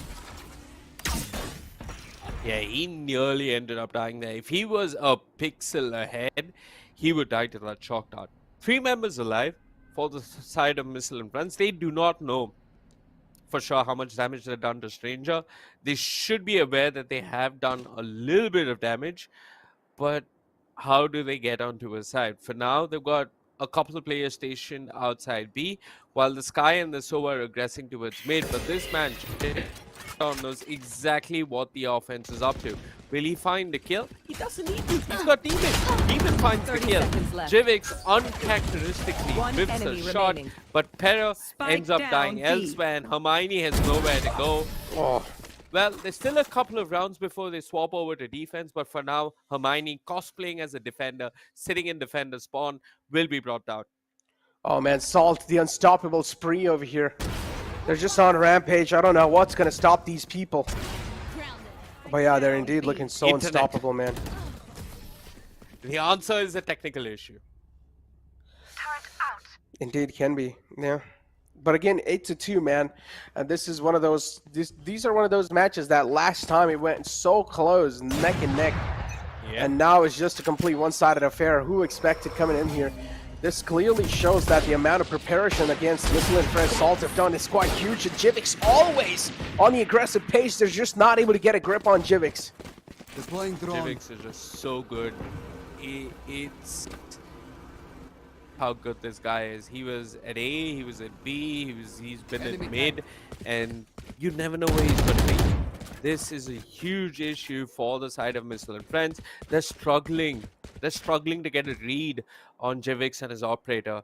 And more than the read, his shots have just been nutty. He sees half a shoulder, that's enough for him. Kyojin. Look at Kyojin. Oh, yeah. So low, man. Peeks out for a millisecond and instantly gets headshotted. And tough luck. Look at the discipline coming out from Salt. It's measured aggression. They get a kill, but they're not overcommitting. They're not throwing the round. They're being extremely patient. Gunner is just waiting towards defender spawn to find a read and rotate appropriately. Darky is there on the killjoy, reliable as an anchor. Pera and the others cannot find any access to the side. Spawn grenades cause a problem. Darky sees and a beautiful transfer of the spray as Darky. He can get kills like that for days. 4-man takedown coming out from Darky as it is just another day in the office for Jivix and the boys over at Salt.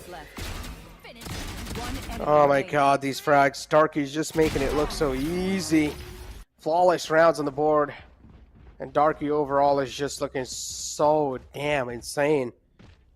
Again, Jivix and Darky on fire. Pretty much the entire team of Salt is on fire. On the other hand, Missile, they're just not finding that sweet tuning. Yeah, they're not finding anything. This time, they're going to be fortunate enough to avoid Jivix and his operator. They're just going to storm down mid. If they manage to close this half 9-3, they're going to be very pleased with themselves, but will they be allowed to? They're taking a little bit of control towards mid, and it's actually Missile who's on this lurk.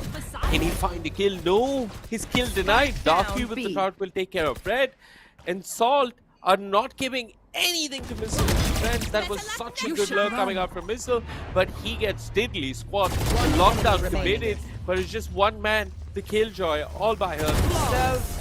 And he's not going to stay alive much longer. The lockdown dealt with a 10-2 half. The third flawless round for the side of Salt as Missile and Friends looking hapless on the offense. Yeah, looking really freaking good over here, man. Detard as well, just chiming in, grabbing a lot of kills here and there. So overall, Missile and Friends looking really strong. Another round of the board and another day in the office. 10-2 is the half, and now we've seen some curses happen in 10-2 too, so you never know. Maybe Missile and Friends will be able to bounce back on the defense. Yeah, it is possible. They are playing defense. If they win the pistol, their chances of bouncing back, well, the chances of bouncing back just increase exponentially. But let's see, they need to win their pistol first. Pero looked really sharp with the Ghost. We need to see some more of that. And yeah, Jivix and the boys at Salt need to be patient about this. Indeed. They need to be. Heavy presence outside B main. All players there stacked. They've got the eyes as well, but Jivix is the man who always finds the opening to the floodgates. He's always able to open them up like it's nothing. Another one found as well. Now the site's completely clear. Left on a 3-on-4 situation. Missile has the Sheriff available too. He's looking to connect some headshots, looking to make some stellar performance on the board, but still, it's taking his sweet little time. He's waiting for the smoke to dissipate. As soon as it does, Missile is just going to also flood in the site too, so just waiting and waiting for his teammates to actually synchronize up as well. There you go. Missile on the site, not really able to find any connection. Jivix is on fire, and Darky and Demon, these two players are in Demon time. Yeah. Look at that red glow around Demon. True to his name. There you go. Great stuff coming out from Salt. I mean, it looked as if Missile and Friends had a solid read on that round, but unfortunately they didn't. Now, I just want to put this out there, Necro. How opposed are you to Missile and Friends forcing this round? I mean, they got no other choice. If they lose this round, then it's pretty much match point, so they will have to go for force. They'll have to go for all the odds.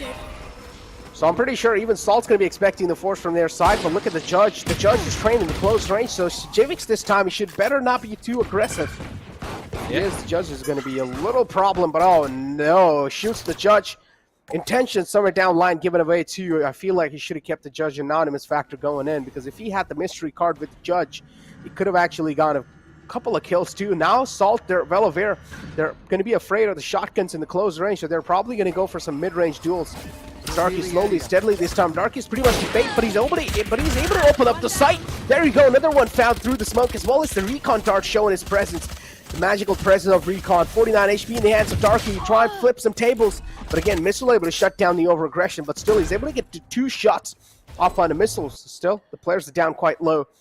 Jivix in the mid. He's waiting for over-aggression on the side of Missile and Friends. No one's going to be expecting Jivix to be on top here. There you go. Peeks out. Couple of connections. Para able to put a full stop to his parody. Great shot coming out from Para. They really needed that, but is it enough to win the round? I'm not quite sure. They're coming in through market. They need to find some sort of an opening. There's an Astra waiting under. She spots both of them. She gets Para. Hermione dead. Missile doesn't have too much health. 12-2. They are at match and series point, and Missile and Friends are on the verge of being knocked out from the Wildcard Qualifier. Yeah, not just from the Wildcard Qualifier, from the VCC, so that's a huge threat on your head. But still, no matter the fact, they have had a real great run in the VCC 2022.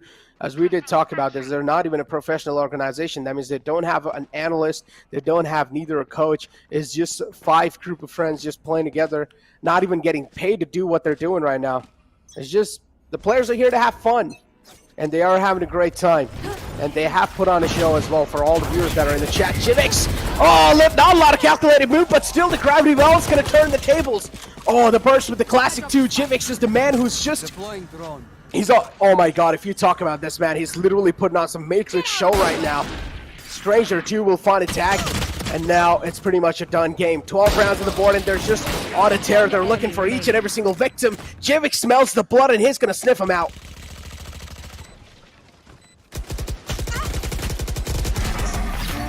There we go. What the hell was that? Please give us a replay.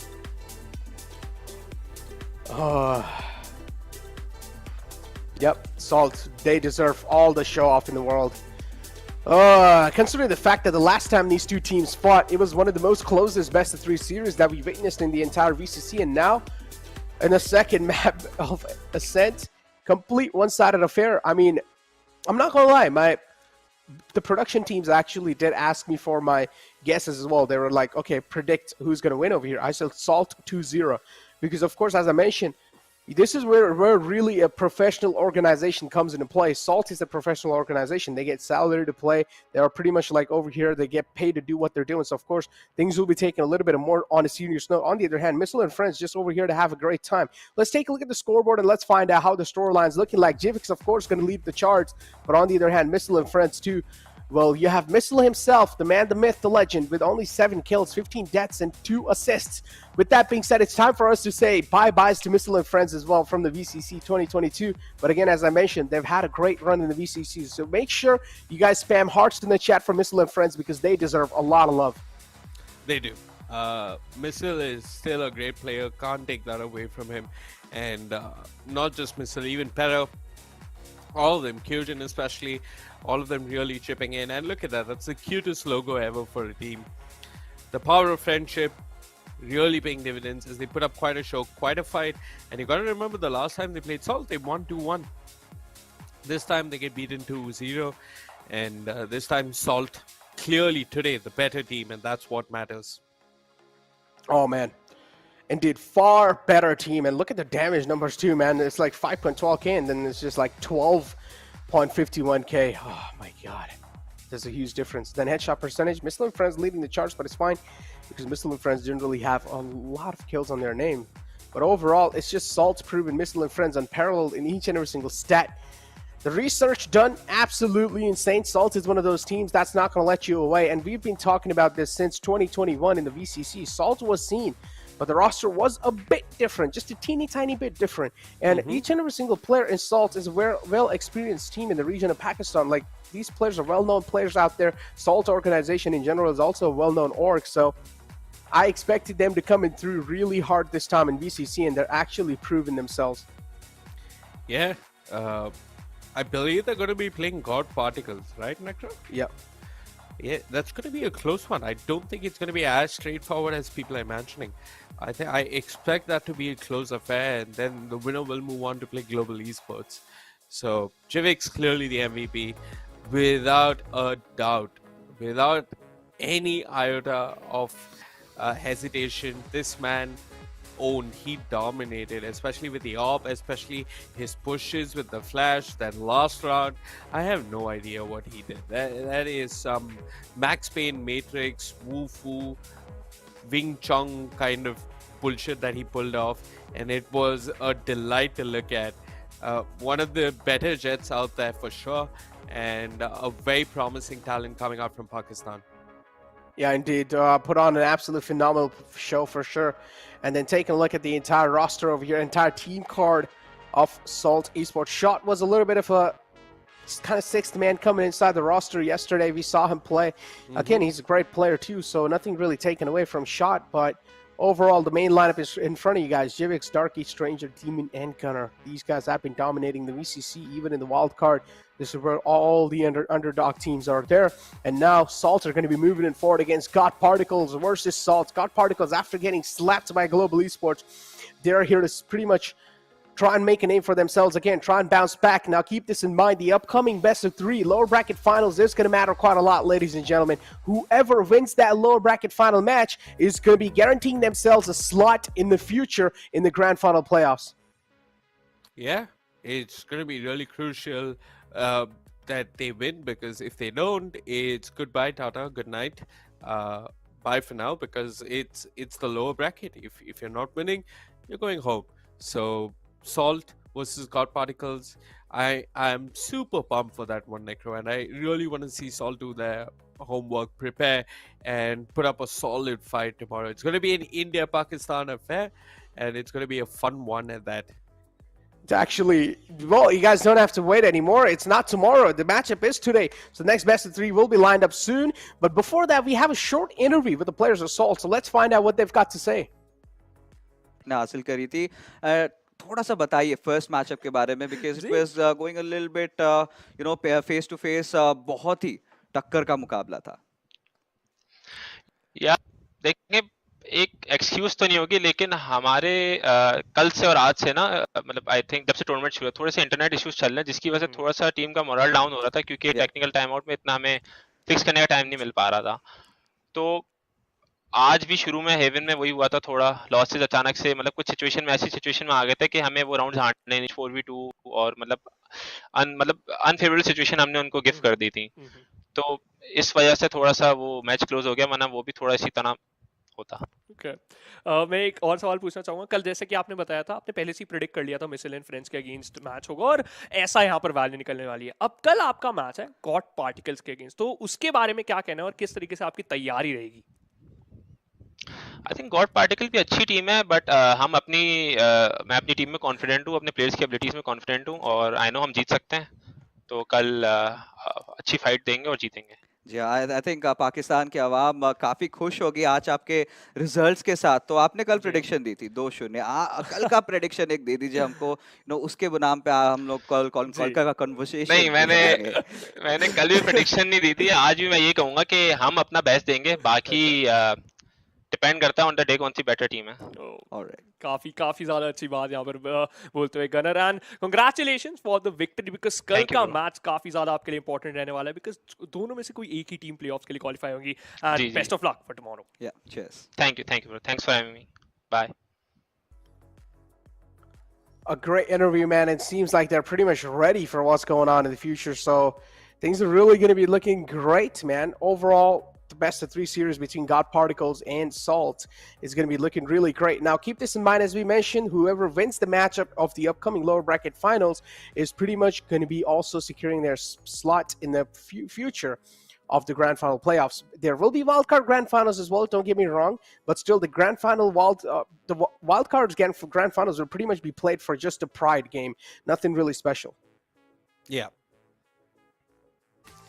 Well, let's take over here we have the VCC exclusive merchandise giveaway winner, and it's going to be Tanmay Bakshi. Congratulations, man. The giveaway winner, you are the exclusive. You have won the exclusive merchandise of the VCC, and all the merchandise will be delivered to you on your doorstep. So hopefully you're going to be enjoying all those exclusive VCC merchandise. And pretty much just send a picture on the social medias. You can tag me and Vivek over here right next to me. You can tag both of us and just show us off, because of course seeing you guys happy makes us happy too. With that being said, I'm pretty sure this is going to be the second BO3 taken care of. Salt pretty much just dominating their way through. Yeah, good stuff coming out from Salt. I can't wait for Salt versus God Particles tomorrow. That is going to be a hype game. And they seem very calm. They seem very composed. And Necro tomorrow is going to be hype. Yeah, tomorrow indeed is going to be an absolute banger of a day. But again, tomorrow is, as he mentioned, Salt versus God Particles. Both these teams, now God Particles, after being slapped completely, and Salt having a little bit of mental edge over God Particles. Salt, of course, they're going to be looking really great. As in the interview as well was seen, pretty much the team players just said, I believe in my team. I know they're going to perform well tomorrow. So God Particles, they better be ready. They better do a lot of research on a team like Salt. With that being said, today, 2 best of 3 affairs are being taken care of. So it's time for me and Vivek over here. Make sure to follow us on our social medias again. And it's time for us to take a leave. So yeah, we'll be catching you guys later. It's me and Vivek signing off.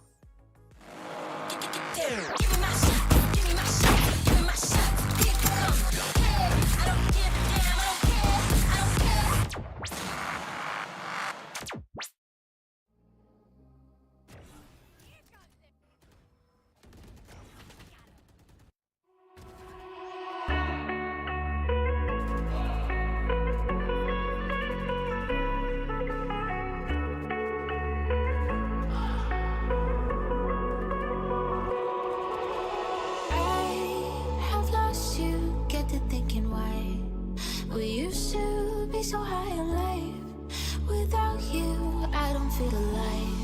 So I'll just keep on being higher than the sky. Tell me, are you there for me even when I try? Keep on being high, without you keep on being high. Without you keep on being high. I know that you're feeling forsaken, mistaken, wish you were another man.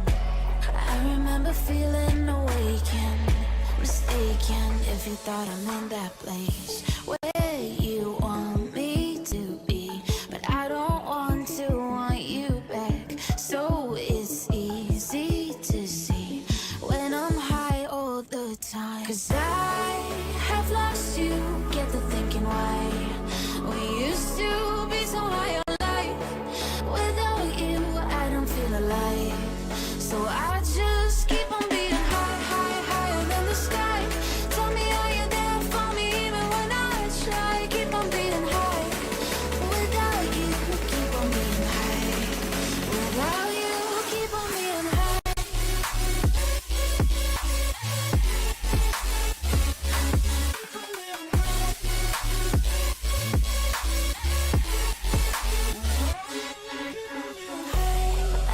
that you're feeling forsaken, mistaken, wish you were another man. I remember feeling awakened, mistaken, if you thought I'm in that place where you want me to be, but I don't want you back. So it's easy to see when I'm high all the time, 'cause I have lost you, get the thinking why we used to be so high on life. Without you I don't feel alive, so I just keep on beating high, high, higher than the sky. Tell me, are you there for me even when I try? Keep on beating high. Without you, keep on beating high. Without you, keep on beating high.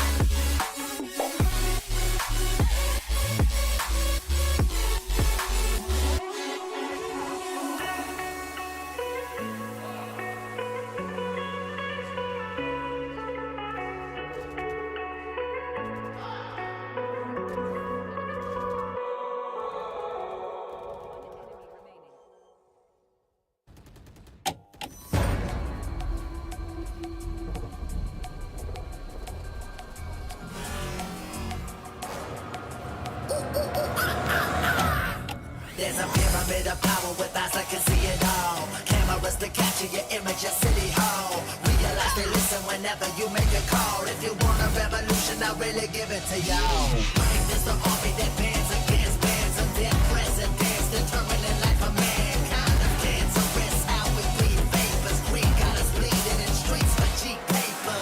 Assemble the masses, melt the plastic compound, realign when the shit gets drastic. Lit the veil when the systems are masked. It's just another pyramid scheme of government racket. Power with the power with Charles Jurassic. Nation T-Rex with covert tactics. Rise from the ashes, take back the atlas. Bring the madness.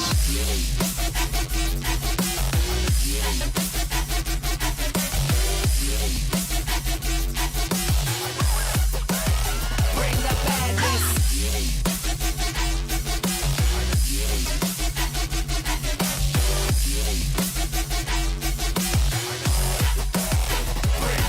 There's a pyramid of power with eyes that can see it all, and cameras to capture your image at City Hall. Realize they listen whenever you make a call. If you want a